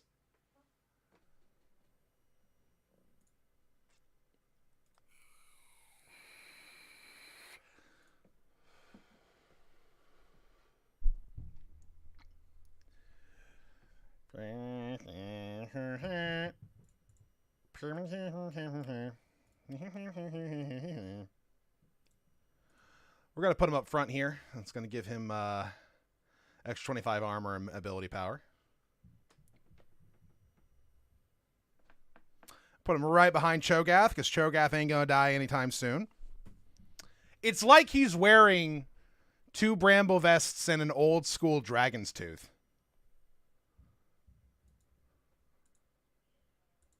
That's how much, like, resistance he has right now. It's stupid. Fucking stupid. Look at him just annihilate the whole enemy team like that. Annihilation!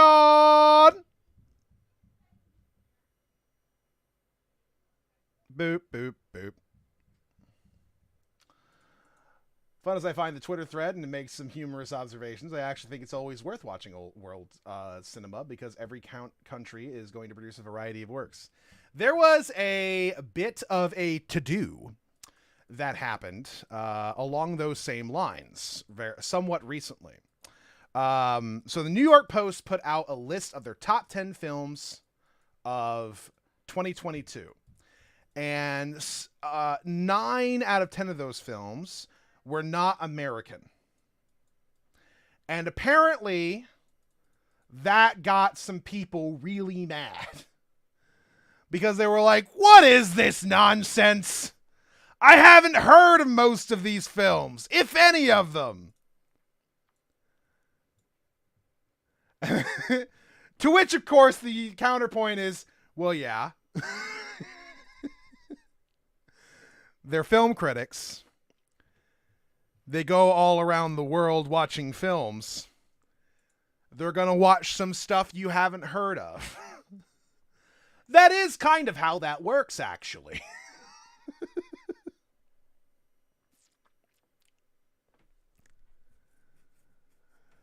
We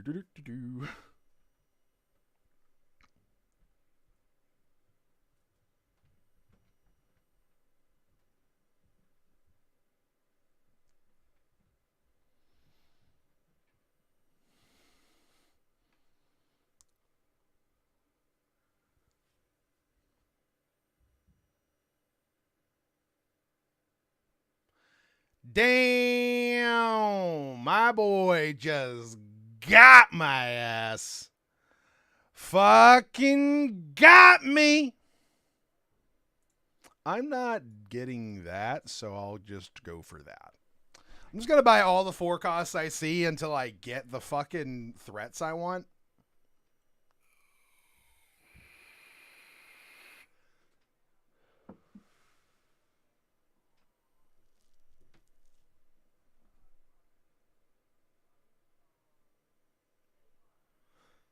Indian cinema is...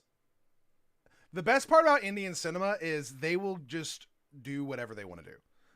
They have no limits. They don't give a single solitary fuck what is realistic or what appeals to audiences. Indian cinema says, you know what'd be cool? And then they just roll with it, whatever the fuck it is. I like, it's... When you see instances of Indian cinema just going ape shit, just going pure goblin mode, you can't help but respect it. You just can't.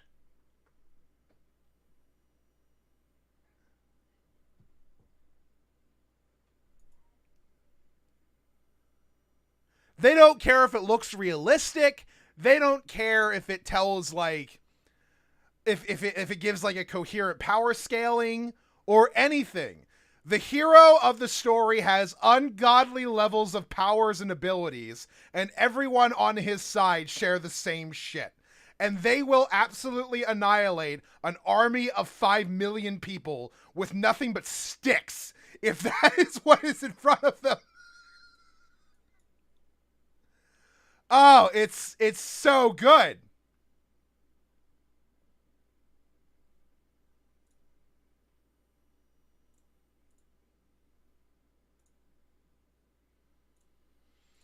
There we go. There's my 2 stars.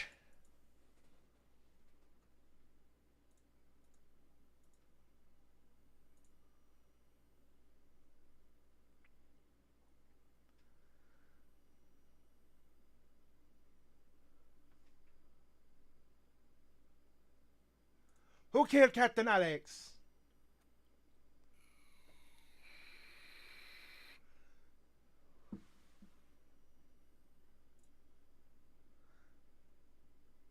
True, I never thought about that. Yeah, when I hear about Bollywood, it's always about, like, fucking musicals and shit. I haven't thought about that. That's true!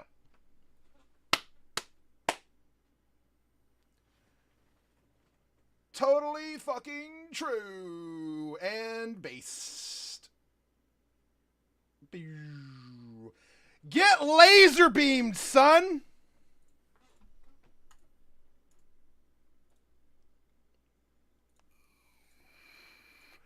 I'm hoarding all the forecasts.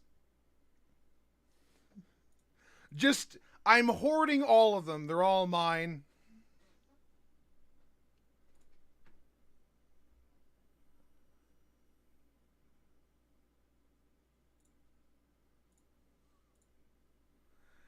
Gimme, gimme, gimme, gimme, gimme. I will take all of them. I saw somebody 3-star Belveth, by the way, and still lose. And not just lose, but like get like 5th fucking place. Like, it was fucking stupid.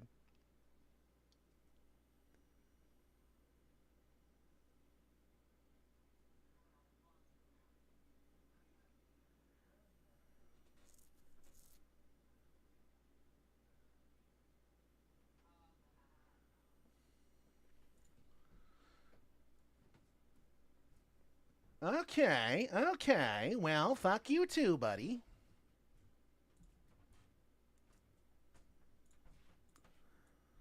Frosty the Snowman was gaily walking along. All right, I'm up against 2 people who both have winning sprees going. Which one's gonna eliminate the other one first?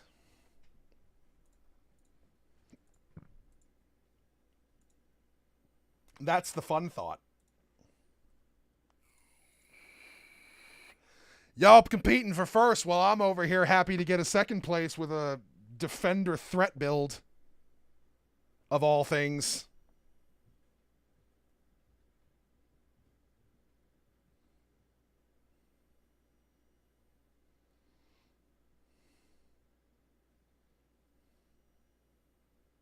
Ooh, no. I have been defeated. One of you has to eliminate the other one. What the fuck?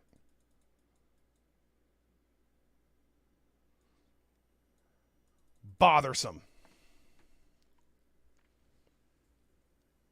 Anyway, I gotta run because I have a meeting early tomorrow.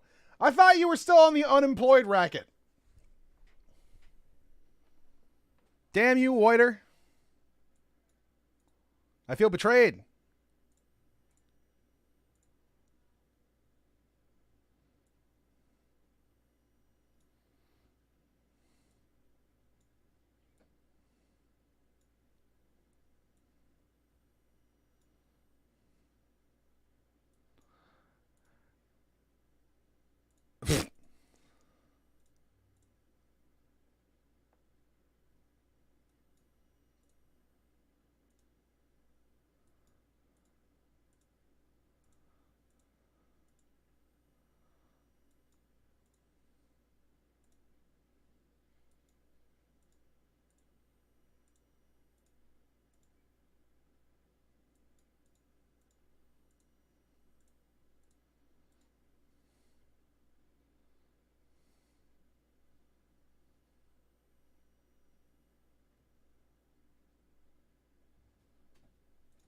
All right.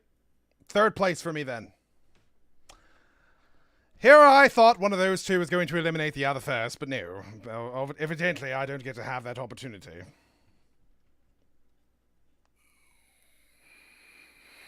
They both just fought me, apparently, and won. Whatever.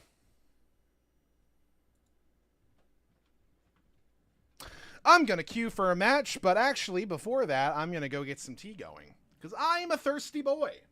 And thirsty boys require thirsty stuff in order to get themselves not thirsty anymore. Or whatever, or however that works. See you in a second.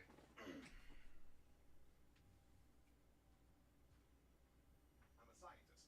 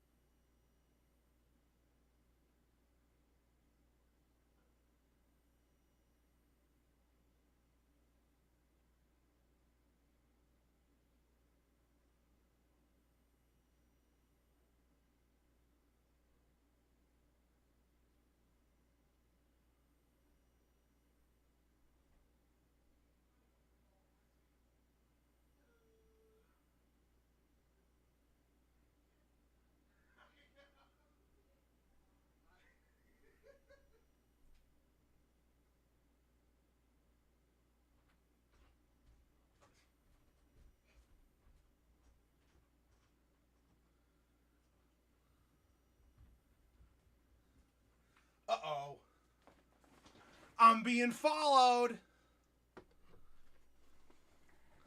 We got a pupper. Oh. Little naughty boy. Little naughty boy. Oh my goodness. Oh, he's such a good boy. Oh.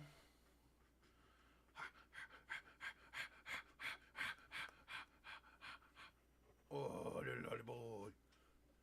Oh,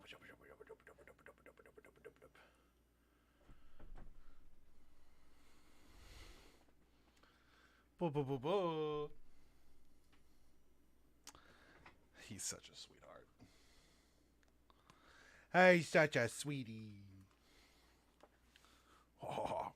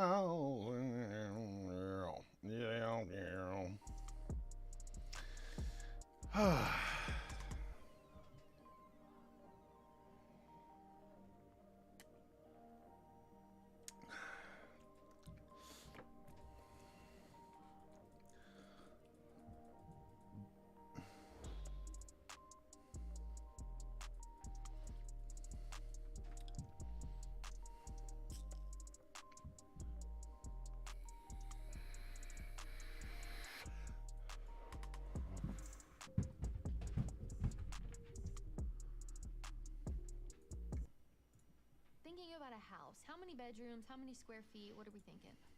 I mean, I don't need anything, crazy spacious, but I definitely do want a big enough home where everybody can have their own, individual selves and space to feel comfortable. So just depending on lifestyle and family, at least 3 to 4 bedrooms for sure, 2 full baths because God forbid there's more than one girl in the house, that'll be drama.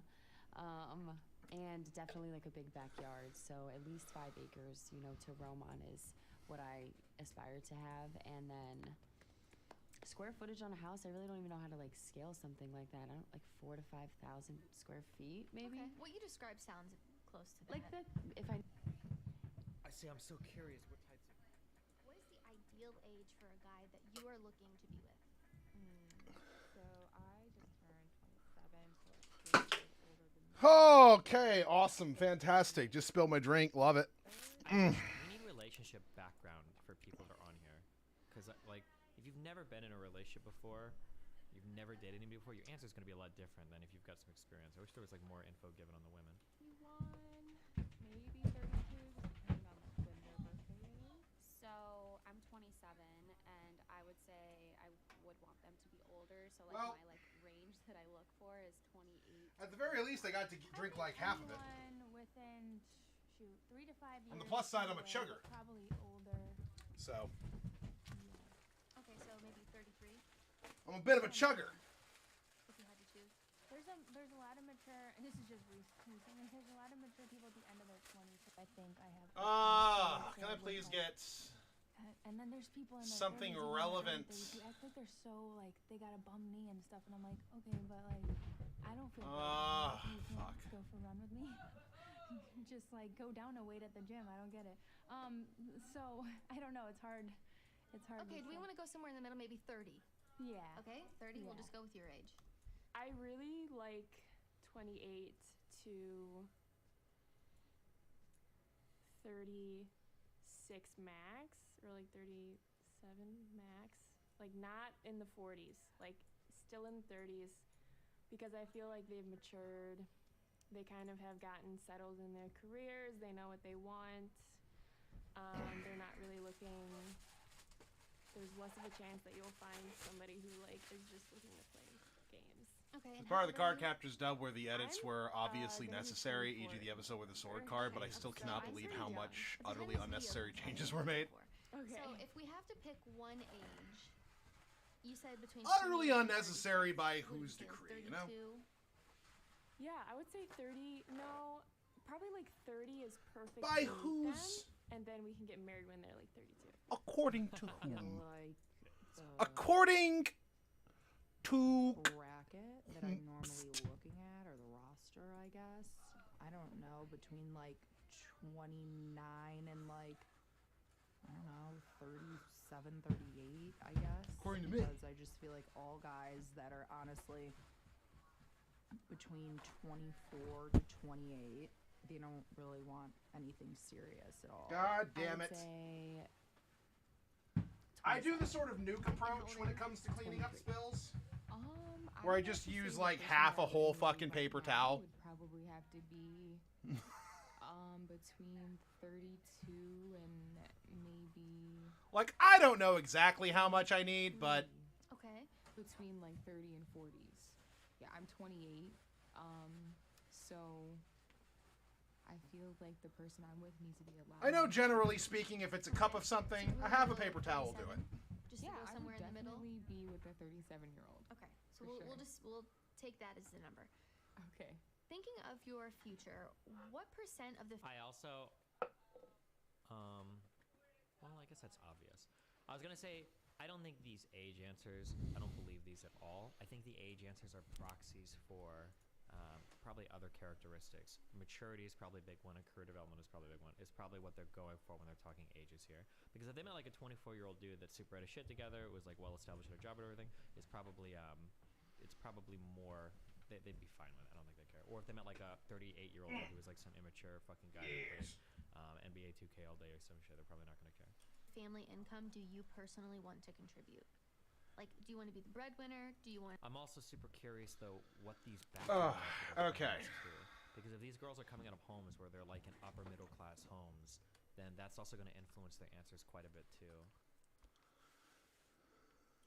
Contribute 50-50? Do you want to be a stay-at-home wife or mom?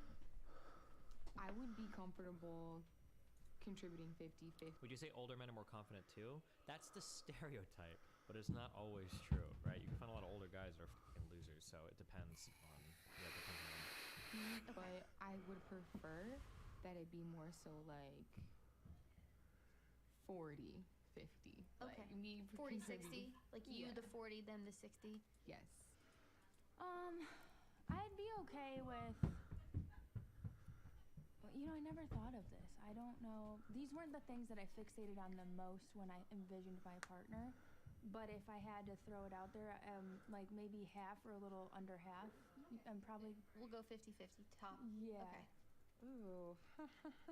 Is the question what they So want I the division of income to be? personally, I would not mind contributing like majority, but I would say no more than 70% of household income. Oh, okay, good. So I really want to be a stay-at-home mom. So like, if that doesn't work out with the person I'm with, then it doesn't work out. But that is like how I picture myself as a mom and a wife. So I guess I wouldn't be contributing financially. I don't want any of my income to be needed in the family.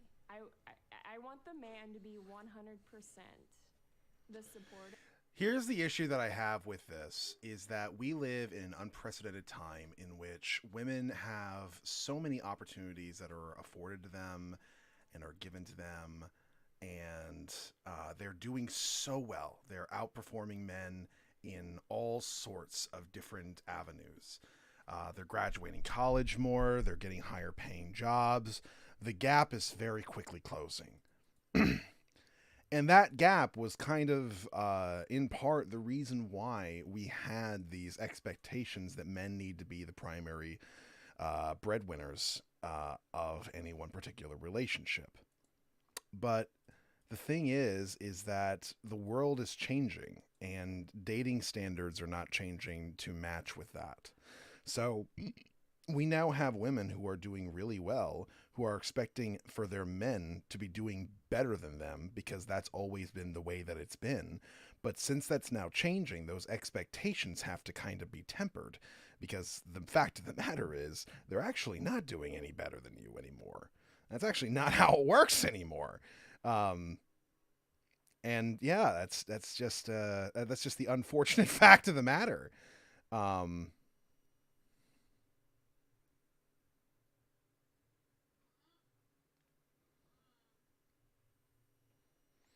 but there's really nothing like pushing them towards a more modernized standard of dating.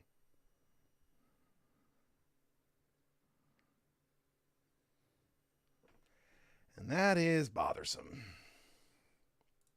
But that doesn't mean that I'm not going to work and I'm not going to have my own business or whatever. But you would want the family to be able to live solely off of your husband's income. 100% solely off of my husband. I don't want me to have to use my income at all. The way some women still want a guy who lives up to Victorian ideals of courtship, but don't want to play the other side of that arrangement, which, let's be real, they shouldn't have to.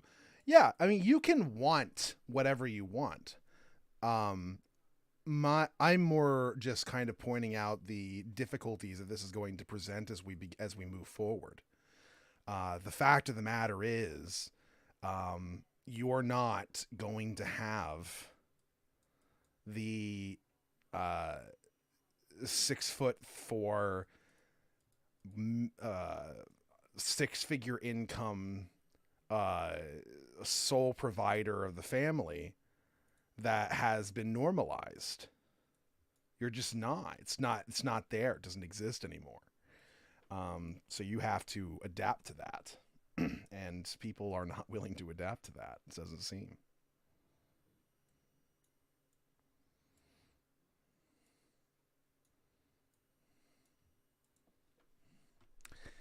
Unfortunate.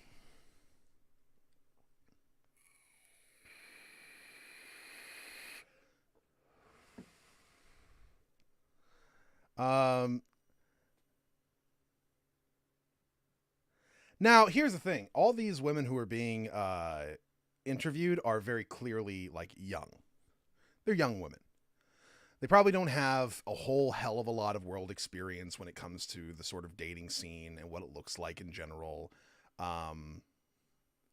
So I don't necessarily expect them to understand why what they're saying is, like, unrealistic.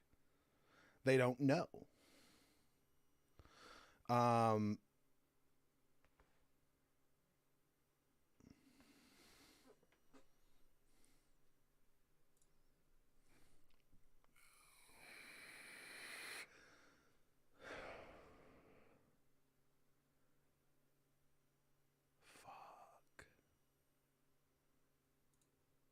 think we'll do that.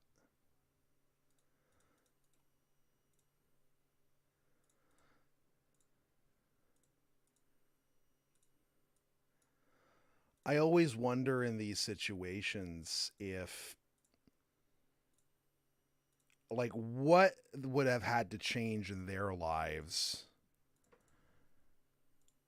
to come to a different expectation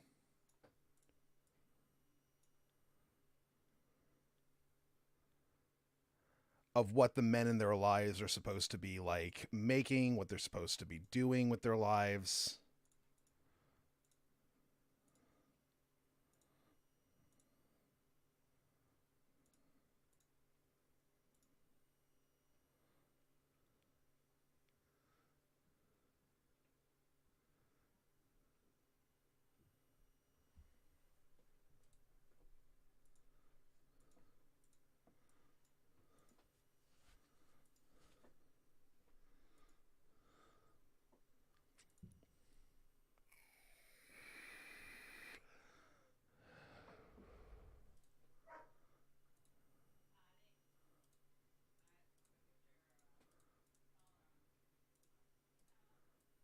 Oh shit, I had one more than I needed.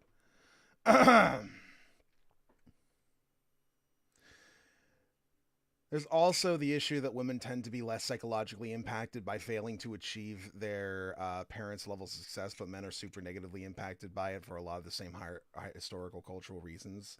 So there's a lot of negative impact on guys' mental health and the way dudes often don't really have a healthy outlet for their emotions, or have an internalized belief that stoicism or emotional repression is the way to be a real man, is like a problem. Yeah, for sure.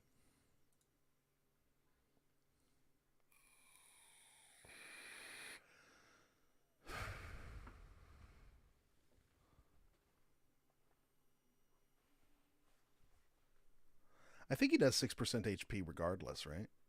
Yeah, 6% of his magic damage. Yeah. Getting into third is probably not all that necessary, so we'll just move on with more brawlers. And hopefully get him another Warmogs. That increases his attack speed, and it also increases his damage. So it's an interesting augment.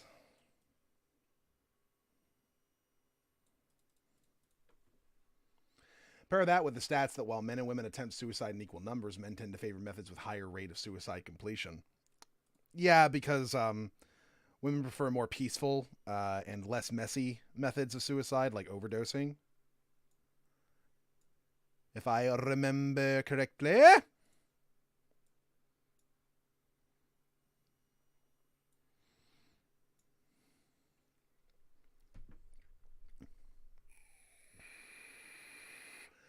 I am hoping to get full brawlers with the next augment.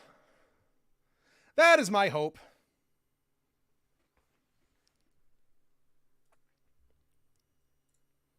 About 4k HP on Renekton.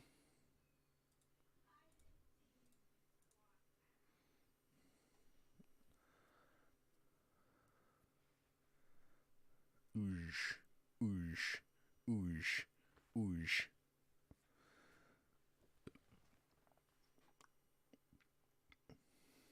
For obvious reasons, this particular build tends to fall off, but it wins a decent amount early.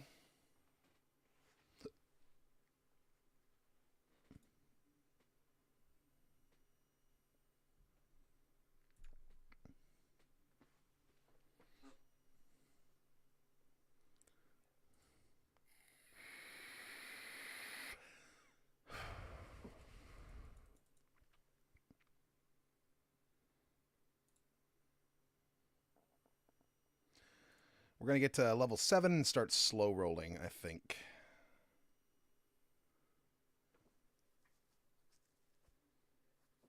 Trying to hold a nuanced opinion can be troubling because people take a notion like there ought to be social spaces for men to meet and socialize for their own good can easily be misread as a sexist regression to keeping women out. Yeah, like, oh, so you want to go back to boys clubs? It's like, it's not really that, and more like we need like, how to put it? You know what Alcoholics Anonymous is? We kind of need that for men.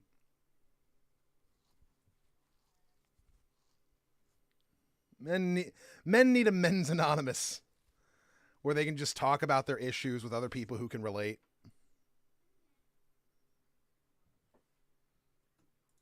But that's not because I'm not going to be working or I'm not going to have my own stuff going on. It's just because I want the freedom to be able to take care of my kids for the first 7 years of their life. I want to be a stay-at-home mom and be with them basically 24/7.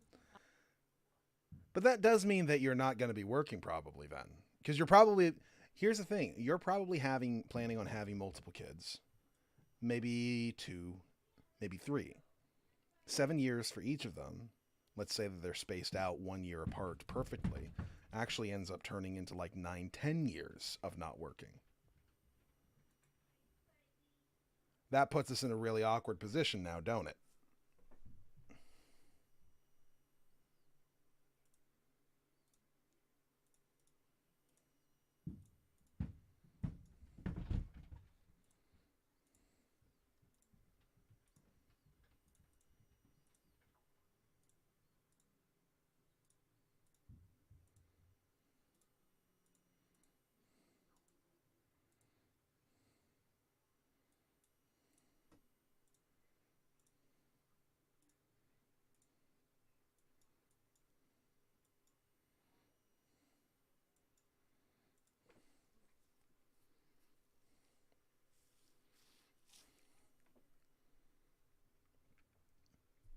So really, you aren't going to be working for basically after you guys get married. Probably you're just not going to be working.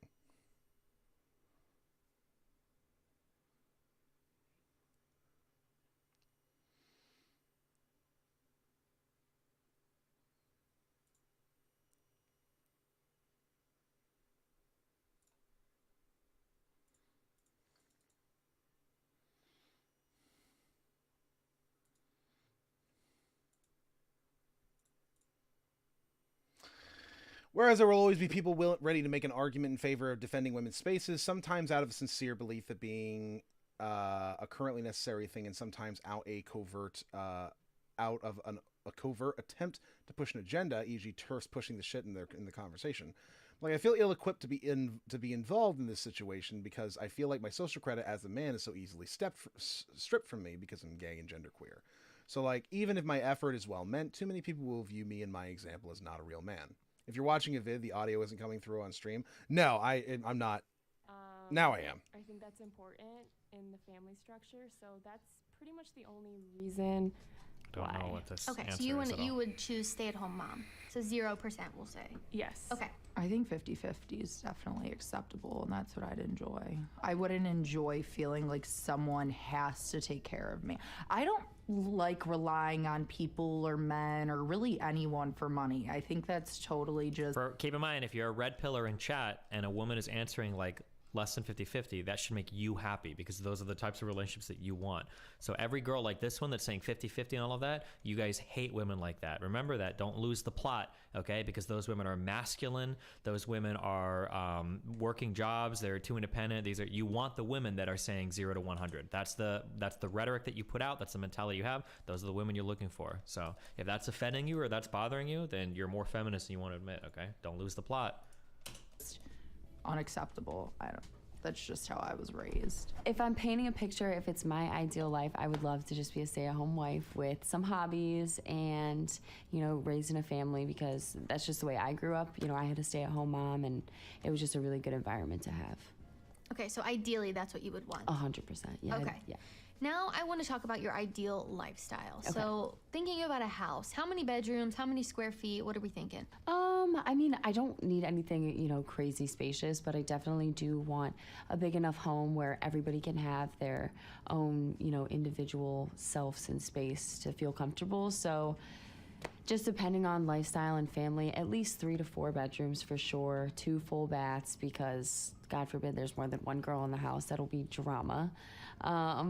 And definitely like a big backyard. So at least 5 acres, to roam on is what I aspire to have. And then square footage on a house, I really don't even know how to like scale something like that. I don't like 4,000 to 5,000 square feet, maybe. Okay. What you described sounds close to that. Like that, if I see, I'm so curious what types of houses these people come from.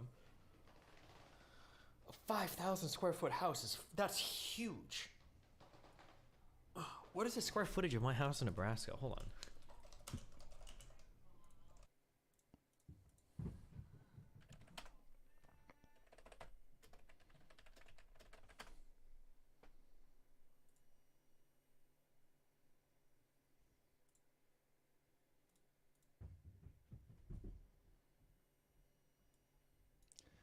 This is a 5,000 square foot home.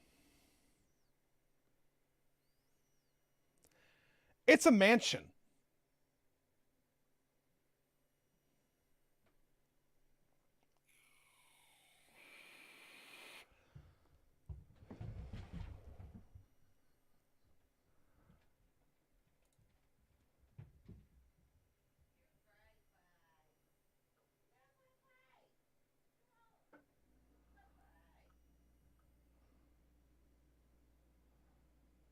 This is 8,000 with like an additional thing over here. This is a 5,000 colonial style home.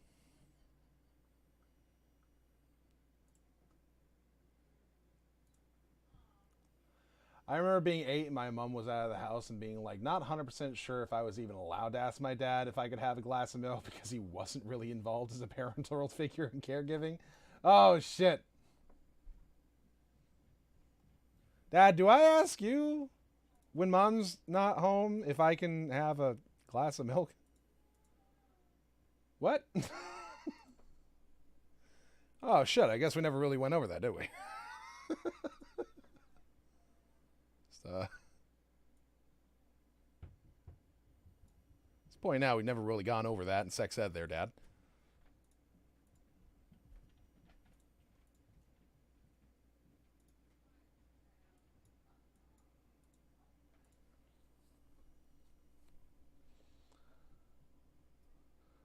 No. I understand, not in a negligent way. It's like she always answered those questions. Like he never had to. He's like, you ask him, and he's just like, I just realized you never actually asked me that question, or anything even similar. That's, huh? Whoopsie-doodle.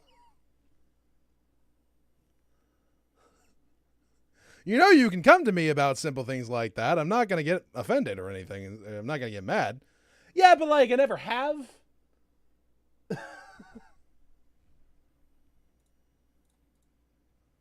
I suppose that's fair.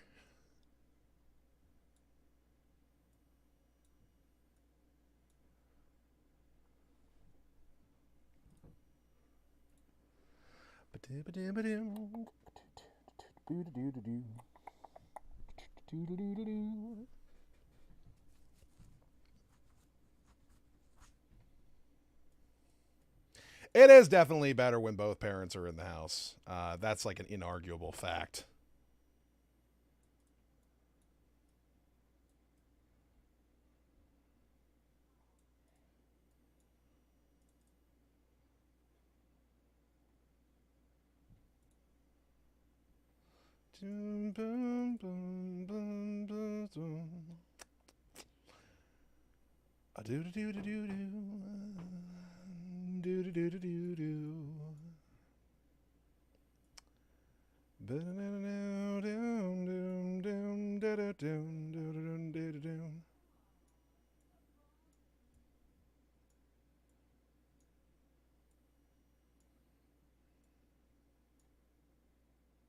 Oh. Wait, I already gave him a third item. I can't do that again. My bad. We'll just keep that on him.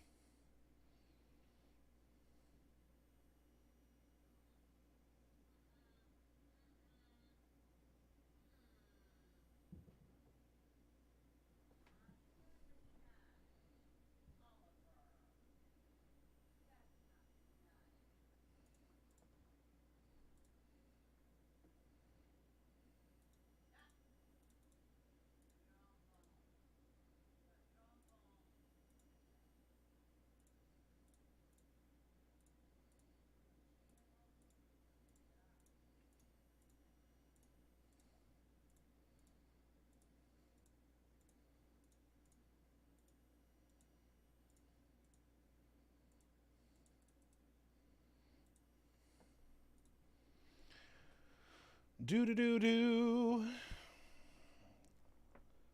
Do do do do do. Do do do.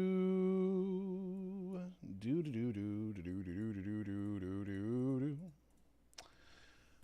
Do do do do do do do do do do do do do do. Do do do do do do do do do do do do do.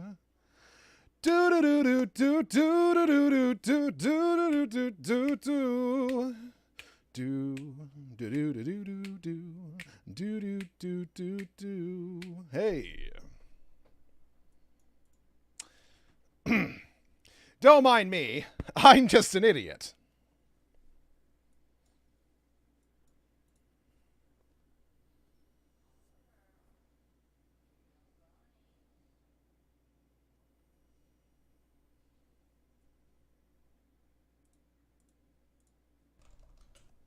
My house in Nebraska is 1,500 square feet. Well, guess you're a failure. 1,000 square feet. Jesus Christ. Yeah, she wants 5 acres. Hey, I guess if you're dreaming, dream big. Need to go bigger, obviously, you know, we'll go bigger. That's no question. But just a nice, comfortable size home. Okay, and then how many kids do you want? 2 to 3. If I, 2 boys and a girl would be ideal. Okay, and what about a car? I know you like cars.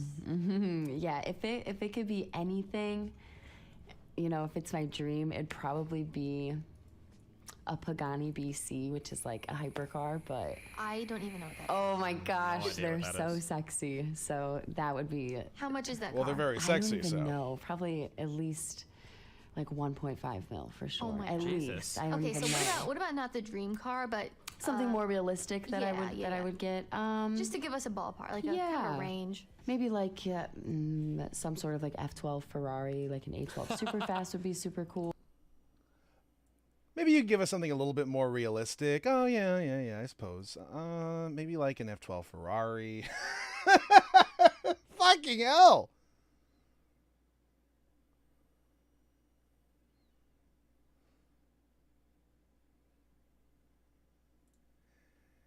Christ almighty.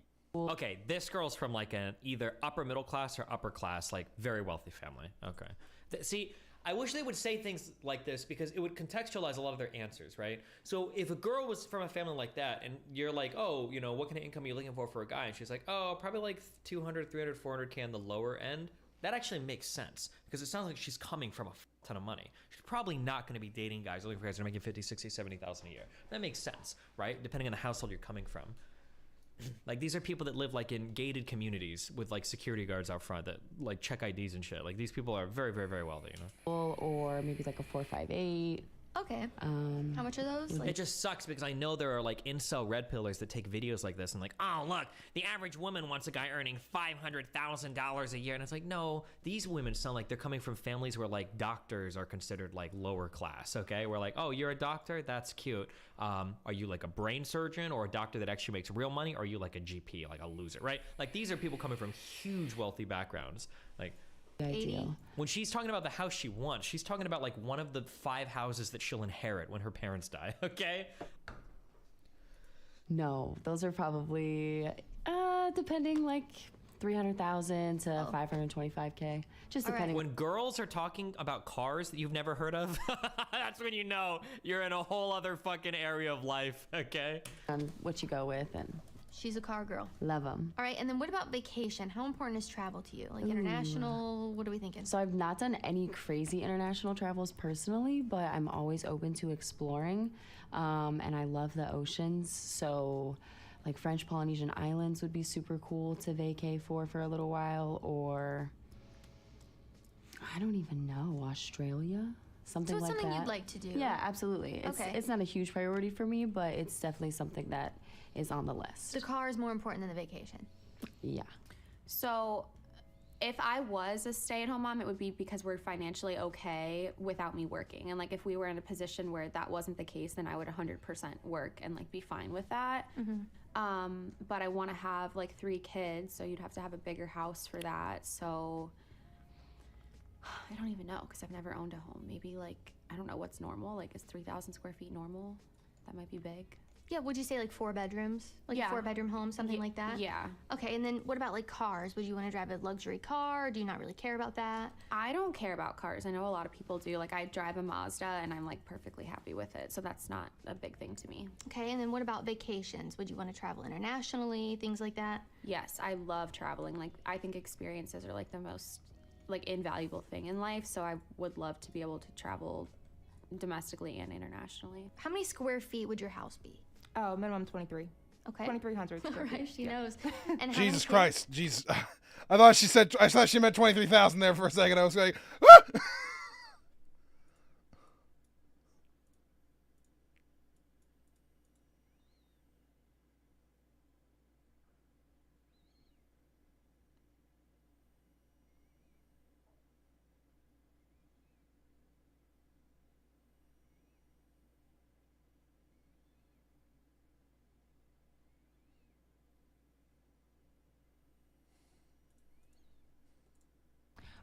So that kind of depends on the person.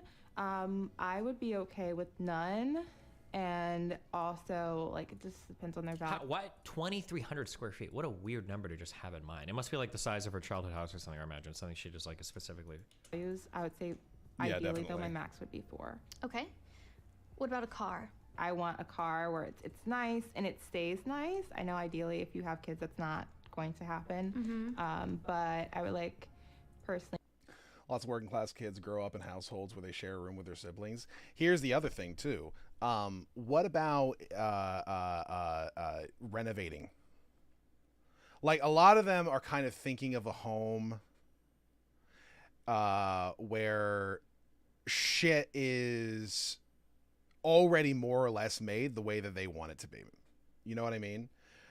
When I was a kid, we had separate rooms. They were very small rooms. They were like prison cell size rooms. But when I got older,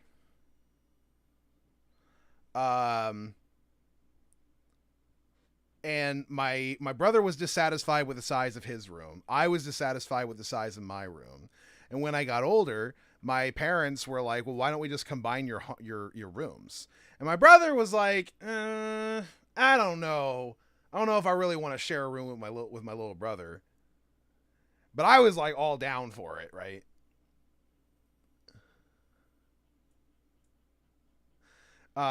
So we ended up renovating both of our rooms. We took down the wall in between our rooms and then made it into one big room, which I kind of liked at the time. I mean, I had to stay down. I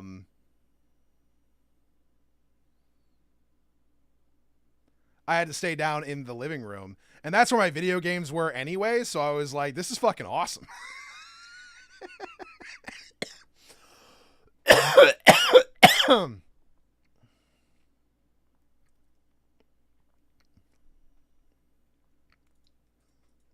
Sorry.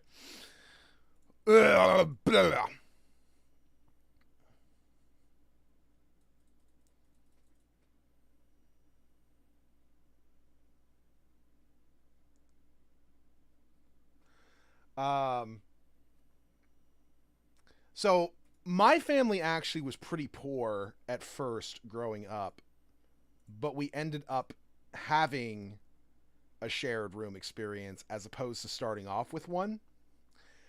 So my thought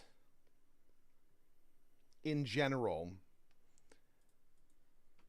is that it's more than reasonable for well actually no, because the thing is that like 30 years ago you could have like a meh income and be able to have like a 4-bedroom house in like kind of a shitty neighborhood.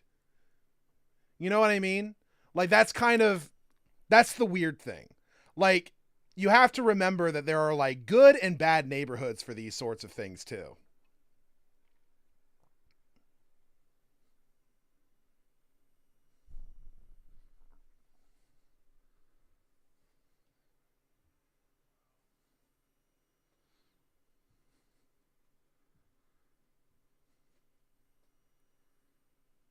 The notion that you buy a 4-bedroom plus house with the intent to have 3 kids is already a very bougie take. Sure, my brother and my sister were neither one of them were like planned on. I was the only one who was. So having multiple bedrooms was already like a necessary thing. For my family, they needed to have at least 3 bedrooms first.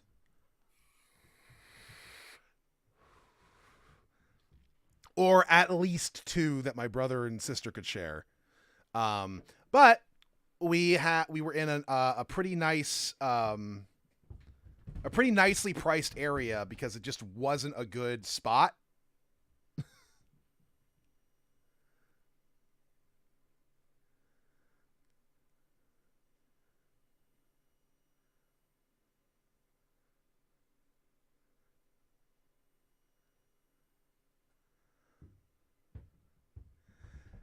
Nice. I eliminated somebody. Lead second place.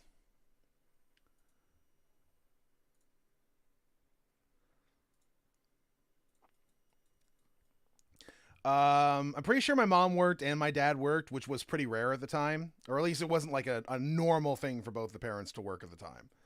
My mom was an accountant and my dad was a salesman at, I believe, Pepsi, the Pepsi factory.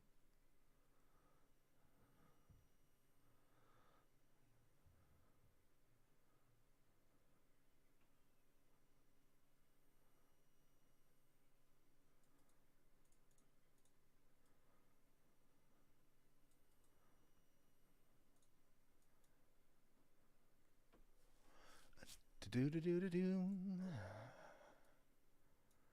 Do do do do do.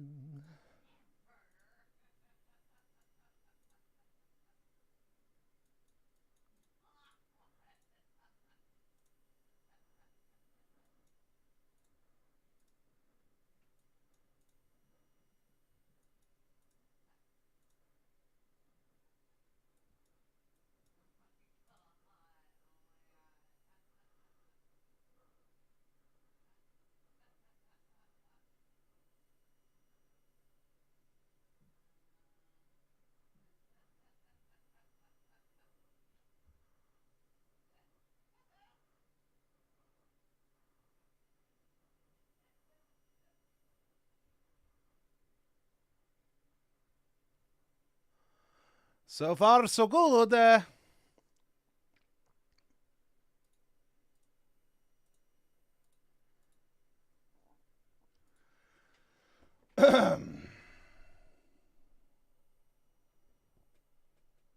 can't even imagine what it was like for my dad growing up. He's one of 10 kids. Yeah. So, like, on my dad's side of the family, we're a lot closer to my aunts and uncles that are closer to my dad in age because they're the siblings he had actual familiar bonds and shared experiences with. Sure. Like for me, an SUV, Cadillac Escalade, you know, the OG, like, mom car of, like, well, back in the day, I would say. Okay. And then what about vacations? Do you want to travel internationally? Is travel important to you? Yes. Travel internationally. I would love to go to Maldives. More tropical environments. Okay, describe your ideal lifestyle. So house. What's your house? How many square feet? Shoot, like, I never even thought of this. Whoa, close how one, many bud. kids do you want? I thought in terms of, like, family, this guy's got to be funny. We need to have inside jokes. Like, kids, probably if we're financially able to, like maybe 3 kids. Okay, 3 kids. So maybe like 4-bedroom house? Sure. Okay, and what about car? Do you care about a car? I like my Jeep. Okay. What about vacations? Do you want to travel internationally? Is that important to you? I feel like vacations is where I kind of would like to be financially stable enough to do fun things like that, and yeah. I don't care about the square footage of the house. I just want it to have enough space for me and however many kids we have. If we have 1 kid, we can just have 1 bedroom for them, like an extra bedroom, so a 2-bedroom house. If I have 5 kids, then I want to have a 5-bedroom house, or a 6-bedroom house, because we need a bedroom. So I'll ask you then, how many kids do you want, like ideally? I want 2 kids. Okay. Ideally. So we'll base the house off the 2 kids. So you would want like a 3-bedroom, right? I would want 3-bedroom, yeah. Maybe like an office added, but I don't care about Promoted to gold any 2. luxury We've gone up 2 ranks today. finishes or whatever. I'm happy. I would want it to be nice. I don't really care about like a swimming pool or anything crazy like that. If only there was such a way to measure It space. doesn't matter if we're super wealthy. I still would want to like be within our means. Okay. Like, within our needs. Okay. What about a car? Do you care about the car? I do kind of care about cars. I do like luxury cars. I think they're nice and I think they're sexy. But again, I would never. Cars have never been something that I've understood as a thing that people want or desire. I don't get it. I have always been of the sort of just being like, does it get me from point A to point B? Does it have AC? Awesome. That's I have never understood this like need to have the most absurd luxury cars.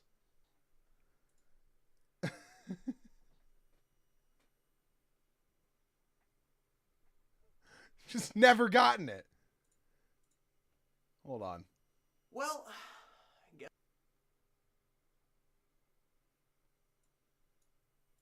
we were right. And you know what? I'm not even gonna say I told you so. I'm just glad that you finally know. Stop talking. Stop talking now. Okay. Explain. Just like we said, there is a creator. Now, Yep. You said it was some all-powerful dude living in the clouds. Our creator's nothing like that. It's still a creator. It's fucking Kevin. He was doing the Lord's work. He was doing a senior project. Semantics. Okay, you know what? Hey, Kevin. Oh, this weed is so good. Kevin? Hey, Kevin. Go for Kevin.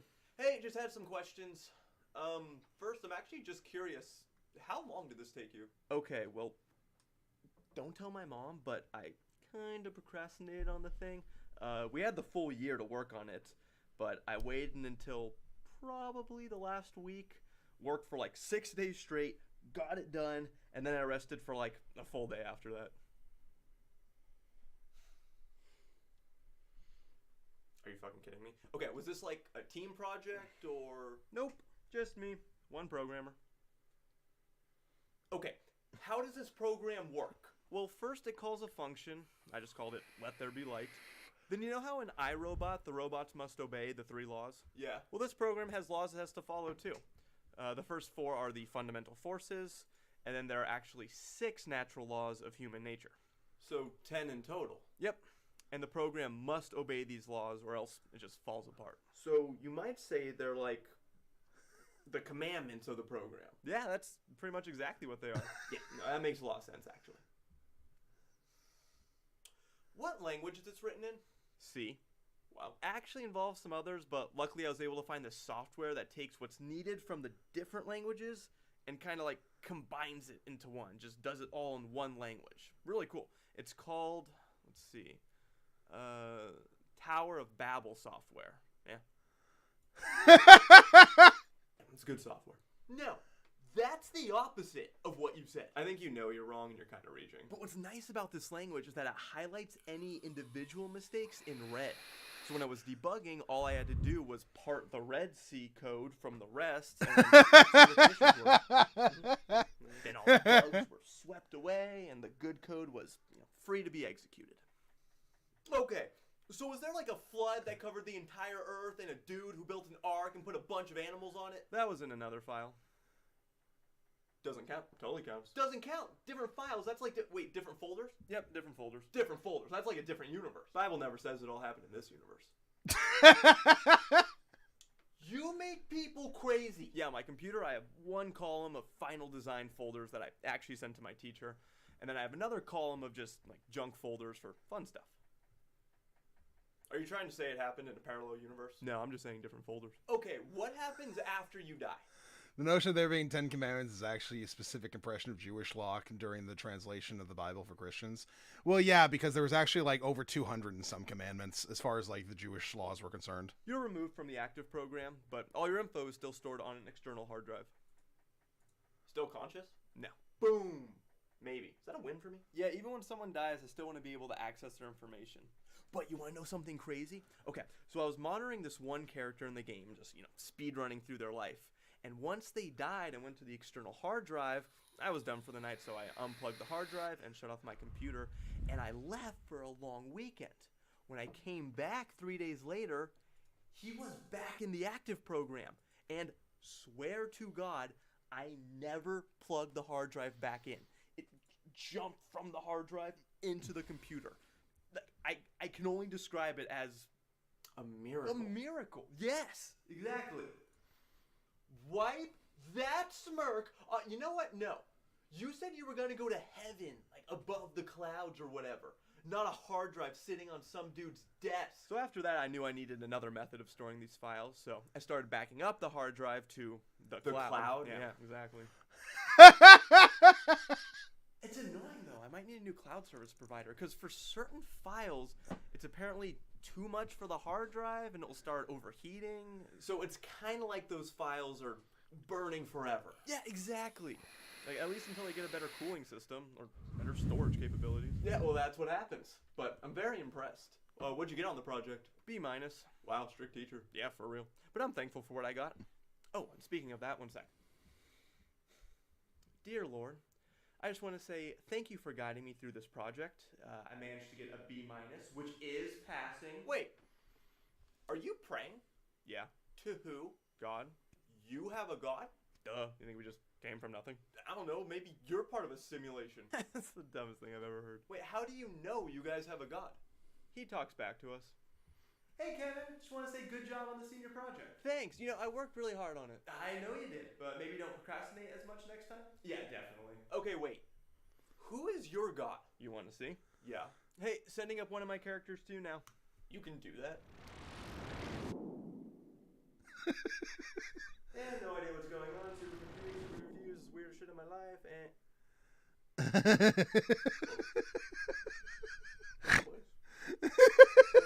Are you fucking kidding me?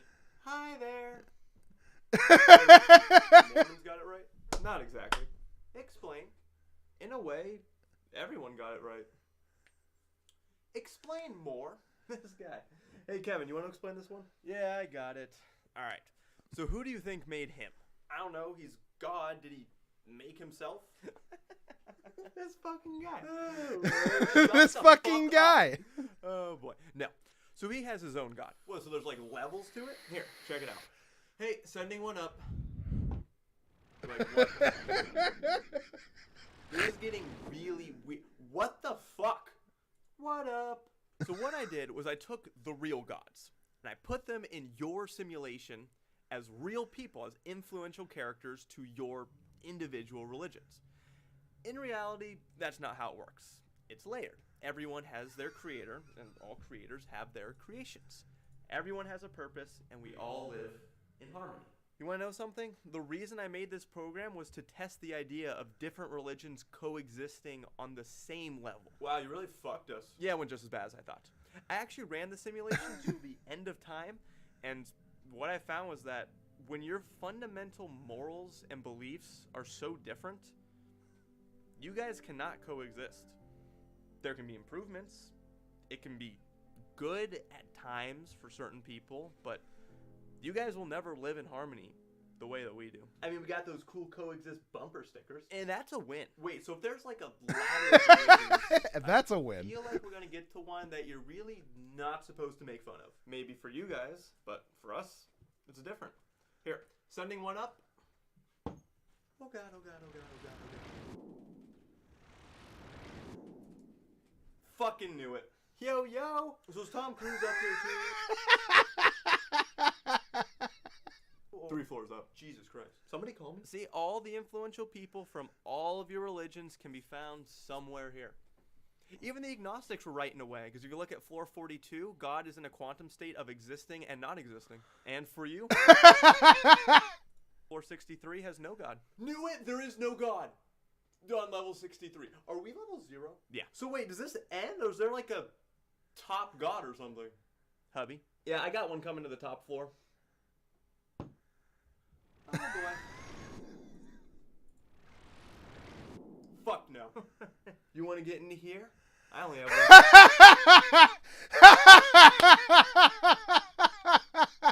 one. Question for you. What color is your Bugatti?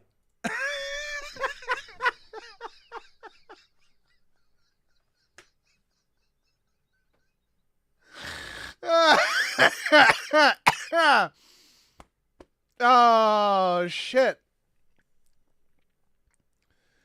Oh, fucking hell. Damn.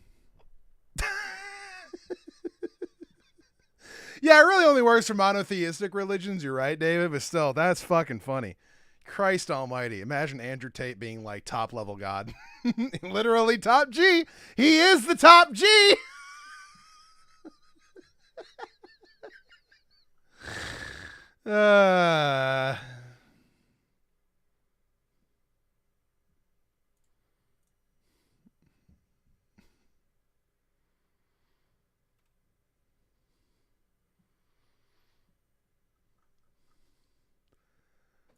That's too fucking funny. That is an illegal amount of funny. Be right back. I spilled my drink earlier, so I need to refill it. Ha ha! Ooh, ha ha! Ooh, ha ha!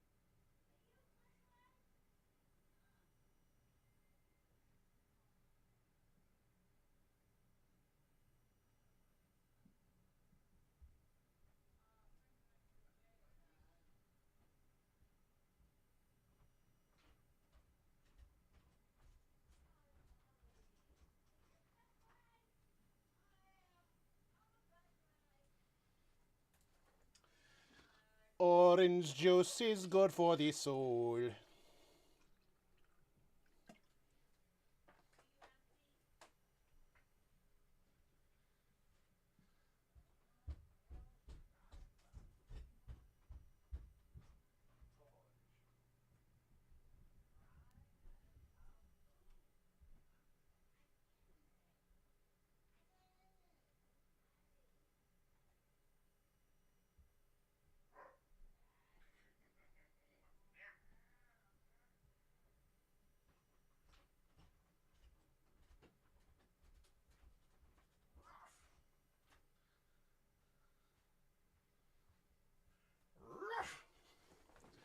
Fucking dog.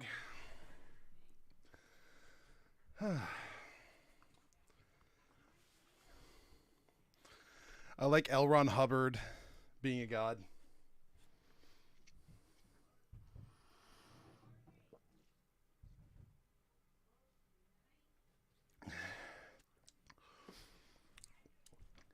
Whew.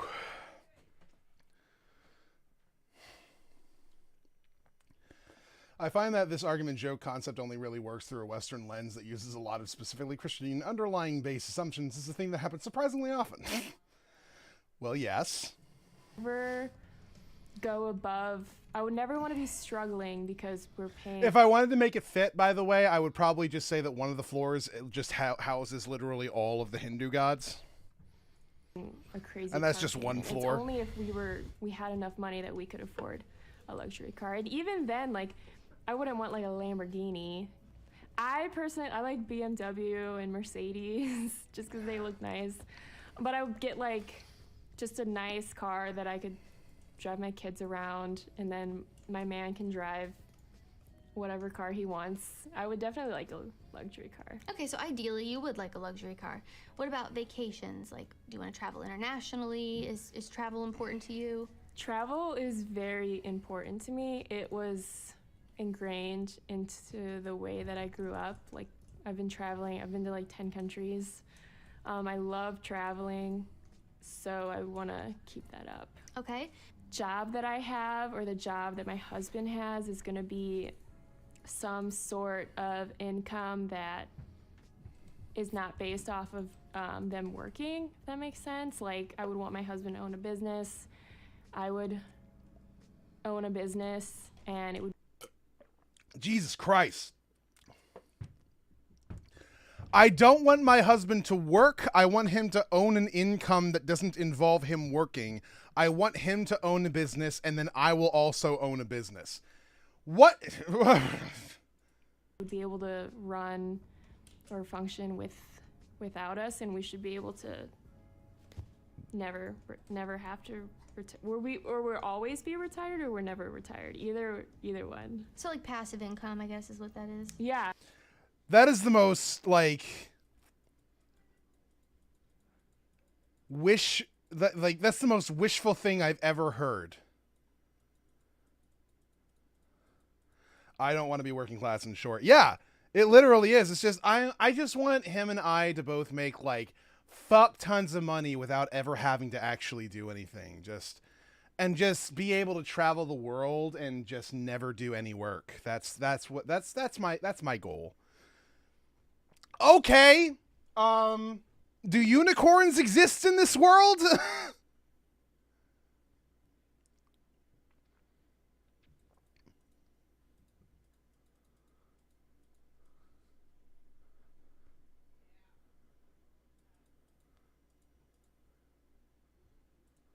I would want to be, that is a goal, yes, just to get to passive income. I'm gonna go with like, I feel like 21 to 2,200 square feet. Okay, that's reasonable. Jeez. How many kids do you want? Well, I haven't had one yet, so I don't really know what that pain endurance is really gonna be like. Based. So for right now, I'm gonna stick with 2. I'll say that, and probably about like 5. In fairness, if you're asking people to spitball their ideals, I know a lot of people would say a version of the same. I guess, but I think like the purpose of these, just generally, at least as I understand them, is to be realistic. with your ideals, where you actually see yourself potentially being in the next the next several years? 5 bedrooms in the house. You always have to have an extra bedroom. And then the walk-in closet has to be in my bedroom. All right, that might be a little more than 2,000 square feet. What about a car? Do you need a luxury car? What, Okay, are you that might be a with little bit more. regular car. No, I'm not okay with a regular car. I'm not at all. I love cars. I feel like when you get into it every morning, or you're getting out of work, or you're getting out of work going to your car, it's something that you look at and you're like, damn, like I'm happy I'm working for something good, and that makes me feel good. It makes me happy. So I enjoy having a nice car. Okay. I had a Mercedes that I really enjoyed. And then I've had Volkswagens, and I have one now, and I love Volkswagens, so I say those top 2 are good. Acuras are cool, but definitely Mercedes and Volkswagen. I feel like those are my top tier faves. Okay. What about Faves. vacation? You want to travel internationally? How important is travel to you? Well, let me tell you, extremely important. I would like to travel to Fiji, like really badly. I'd love to go to Italy. I'd love to go to, Tuscany, All right. Greece. Big vacays, all right. Big vacays. They go on and on and on. So how many kids do you want? You have one right now, correct? Yes, so I have one child. I like to have one child. I'm enjoying this. Don't feel like I'm ready for another kid, just because I still view myself as a young person, and I feel like children can be limiting in a lot of ways, especially since I am single. But if I had a partner, I think I would like to have 1 to 2 more children, so 3 altogether. Okay. By the time I'm 32. Like once I turn 32, I think I'm cool. Like I'm gonna be comfortable with my one child for the rest of my time here. Okay. So if you did have more kids, you would want them to be before you turn 32. Yes. Is what you're saying. Yes. Okay. Yeah. So now thinking about, okay, we'll just say maybe you want 3 kids. We'll go with that for the number. How many square feet would your house be? How many bedrooms would it be? Ideally. If I had 3 children, though, I would definitely want at least 5 bedrooms. Because if I had family members that wanted to stay over, I could put Just need them all in these that extra room, and then I bedrooms. could have like another room for a different purpose, like an office space or, a computer room. Right. And then what about a car? Like, are you a luxury car type of gal? Do you not care about the car? So I'm practical with cars. I feel like I drive so much, and I have a child, so my car needs to accommodate my lifestyle. However, I would definitely have like a car that I would use day to day, and then I would probably have like a more luxurious car that I would use recreationally, alone or like with my mans. So, and I wouldn't have like a modern sports car. Like my luxury car would be like an old Grand National or something like that, like pimped out. Perfect. And then what about vacation? What are you listening to? So this is Destiny reacting to an interview of various different women talking about their ideals in terms of what they want in a relationship when they get older and they want to get married and things along those lines. The thing that I find interesting about these videos is that generally speaking, most of these women are very young, and some of them kind of belie what seems to be kind of like a very upper class background.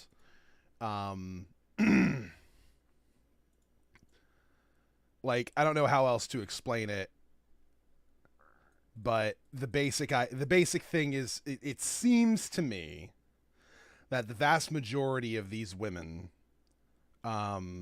themselves are, if they are someone who says something like, I'd like a 5,000 square foot home, either A, they don't have a whole lot of experience in life, or B, they grew up in a home like that.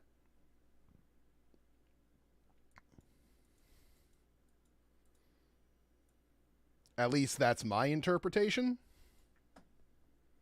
And I find these interesting because, like, you got all these red pillars out here who are like talking about what all women are like. And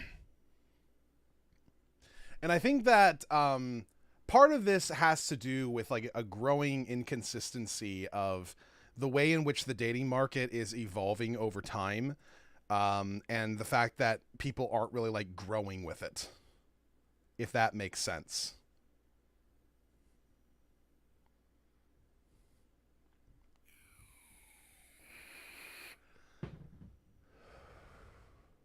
For instance, women are graduating from college a lot more. Women are definitely getting higher paid jobs. Women are definitely getting just more successful in the world. They're getting better represented in various different job fields. They are just absolutely fucking killing it. But men are kind of like left behind in a sense, whereas they're also kind of expected to maintain that superiority as a result of the sort of traditional patriarchal culture that we've learned to develop within ourselves. So this has developed one of two different passive reactions, I suppose, to this like changing dynamic. Number one, you have the red pillars who are like, you gotta grind, you gotta make millions of dollars, and you gotta just fuck as many women as possible because all these women are just out here looking for rich men who can provide for them, shit like that, which is very toxic, obviously. But then you have the secondary reaction, which is men being like, hey, since you guys are doing so good, why can't we be like, I don't know, stay-at-home dads? And then women. As a general concept, when they sort of even consider this as a notion, it's so alien a concept to them that it just doesn't even compute.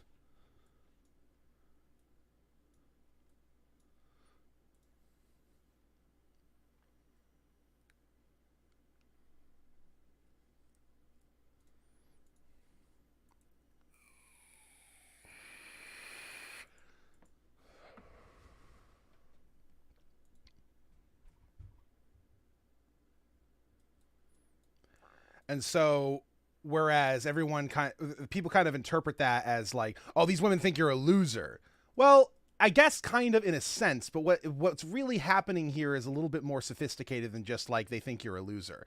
It's more along the lines of they have very little real world understanding of the sort of dynamics that are currently at play. And that causes them to have a warped perspective on what's real, I guess.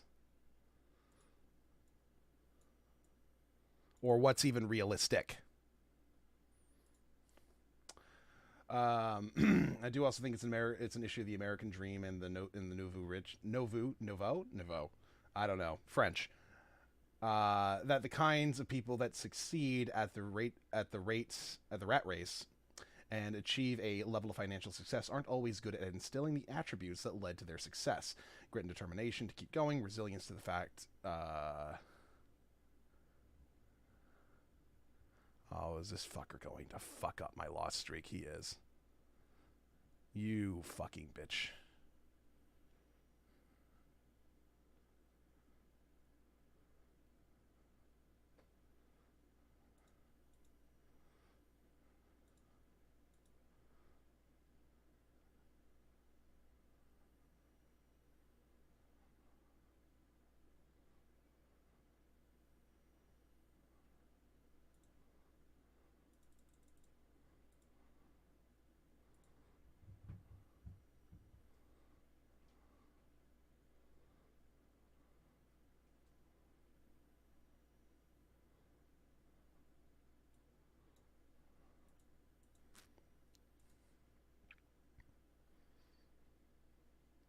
I didn't want a win. I wanted to keep losing, you fucking asshole.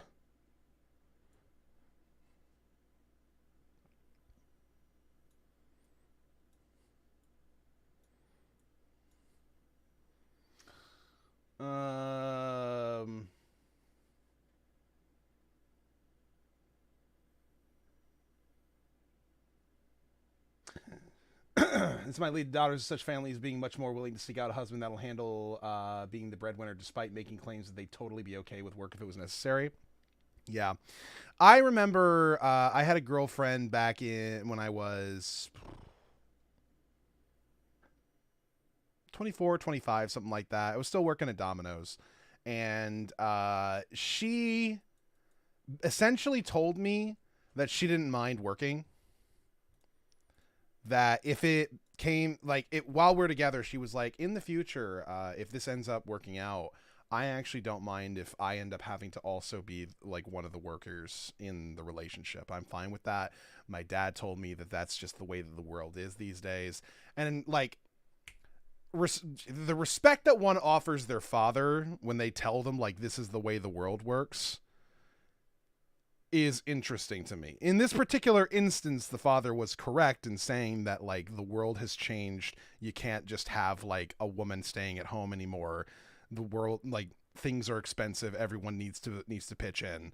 Like, that's true. It's just interesting to me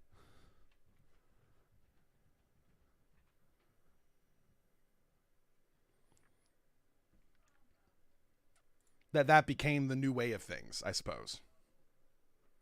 How important is travel to you? Like international travel? Is it something you prioritize? Yeah, travel's actually And that all it took really was her big to her me. I dad would like like to telling go to him, different places telling and her. experience different cultures and foods. I think that it's really nice to do that with my daughter as well. It kind of shows her something different than what she's used to day to day. So Keeping all these things in mind, what you would like your ideal life to look like, what would you say, what would you want his income to be? If you're going to be a stay-at-home mom, like what kind of range would his income be? That's tough because I feel like I would have to like break down like how much it actually like costs to have kids and like travel and the house and all that, and I don't really know, but I think for me to be comfortable like staying at home and not working, like I feel like this is gonna sound bad. I feel like 300,000. Like I guess if they made less than that, I feel like we wouldn't have the lifestyle I wanted, so I would work. Right. But you're talking ideal lifestyle. Like Yeah, this is yeah. your dream life, 300K for you to be able to I think so. be a stay-at-home mom And not have to 3 worry about kids it. and all that. Yeah. Yeah, okay. Like life's expensive. I would just like to preface this as saying this is not do or die. But based on where I'm at, if he makes between like anywhere from 70 to 100K, I would have Jesus. to say 127. Why does this woman have the most specific answers? Ideally, like if they're in an industry where they do have long. I want $127,000 a year. Well, putting aside that that's not happening, where the fuck did you get that number? What? Like, okay, yeah, sure. You're not getting that. That's not happening. Just chill. You're 24 years old. You're definitely not going to find somebody like that right out the gate. You're going to have to work towards that. That's not something that you're going to handle. But regardless, how did you come up with that number? Is that what your dad makes? That has to be it, right? Longevity, and they know like, hey, every single year I'm gonna get a raise between like 3 to 5%, which just depends. Like I would be comfortable with that. $500,000? Is that bad? I know that 1% of men make $500,000, or like. That's like you're at like 0.01, or no, not 0.01. Probably at like 0.2% of men or something. That'd be my guess. Maybe 0.4%. Yeah, that sounds about Less right. than 1% of men or something. I'd say probably 150 to $250,000 a year. It's my guess.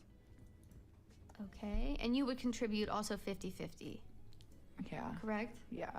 You'd be willing to do up to 50. Yeah, absolutely. Okay. So keeping all of this in mind, we just painted your ideal life. Yeah. For the 27-year-old man, what would his work so hard. income ideally be? Like have to What would it be have to be? to support this life? Which is so funny because I saw this video the other day where it was saying like, if your wife can spend more than you make, like you need to make more money. So it really just depends. But I mean, just to have like a really decent lifestyle and be supported well, like 150 maybe to 250,000 a year would be comfortable for sure. The more the merrier, but that'd be comfortable. I was just having this conversation with my friend, and she was like, you have to manifest a husband, girl. Like, you have to really think about the lifestyle that you want to live when it comes down to vacations and how many kids you want to have. And just like the lifestyle that you want to have. And I feel like ideally my husband needs to be making like 650,000. Jesus. I feel like there's beauty and growth getting to that point. Okay. You know, because at the end of the day, I'm gonna contribute, you know, more than what I'm contributing now. Yeah. No, but ideally, I would want someone to be able to match my hustle. So like, if I'm making this much what are and you I have making this right now? lifestyle, this person cannot have a lesser lifestyle than me. Otherwise, it is not gonna work out. Yeah. So you said you would want to contribute 40% max. So if Right. they're making 650, that would mean you would be making 400,000. And that sounds great to me, unless I could be making more. Okay. I wonder if these people have just not had jobs before. I'm so curious because it feels like they just have no concept of like how much money they're talking about. I wonder how many of these people haven't worked. What do you I'm think assuming is the none of them. median income for age 31? As of right now, I think it's probably like between mid 50s, maybe 60. It's $45,000. Yeah.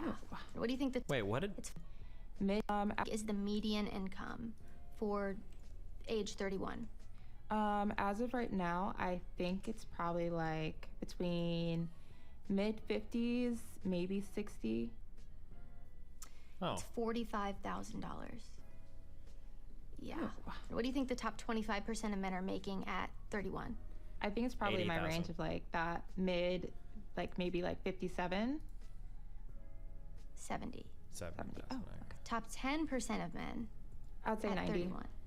90. 111, you're close.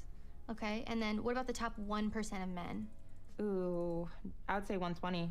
252. Wow. Okay, that Top jumps 1%. pretty high. So you're asking 127 is closest to the top 10% of men. So I would say it's probably top 5% at 31, if I had to guess. So only the top 5% of men at 31 are making $127,000. That's Give these girls a copy of Maurice Stat. Live your best life, fuck the gamekeeper. insane. That is crazy. But it's kind of crazy because over 70% of men never make $100,000 even one time in their life. 70% of men. So that means only 30% of men are, well, actually 23, last year in 2021, only 23.4% of the male workforce made $100,000. And that's factoring in all ages, not just, guys under 32 or whatever it is. You assume most of them are a little bit older. Right, are making, oh my gosh. I don't know, maybe 80. It's actually 41,000. You're lying. For a 27-year-old. I just feel like everything is so expensive nowadays. Like, I guess yeah, that's fine. No worries. Cut it in half. 41,000. That's Shorty will bring it home.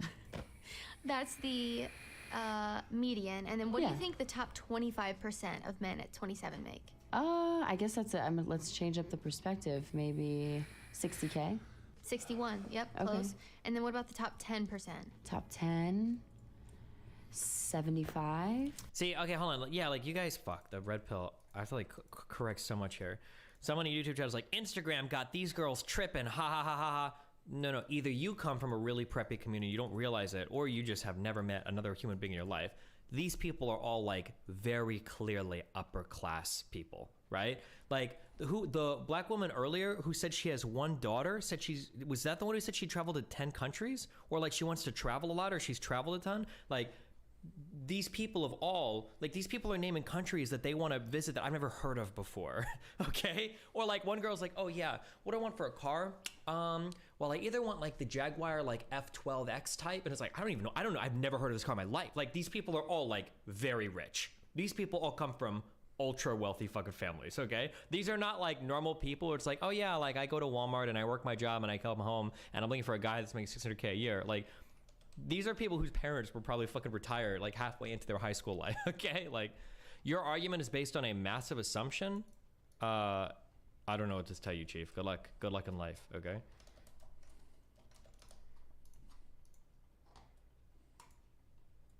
Fuck! I was one away from being able to level up to 9. So you have to keep in mind that you learn geography from Omaha and Wiki. Shut the fuck up about country names.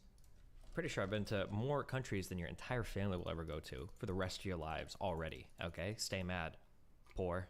All right, that's right. So keep in mind that you're already dealing with people that are coming from very wealthy backgrounds, and then they're being asked, what is your ideal relationship? So you're getting like the top of the top here for what these people are like requesting. 91. Okay, so you're under there. And then what do you think the top 1%ers at 27 are making? Oof, like 200K. Spot on. Yeah. 203. Yeah, awesome. Yep, so you want a 1% man at 27. It seems like that's all we want nowadays with these 1%ers. Median income never eclipses 65,000 regardless of age. So 70 to 100 is above the median. Well, somebody's gonna have a sugar mama. Not 300,000. I mean, the median, I'm gonna guess like, I don't know, is it like 80? It's $48,000 for 32. Okay. Yeah, and even at That's the crazy. even at the top 35, which was the end of your range. Yeah. The median is $52,776. So my expectations are not realistic. So you said you want 500K, but what do you think the median income is for a 30-year-old? 60K, 70K, 50K. It is $45,000. Oh my God! Really? Yeah. My favorite thing is that, you know, they'll give a like an absurd number. They'll be like, yeah, I want them to make like $200,000. Then they'll be like, what do you think the median income is for your age range of like 27? And they'll be like, I don't know, make 90K, 80K. So they already know they're shooting like stupid high. They already know that. That's wild to me. They already know they're shooting super high. Or the prompting of the question causes them to second guess their assumptions. That's the other idea that I have. That's the median. Now what would you guess if you had to the top 25% of men or people at age 30? Well, if that's the medium, then the top 25, like 60? 73. And then what about the top 10% of men? 100? Close, 108. What about the top 1%? Top 1.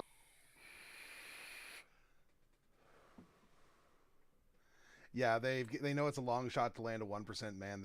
But they've got more in their corner than Wendy the waitress. Yeah, true. 1% of men at 30. Well, I thought it was 500,000, but you said no, so 400,000. 338. Yeah, so let's see. I mean, 338 is still okay. For a 32-year-old, what do you think the median income is for this age specifically? For a 42-year-old? 32-year-old. 32-year-old. The age that you chose. I'm gonna go with probably like 85K a year. It's $48,000. The top 25% of men, guess how much that is at 32? Wait, say that once more. The top 25% at 32 years old. I don't know. Now I'm even nervous to answer the question. I guess like maybe 125. 77. Top 10% is 120, and the 1%ers at 32. 1%. This is men and women. 1% at 32. 320,000. I think it's 250,000. It's 52,000. What? No, it's not. 252,000. Damn, America. Did she say the median was 250,000? Yeah, like this person, she just must not have never worked before. That's the only thing I can think of. And then, guess how much the top 25% is at 35? These are the top 25% of earners. It's 50,000 is the average income of a 37-year-old man. And then, what's the top 25% of a 37-year-old? If you had to guess. Why are people saying, how does she have a child? Like that means she worked. Why do you guys think that? I don't know why people in chat keep saying that. Well, she has a child. Well, that doesn't mean she's worked before. The top 25% of a 37-year-old man? Dang, maybe it's 200,000. 86. What? No, it's not. The top 10% is 137,000. The top 1% of earners at 37 years old, top 1%ers. Right, right. Like, we're talking 1%, 304,000. Still not 650. Do you think that your standards are unrealistic? Do you think it's realistic? Like, what do you think after hearing the median and the statistics around it? Like, what are your initial thoughts? It definitely is shocking because a 37-year-old man is a lot older than me. And that means that I don't even know how to process this right now. And the median income never eclipses 65,000 regardless of the age. How could she take care of her child without ever having a job? What? I don't know if I'm like... I either have like... It's going to be a gala or charity event rather than a debutante ball at Lord Foppington's. These wouldn't have the means to live the meeting my future husband at a grand ball fantasy. Some of them do. Some of them clearly are like already coming from upper middle class or upper class backgrounds. So they think that they have that opportunity available to them. I don't know. It's certainly quite the oddity. I would say. I say.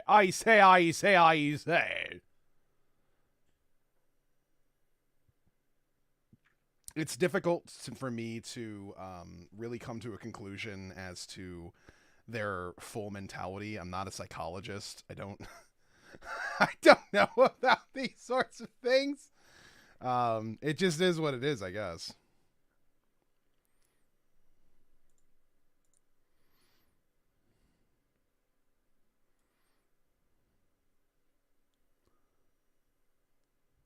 Damn, it's fucking bizarre though.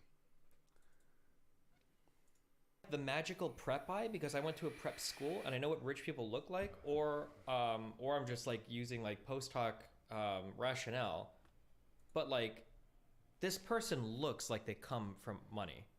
Am I crazy? This person does not look like a single mom that's working 2 jobs. Like, she's clean as fuck. She's got a nice outfit. Her hair is very well done. Her makeup is like professionally applied. No weird marks on her face. Probably has perfect teeth if I go back to tongue. Like, this is a wealthy person from a wealthy family. This is not like a single mom working in the projects or like or somebody struggling to make ends meet. All of these women look very, very, very well, and they don't look I don't want to say. I feel I'm hanging out in black communities too much, and now the words can you call white people ratchet, or is that only black women? Or like busted, that's a word. Like, these women don't look like busted women, they just have like nice makeup on or something. These women don't look like you know, oh ew, whatever, like she's cleaned up for a video, right? These women, they look like they come from like, their outfits are nice, they've got nice jewelry, all of their teeth are perfect, there's no scars or weird marks on their faces, they've all got like cute glasses, their hair all looks really nice. So like these people all look like they come from really, really, really good, really wealthy families. So when you say like, oh well, she's a single mom, how's she not working? She probably lives with her family, they probably take care of her and the kid. That's my guess. Yeah, like these people could, almost all of these people that I'm seeing could be like fucking models. Except for this girl who's base as fuck. No, even this girl looks like really like pretty. Yeah, but I either have like the prep eye because I went to a prep school and I know what all these rich fucks look like, or maybe I'm just like post hoc rationalizing it. It is because man, $500, you know, child support. What do you dumb? I don't know how to explain a prep about. Wow. So, yeah, the median income for even a 75-year-old. Let me go back. Expectations are not realistic. I don't want a Hugh Hefner. Trust me, I rather just be single. Thank you, though. Well, 50,000 is the average income of a 37-year-old man. And then what's the top 25% of a 37-year-old?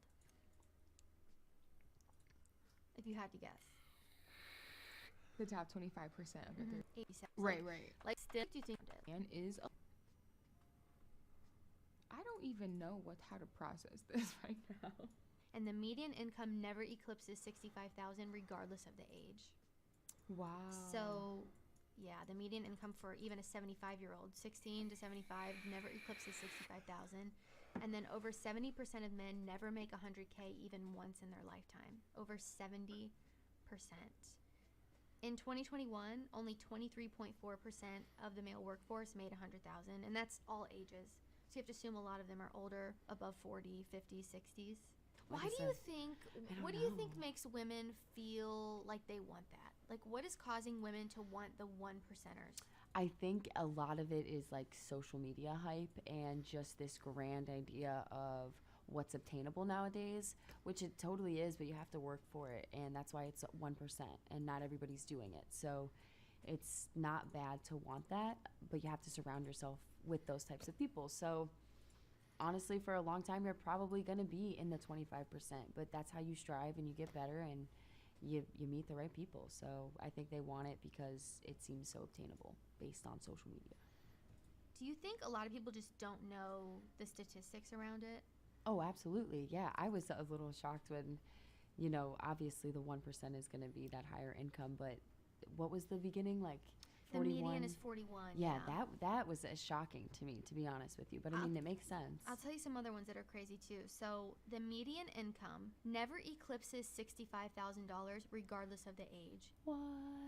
In 2021 alone, only 23.4% of the male workforce made 100K, and that's all ages. So you have to assume a lot of them are older too. Like Right. Hardly any of them would be 27. Right. Wow. And there's actually only one age from 16 to 75 where the top 10% of men make 200K. If you had to guess what it is, what would you say? 34. 75 years old. What? Yeah, bringing it home. Old ballers. That's so cool. Would you date a 75-year-old No. to get the money? No, of course not. Where do you think these guys are at that are making this much money? Like, what do you think they're doing? To be honest, like it's probably, I'm thinking like as someone that's in like the STEM world, they're probably in either STEM, entrepreneurship, or they are in the entertainment industry and they are the lucky few, I would think. Or they're maybe doing trades. Okay, and what industry are you in? You're in STEM? Yeah, I'm in STEM. Oh my gosh. Yes. Oh, whoa. That's impressive. So do you meet a lot of men who make this much money? Like, do most of the men you interact with meet these requirements? Yes, if they're older, if they're outside my age range, yes. Where do you think these guys are at? So the scientists are cleaning up, apparently.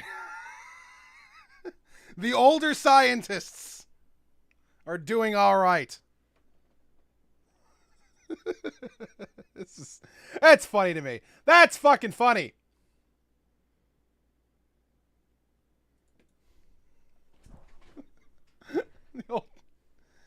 I work in STEM.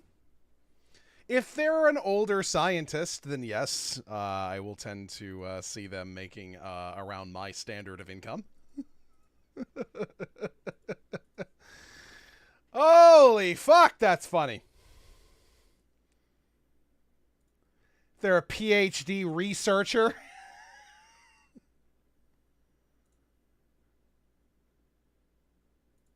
That's Mr. Floofree. He never dances with anyone. He's so mysterious. They say he harbours a dark and terrible secret, or at least that's what he tells everyone.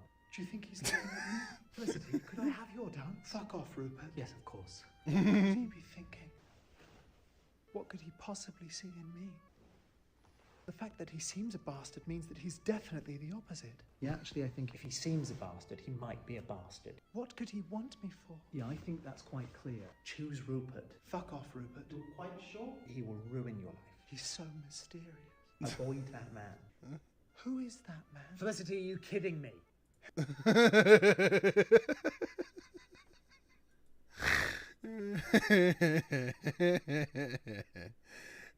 Fuck. We have fun. Who is that man? Well, they say that he harbors a dark secret. He tells everyone all the time on Tuesdays during poker night. He basically tells everyone that there is a high likelihood that he is a murderer and no one's aware. I'm so curious. Yes. I imagine you would be.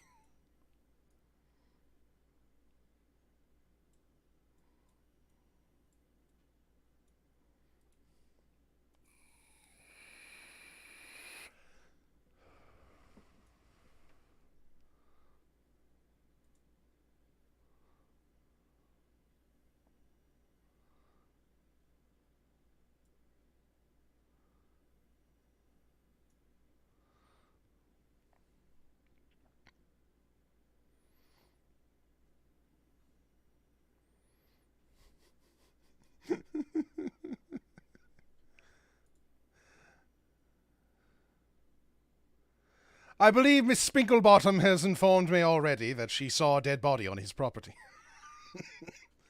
I'm so curious as to why it is that he might want me. I think the answer to that is quite obvious there, Felicity. Felicity, are you an idiot? Felicity! Felicity!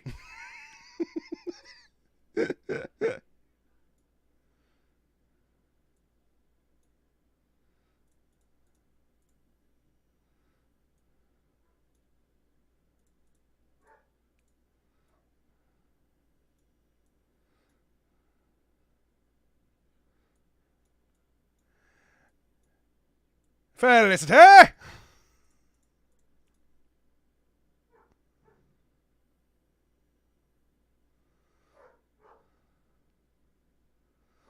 Terribly curious.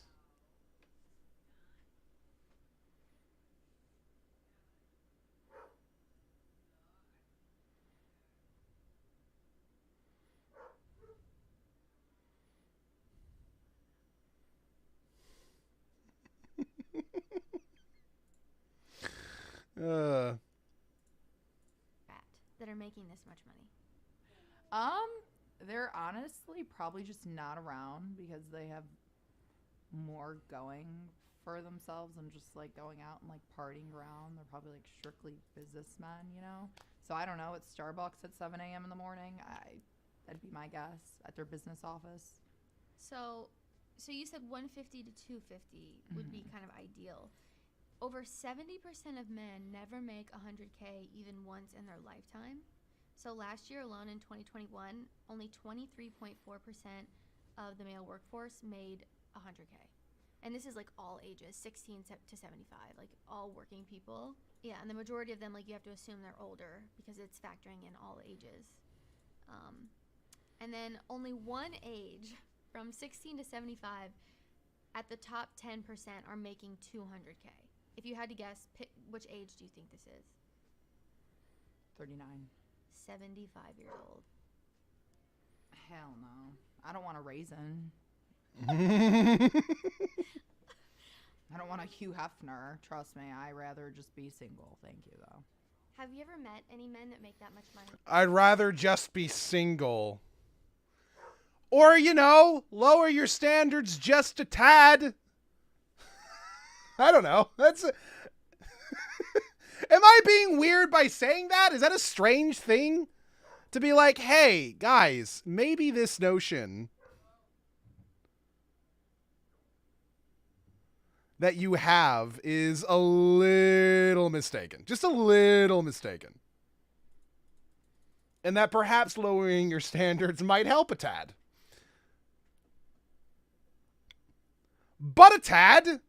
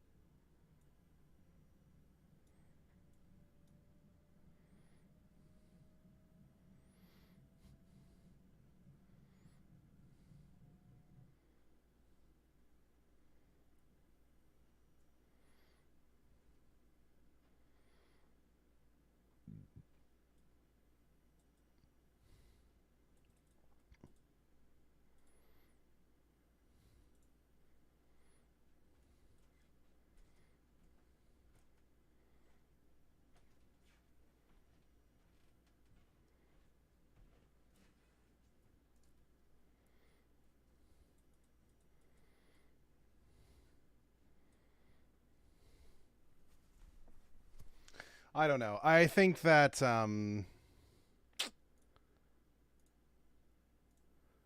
women would do themselves so many favors if they went into the workforce for a couple of years before going to college. I think everyone would. To be clear, everyone would. Everyone would benefit from going into the workforce for a little bit before.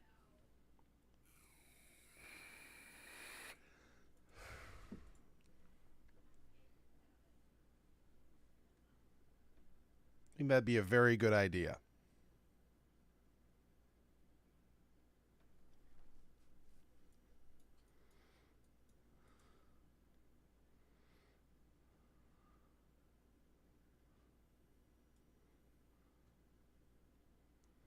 I've seen it as a universal requirement for a few fields here. Just a little bit of workforce. I'm not asking for terribly much. I don't think.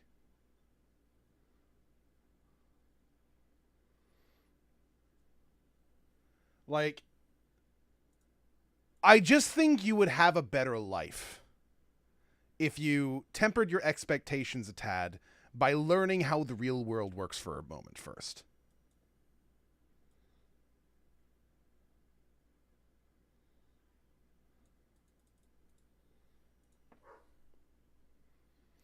I don't think I'm being silly on that one. 6 months of work experience to get into certain fields at uni. Is that just general work experience, though, or is that like any work experience?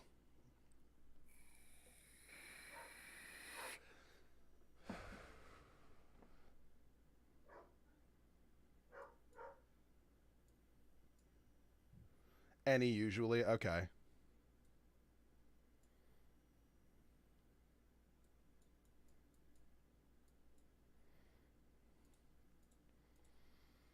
Because I can work with any. Because I do think that just gives you a better perspective on the world in general.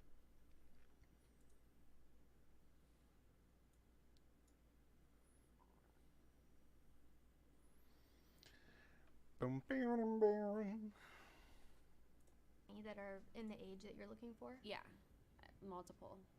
And where do you typically meet them? Like online or on trips? One I met traveling, one on a dating app, and one or two in person, like going out with my friends. But there are people that do make that are younger. It's just not like the median, right? Right. Is that what you're saying? So over 70% of men never make 100K in their lifetime. But last year, 23.4% of the male workforce made 100K. So that was in 2021. Okay. Eliminated. 4%. Majority of I've legit seen numerous people make the point that working in customer service tends to make you more patient, reasonable, and understanding as a customer. Oh, yeah, absolutely. Listen, when I experience a problem in customer service, I am the most timid son of a bitch. I ordered a pretzel with some salt and such on it when I stopped off at a gas station once. And I ordered a couple toppings on it, and then I got the pretzel, and it had no toppings on it. None at all. I was like, oh. So I just looked at it, and I kind of wrapped it back up, and I walked over to the counter and waited for the guy to be done. And I was like, hey, real quick. And I showed my ticket, and I'm like, I ordered these toppings on my pretzel, and then I unwrapped the pretzel. There's no toppings on the pretzel.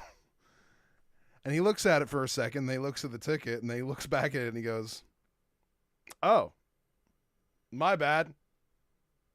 I'll make a new one. I'm like, thank you. I appreciate it.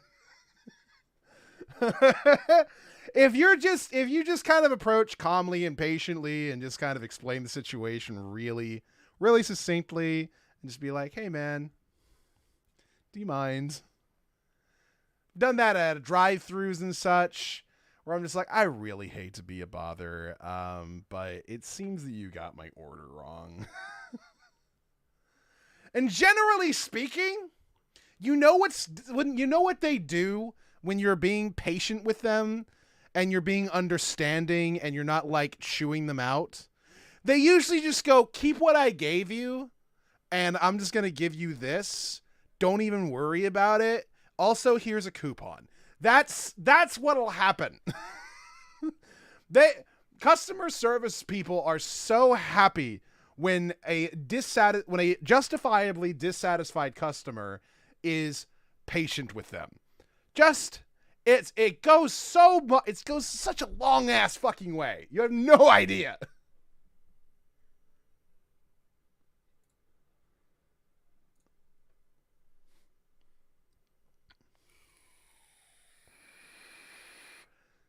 It's always crazy to me when people just don't fucking get that, or they just or they think that it's a moral compulsion to act like an asshole to customer service workers. Like, no, I have to treat them badly or they won't learn. It's like, you're a piece of shit. I just need to let you know that not only are you not making their lives any better or enriching them or helping them grow to be better people, you're actually making them bitter people who now hate you and probably are going to look at another customer who looks like you or talks like you or orders the same thing as you and have like this innate bias in their subconscious that makes them think, fuck this person. That's what you're doing.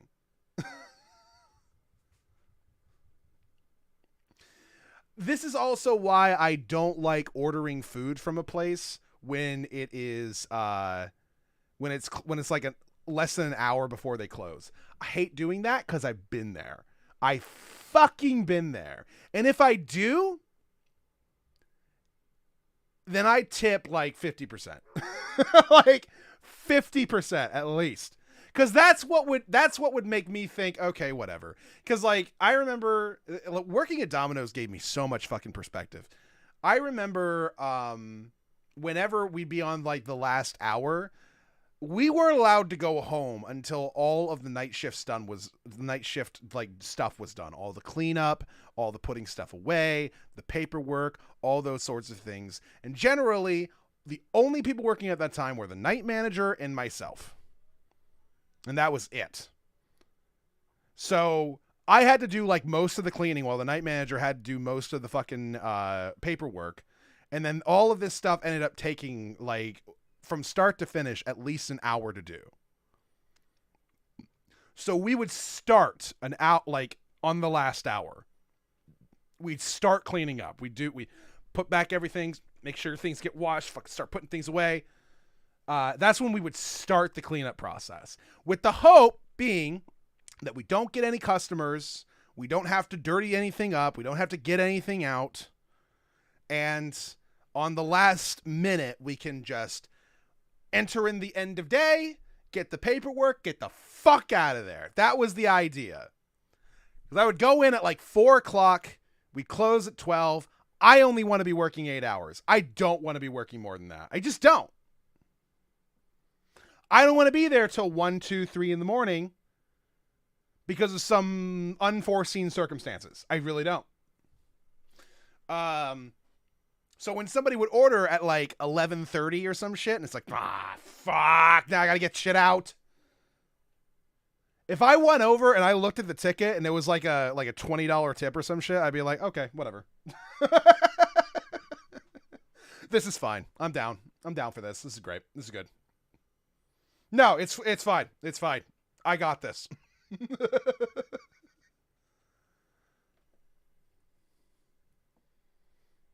Those are probably older, but there probably is a small percentage that make, over 100K. But I mean, you said 300K, so that's not even anywhere close. But the median income for people never eclipses 65K regardless of age. That's insane. Yeah. Yeah. I mean, I guess there is like a wide range, so. Would you marry a guy who made less money than you? Yeah, for sure. Yes, because at the end of the day, like, you can't, like, that isn't necessarily what makes me like attracted to a person. And just because somebody makes X amount of dollars, like, you can't force yourself, at least I can't, to like someone for that reason. Mm-hmm. So like, if whoever I fall in love with or like want to be with doesn't make that, then it is what it is. Mm-hmm. So you'd be willing to make changes and compromises to your ideal scenario based off of hearing these statistics. Yeah, because being in your ideal scenario but with the wrong person is going to be miserable. So Right, like Definitely. if the only way you could have that is if the guy's 75 years old, Ugh, like you're not choosing no. It depends. That depends because if I'm making enough money that I can sustain the family and still be a housewife, I guess. Like I'm making enough passive income, or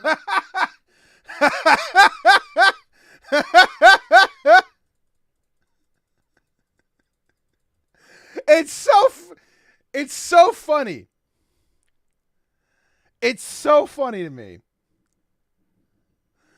This girl here, I'll show you what she looks like. This girl here, throughout the video, has been talking about how she wants her and her husband to both make enough passive income to never have to work another day in their life, to both own highly successful companies that can essentially run without them, so that they can just sit there just being fucking millionaires and just travel the world. And then she's just like, well, if at the very least I own a company and make enough money to support the family and be a stay-at-home mom, I want to be a stay-at-home mom who's also a millionaire. Like, fuck me. I can't with this. It's too absurd.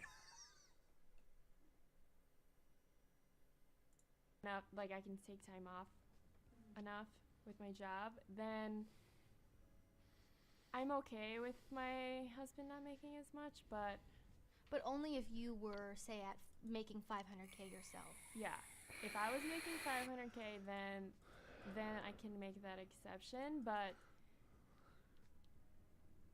I don't think that I could marry somebody that makes less than me. If the amount that I was making was different, then I think, okay, so the higher the amount of money that I would make would determine, like, if I would be willing to marry someone that makes less than me. At the end of the day, I would stay true to who I am, and if this was a person that I really ideally liked and they were just making $50,000 and they were loyal, I would be with that person for sure.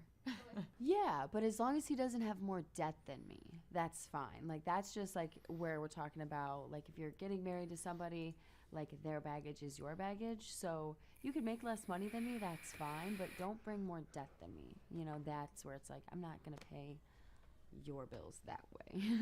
What is it do you think that these men want specifically in a woman? Like, what would make a guy, like, pick you or want to be with you if they're making this much money? Like, what are they looking for? A wallflower, someone they can come home to and they're making dinner and they're draped in lingerie and just unrealistic wife, I guess. Someone who takes the kids to school every day, someone who doesn't complain, and yeah, I'm basically not that, is what I'm trying to get. So, folks, I'm screwed for that matter. And what do you think those...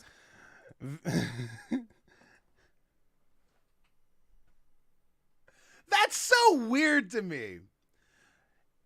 Let's say we do find a man who meets your expectations of income and stature and all those sorts of things, and they're able to give you your sports car of your dreams and all those sorts of things. What do you think that he wants out of a wife? Well, he probably wants some submissive wallflower who cooks for him and walks around the house in lingerie and doesn't have any opinions, and I guess that's not me, so I guess I'm screwed. How does that not make you think? Like, that should start churning some gears in your head, I would say. Guys want, like, the top 1% men, what are they looking for in women? I mean, I hope it's just honesty and, like, loyalness, because that's the most hard, I guess. Honesty and loyalness. Yes, like, personality traits to find nowadays. She misspoke!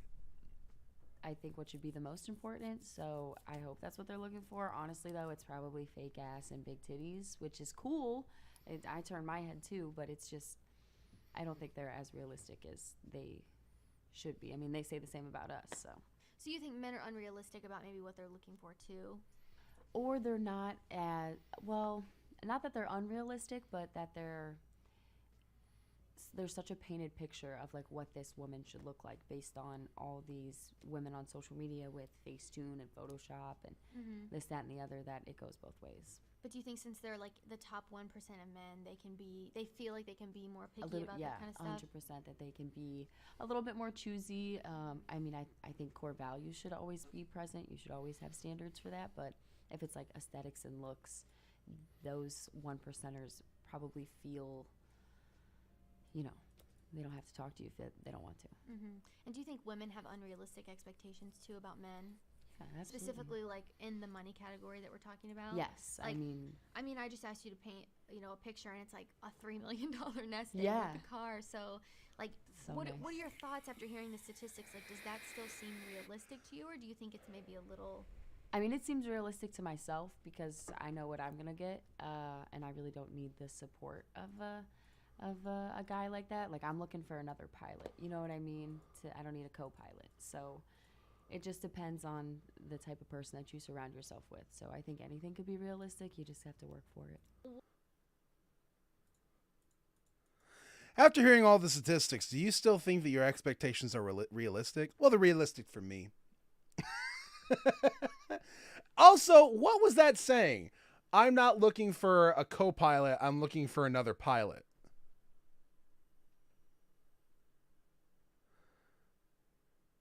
Is that saying I don't need somebody who can support me? I need somebody who can support themselves that don't need me. Well, then what's the fuck is the point of the fucking relationship then? I'm so confused. What is the point of being together if it's not to support each other in some fashion? Like, that's kind of sad.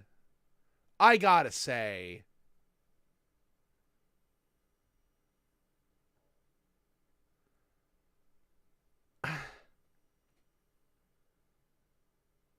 Man, do people really think like that? Do people really think like the point of a relationship is to find somebody else who doesn't need me because I don't want to need them in any way? And not even need, just like, somebody who provides support that would be nice to have.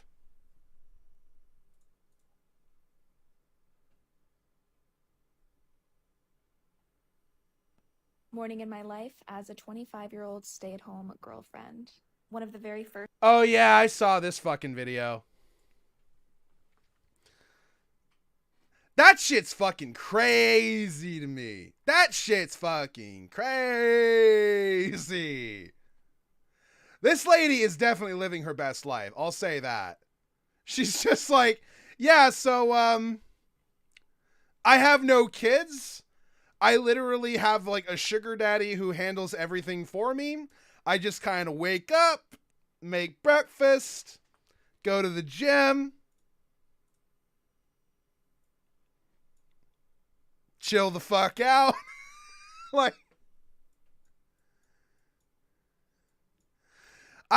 No hate.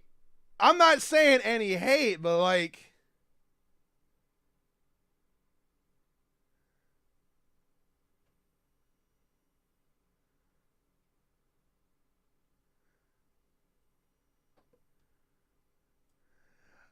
she makes breakfast. She goes to the gym. She comes home and eats and makes lunch.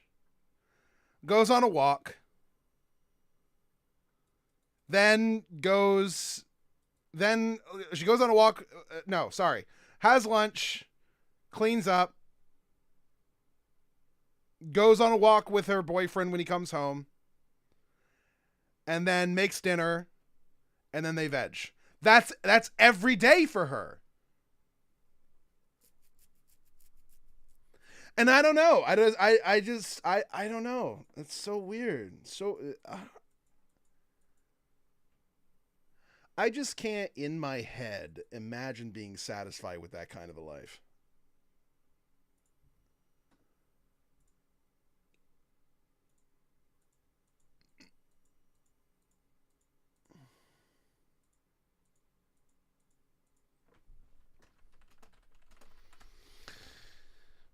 I just got a message from someone saying that they do graphics work for VTuber models. Do you think that a VTuber Big Lundy would be fun?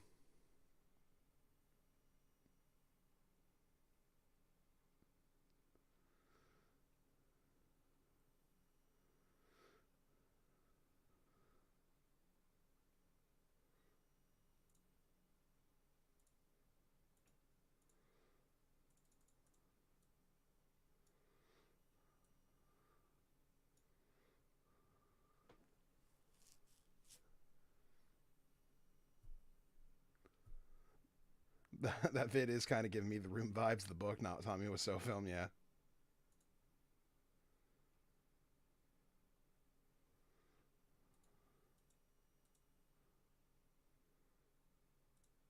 What are these guys looking for in women? Like, what do you think they want in a woman? So that's why I feel this is the catch with dating someone that's making a significant amount of money. Even though they can provide the lifestyle that I, in a perfect world, ideally would love to have,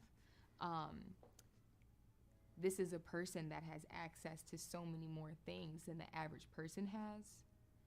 So I might not be enough for this person's curiosities, you know, and that would make me very insecure in a relationship. It would make me, if I was making significantly less than a partner, it would make me feel insecure, like I wasn't on the same level as them. And not that I'm trying to like be the, you know, super equal with my partner, because I can be submissive in some areas. I feel like that would just, I couldn't maintain. I could be submissive in some areas. That they were looking elsewhere. What kind of areas? I think that men that make this much money just want a woman that's really easygoing, really laid back, probably doesn't have much of an opinion that's different from their own. I'll never be that woman. Oh man, I hate that this is like the way in which people see each other. I don't know what to do about it though.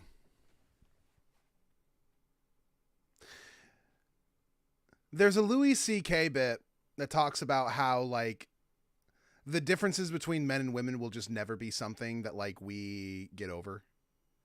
Like it's just what's gonna happen forever and ever.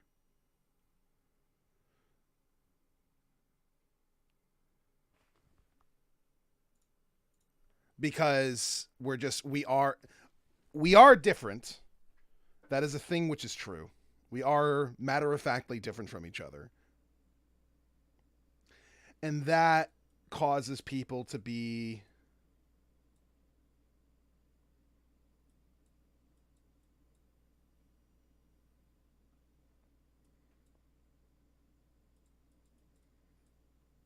how to put it?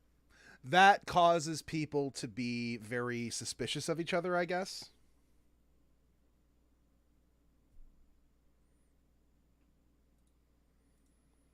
Yeah, see, that's David. That's what I would imagine most people are like, but I don't know now.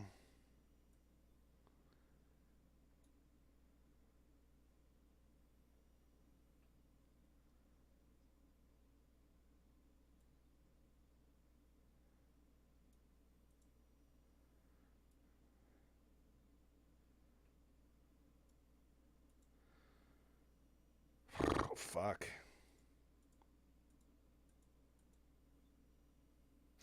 Generally speaking, I would hope that most people would be more or less fine with the idea of being in a relationship with someone that they just love, and that income and those sorts of things can be sorted out in accordance to what is needed in the relationship. I don't know. Maybe I'm a fucking weirdo for thinking that should be sufficient.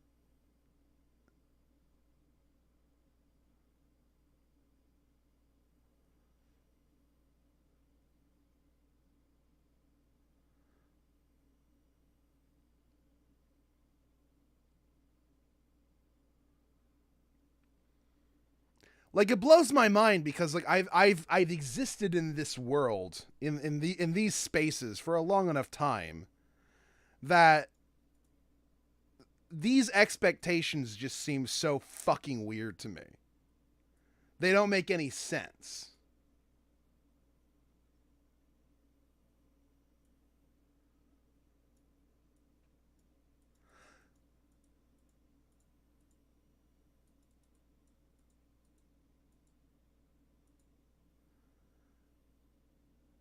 So I don't know how to fix these perceptions.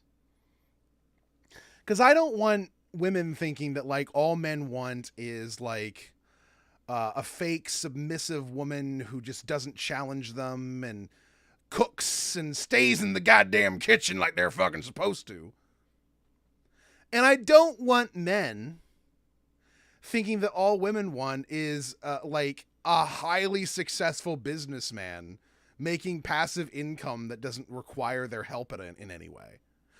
But at an early age, that is a mentality which is more or less socialized into us. And it's only after experiencing the reality of the world and the fact that the vast majority of people are never going to be able to meet those impossible standards that we set for ourselves that we begin to understand that what we've been socialized to want is self-destructive. Is there just no way to ensure that people don't make this mistake?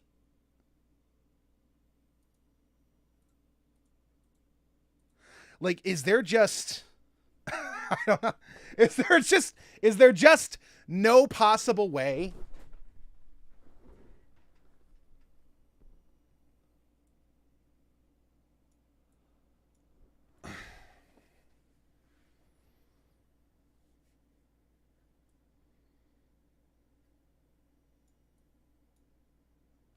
I don't know. It's so fucking weird.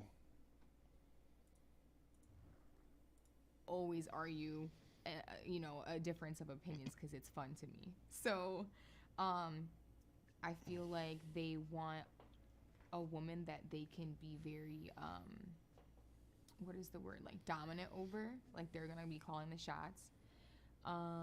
These are all negative things. Would you be willing to make any changes or compromises to the things that you want based off of hearing the statistics, like the house, how many kids, cars, vacations, living in your nice neighborhood? Like, what compromises would you make? Or would you not be willing to make any compromises and this is just the life that you want? End all be all. I just think at this stage in my life, because I'm 24 and I've dated a few guys, and that's still a goal of mine. Maybe if I was like 30 and my fertility clock was ticking and I needed to make some compromises to kind of... Damn! That just goes straight into the red pill philosophy there. Like, oh yeah, they're going to be like this up until they're lonely and 30 years old and their clock's ticking and now they need to settle down with the beta males. Like, I don't know. Like, settle down. Then again, this lady probably like fucking has never had to like work a day in her life for anything if she's ever had, so she just doesn't. I wouldn't be surprised if that's the case. I just would not in any way be surprised if it just turns out that this particular lady, this Miss, we both need to have a passive income that allows neither of us to ever have to work again a day in our fucking lives. Like, it's just so absurd.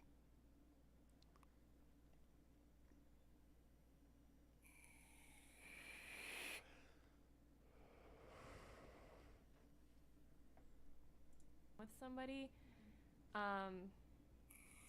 then I would probably be able to do that. But as of right now, that is still a goal of mine, and I think that it's achievable.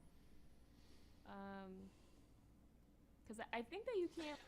And I think that's so yeah, she's gonna eventually learn that her goal is actually like ridiculous, and maybe she gets lucky. Maybe she just exists in a circle where like highly successful people who are gonna inherit businesses that they never actually have to do anything with, who can just fucking do whatever it is that they want to do with their lives, and nobody's going to actually hold them to account for anything, and they can just coast their entire lives. Maybe that's just the types of people that she finds herself around on a regular basis. And so the likelihood of this being like the way in which she can live her life is maybe a lot higher as a result of that.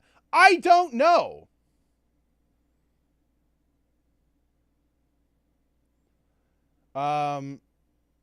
But the fact that but I'm not at all surprised at the idea that like, hey, here are statistics on the realisticness of your preferences. Does that change your mind at all? Not really. Like I'm not surprised by that. I'm just not. That makes sense to me. I'd be surprised if it did change people's minds substantially to any degree. The whole like, well, no, because I still think that like it's realistic for me. I still think that I can do it. Like if I really wanted to accomplish this, then I totally could. I believe that people really think like that.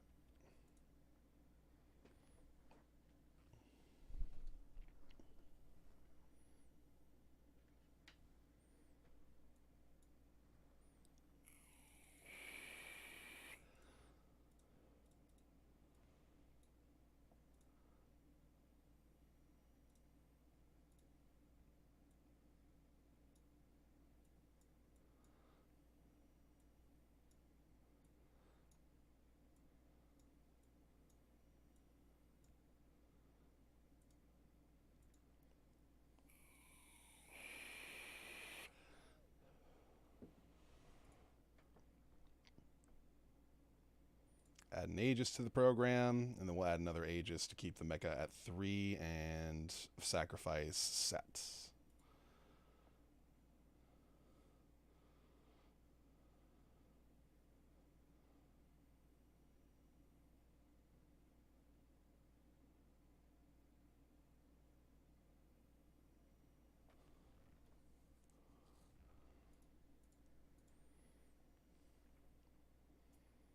Looking for an Echo.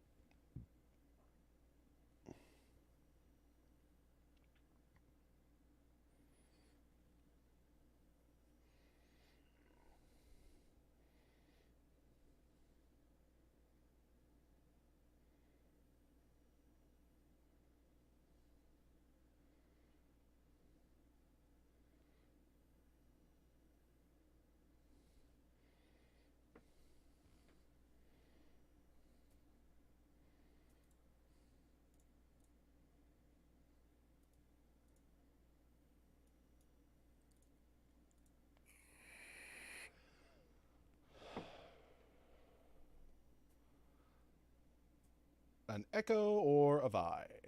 A Vi would be good. And live that life with $300,000.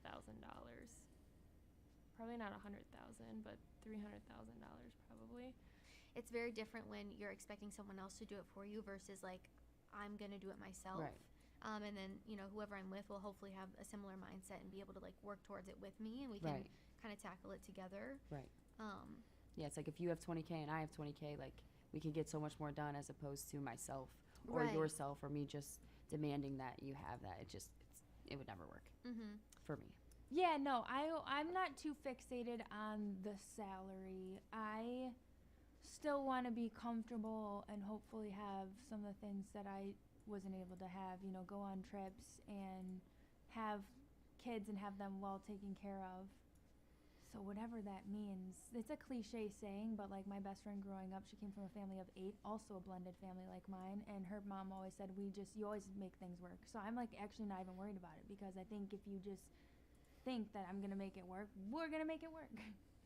And overall, just to round out this video, would you say that you're surprised by the statistics I showed you, like the median income of the 31-year-old only being, let me look really quick, $45,000? Oh yeah, I'm shocked. But then again, like, I understand it now that I think back of like different conversations I've had with people, different dates that I've went on.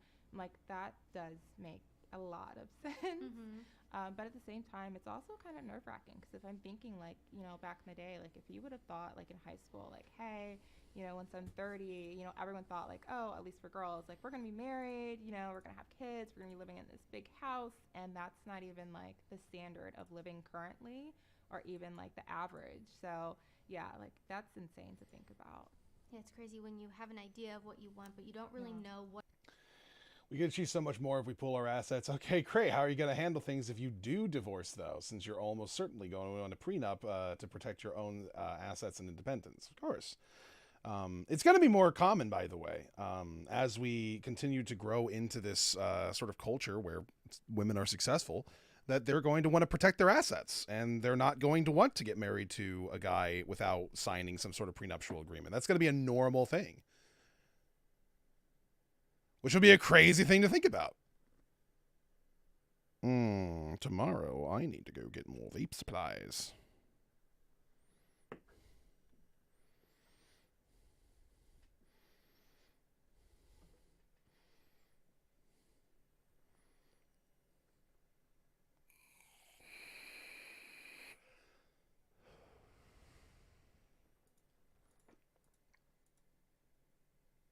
What it is you're asking for. Yeah, you don't know the true value of things until like you're currently experiencing it. I think just surprised, honestly, because I wouldn't have guessed that. So it's good to know what is more realistic. I'm definitely shocked, to say the least, especially for me picking 27. I wonder if maybe I would have picked a little bit of an older age, but it just wasn't ideal for where they would be at. But you said people don't even eclipse over 61,000. 65,000 over their life. That's just like, for the median, yeah. Yeah, for the average of people, it's interesting. So, I mean, I guess it really just depends on what you do for a living. Was a huge takeaway for me. I would have never guessed that number. Yeah, because even if you go to 30, it's 45,000. 35, 52,000. Wow. And when you're a woman who's making, you know, a good amount yourself, it's like you don't even think about a man making less than you. I think is the mindset that a lot of women have. I don't know, for myself, because I at a young age just figured out like the type of people to be around and how to invest and turn more money into money and things of that nature. So to know that a lot of people work really hard and never get there is like sad, I guess. Because I don't care if my man makes less money than me. Like, bitch, I'll pay for the trip to Bora Bora, but like, just be cool. So yeah, that's interesting to know that. Do you feel like a lot of women nowadays are like, I demand this, like? Yeah, I do, and I think a lot of it has to do with social media. Yeah, me too. Just really painting an unrealistic picture of what we should be looking for in a partner. And also just like, if a guy's 25 years old, he's not going to be making $250K. You know, like it takes a long time to make money. 100%. And I think people who don't grind and work themselves or come All from a the time. background where they had to like really work for money or understand the value of a dollar, they don't understand how hard you have to work. I know this is intended to be a more formal interview, but I can't help but imagining more casual discussion amongst friends full of bizarre hypothetical asks. How much would a guy need to earn for you to be willing to deal with his foot fetish?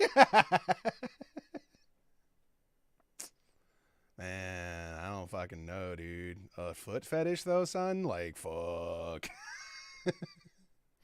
I don't know. Like, maybe I could handle a foot fetish if I like really fucking try, but like that seems like a lot, bro.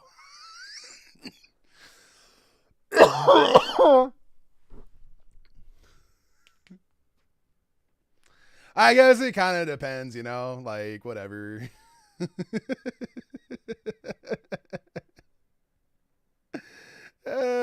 Fuck.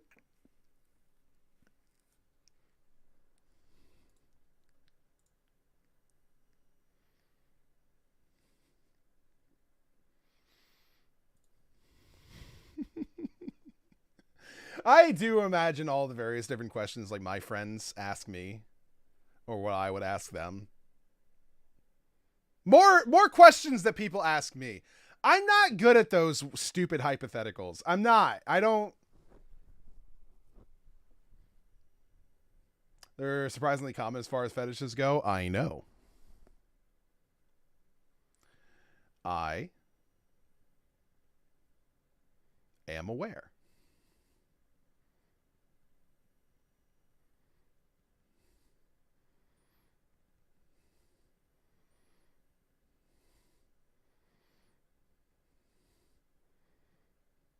Okay.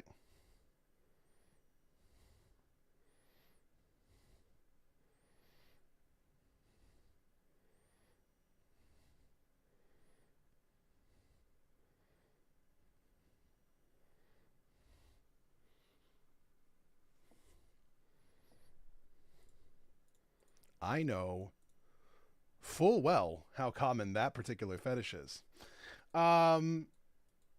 If it helps, David, I can go ahead and point out that I support many an independent game being made on Patreon.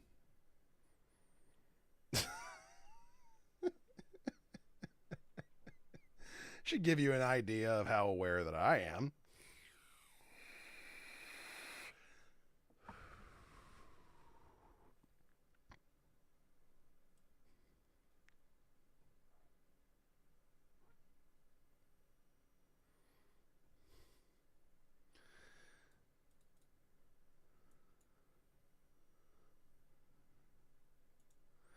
Favorite example I've seen, say you get into a horrible car crash.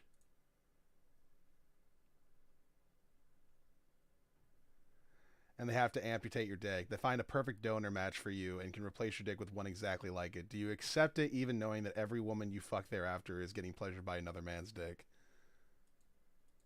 Can I get gender reassignment surgery and become a lesbian? That's cowardice. That's all that is. That is just cowardice. Can't handle the idea. Pshaw. Pshaw, I say. Pshaw.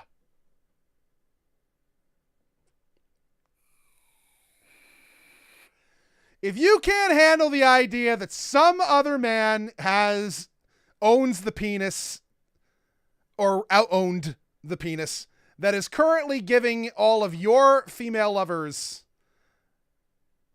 what they need,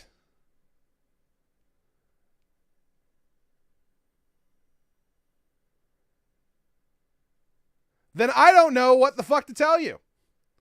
You are in desperate need of help.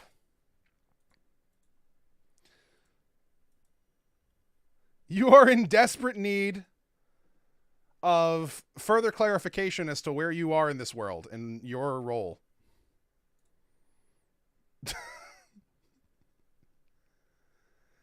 Because frankly, that shouldn't matter.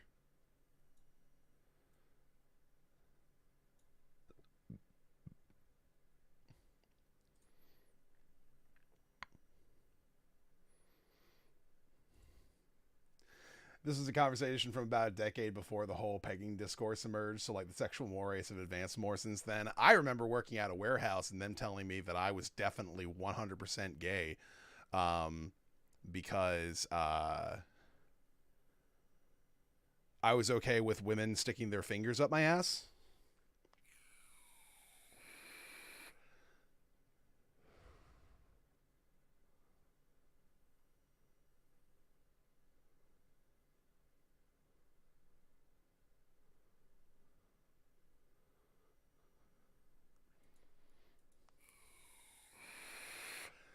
They were like, you're definitely gay, dude. You're like 100% total gay.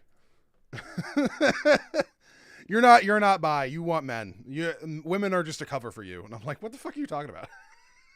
It's like, if you don't like a finger up the ass, then you are a coward. You deprive yourself, really. You do. Sucks to be you is what I would say.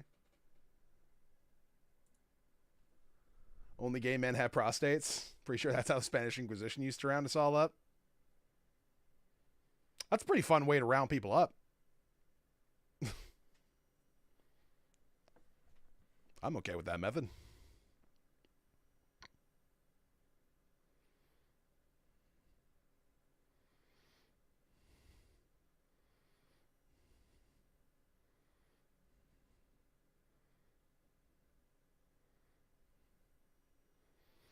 We will now check to see if this man has a prostate. Oh no.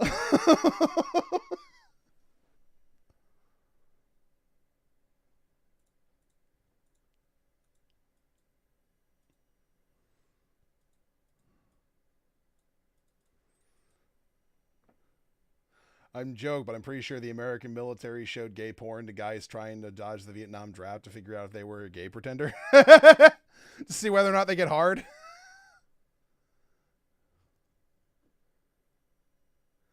God, wouldn't that be fucking funny?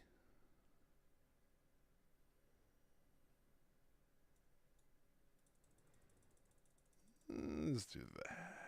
Boom.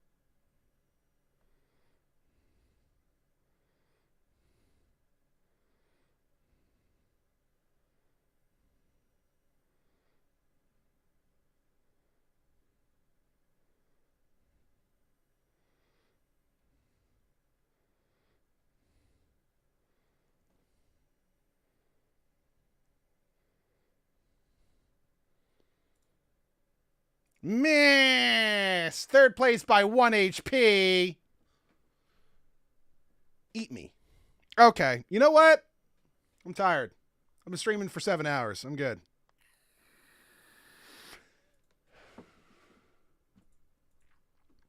Apologies that we didn't have Cyberpunk today, but it is what it is. People were absent today, but we should be playing tomorrow, so hopefully that goes pretty well. So I will see you tomorrow. Got me the need for fear. The people are going to investigate some keys. They're going to look into ways to out the cultists in the city. Yeah. Have a good night, everybody. Stay safe. Don't die. Remember, the world is a better place with you.